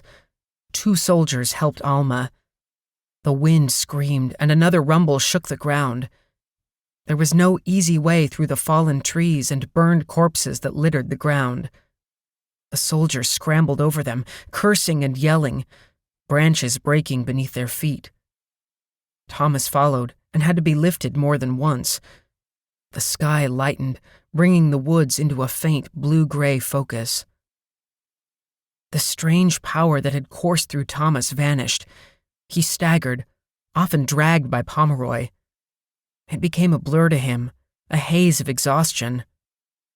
At some point, they reached the path, and that made the going easier. The ground quieted beneath their feet the farther they got from the lake, where the pine and spruce stood undisturbed.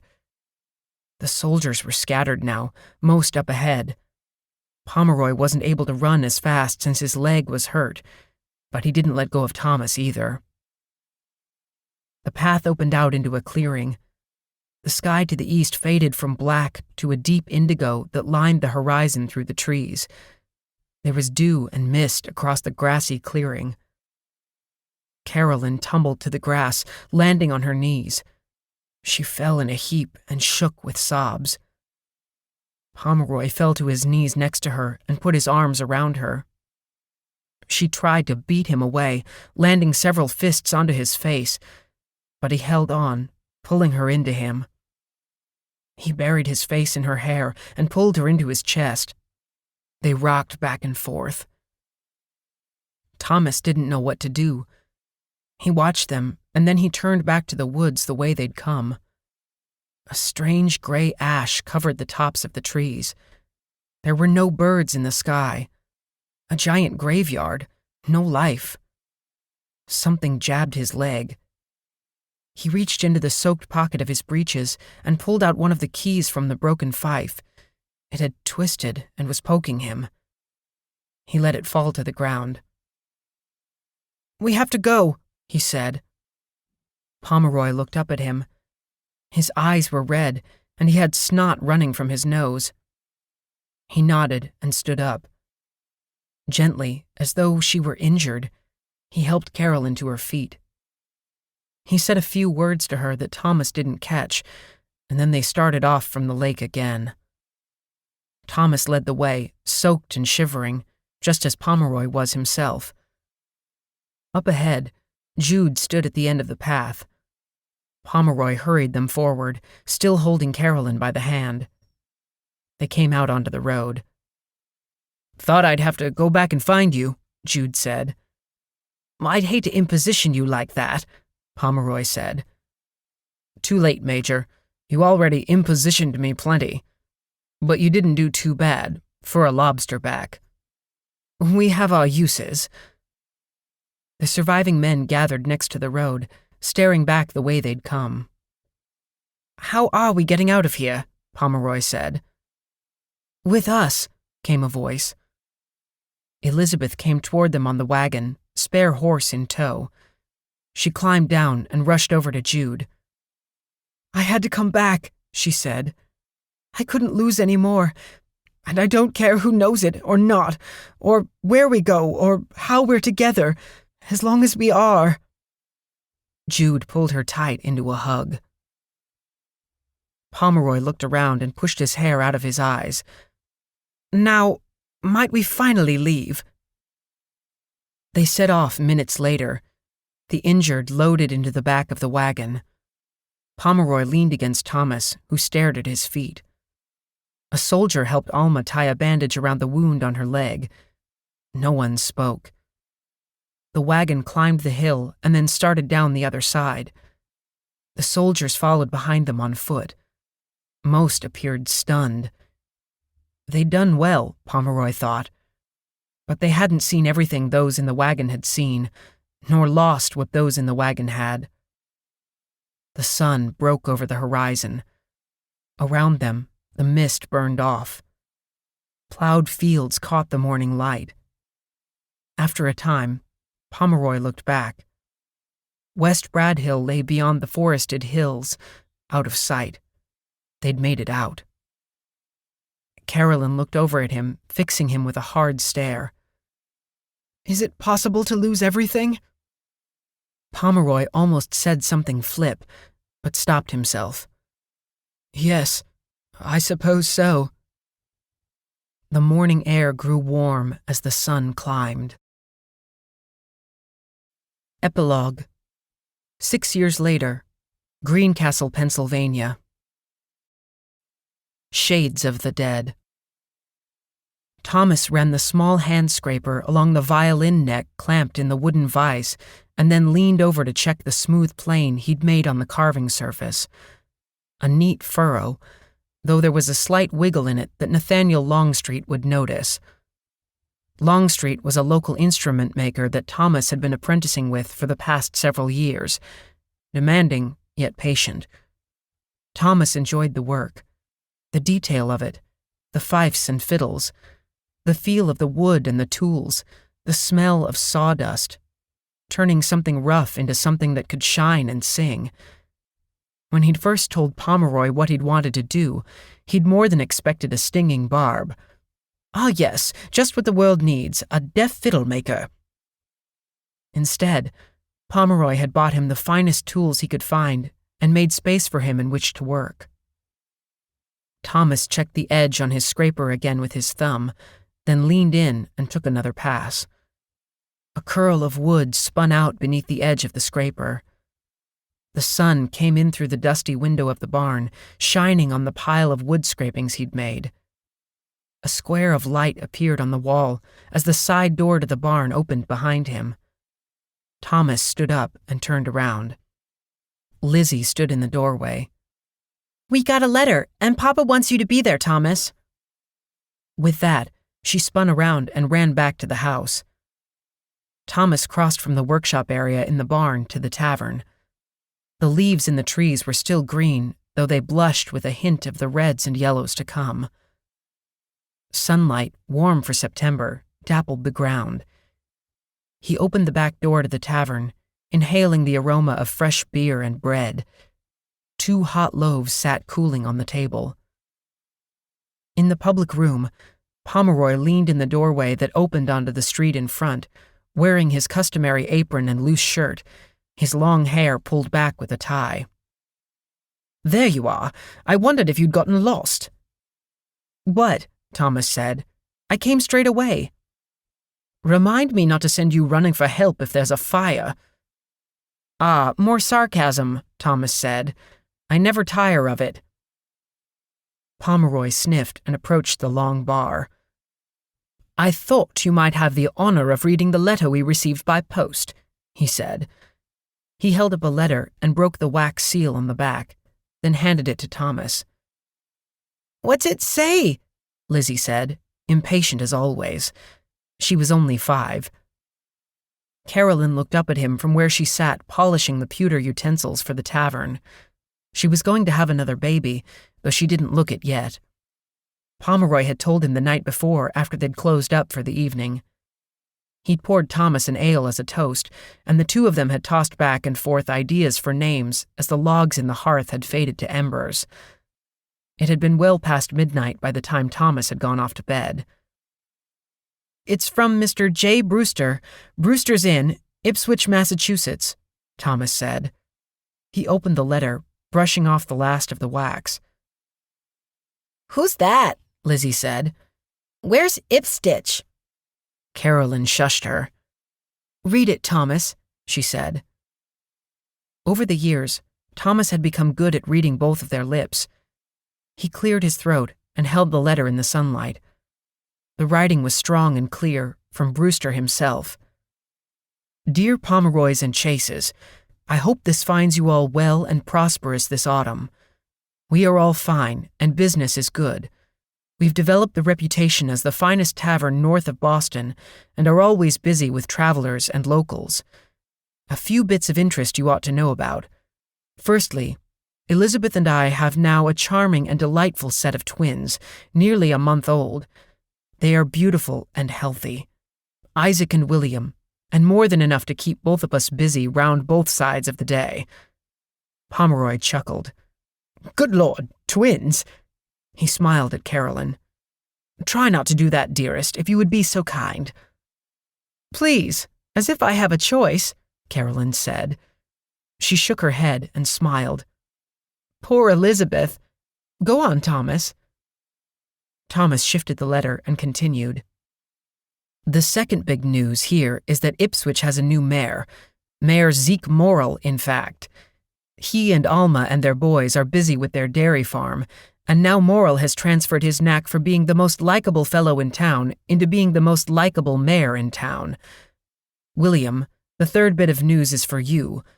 One of my brews from this past spring was called The Finest in the Colony by the Boston Courier. I've called it English Revolutionary Ale. You might appreciate it since it's named for you, the finest English revolutionary I had the pleasure to serve with. Fine brew for a fine man." Thomas looked up.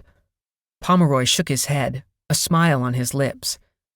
Thomas looked over at Carolyn and saw her eyes fill with sudden tears. She kept smiling and wiped them away with the hem of her apron. Pomeroy walked over and leaned down, planting a soft kiss on her cheek. He picked up Lizzie. "Come here, you little dearie." The girl wrapped her arms around his neck. "What's wrong, Mummy?" Lizzie said. Carolyn shook her head. "It's all right, sweetness," she said. "Mummy was just thinking about some people she used to know." Thomas finished the letter. "I trust that all is well out on the frontier where you are, and that your harvests and brews are bountiful. William, come on, give me some competition. Yours, etc., Jude Brewster, Master Brewer." Pomeroy snorted. "Master Brewer? As if that's an official title." "It might be," Thomas said. "Please, boy, try not to be so gullible." Pomeroy turned and pointed at a fresh cask brought up from the cellar. "Wait until I tell him about my latest and greatest, Brewster's Dark Porter. That'll scare him." He tickled Lizzie, who giggled and laughed. She could be a brat, but she was a fine little sister, as they had insisted that Thomas regard her as. Pomeroy turned around, his face lively. "Oh, he'll love this," he said, tapping his temple. "I'm brilliant, really. My next brew, Morrill's Artillery Ale. Bloody brilliant." Thomas walked back to the barn a short while later. He would work with Lizzie on the alphabet that afternoon. It was one of his responsibilities. In the meantime, he wanted to finish the neck of the fiddle before Longstreet came by for lunch, as had become his custom on Saturdays. If it looked good enough, he'd show the fiddle to him. He walked through the shade and sunlight of that warm September morning into the cool of the barn. Out of the corner of his eye, shadows followed him, faint in the daytime. They never bothered him, or even frightened him any longer. He'd grown used to them in the years since they'd left Massachusetts. In fact, he told Pomeroy and Carolyn about them, heeding the advice of Jude Brewster, who'd told him after they'd left West Bradhill behind them that a man could pay a terrible price by holding a secret too close, especially a secret of the dead. That's what followed Thomas. Shades of the dead. They were always there, ever since the lake, ever since the Bloodfire, following him in silence. Still, the family he'd lost were worse than these shades. Those memories stayed with him too, and weren't as easy to ignore. Thomas picked up his scraper and looked down the length of the wood in the vise. He went back to work. The Lake, Part 2. Seasons came and went, and years came and went, and still nothing thrived anywhere around the deep gully that marked the place where the lake had been. Eventually, even the name of the small village that had stood nearby faded, lost to time. And while no land stands unclaimed for long, the land around the lake stood vacant longer than most. Other towns grew and spread and pressed into the old woods and fields. Their borders met, and the land had a name once again. So it was that, after the rocks had bleached in the sun of scores of summers and cracked in the deep throes of New England winters, it happened all at once. One October night, long after the gully had grown silent and empty, the lake came back. From the deepest crevice, water flooded back in and rose until it was deep and black and icy cold. This has been Revolutionary Dead, written by Kevan Dale, narrated by Mark Sanderlin. Copyright 2018 by Kevan Dale. Production copyright 2019 by Kevan Dale.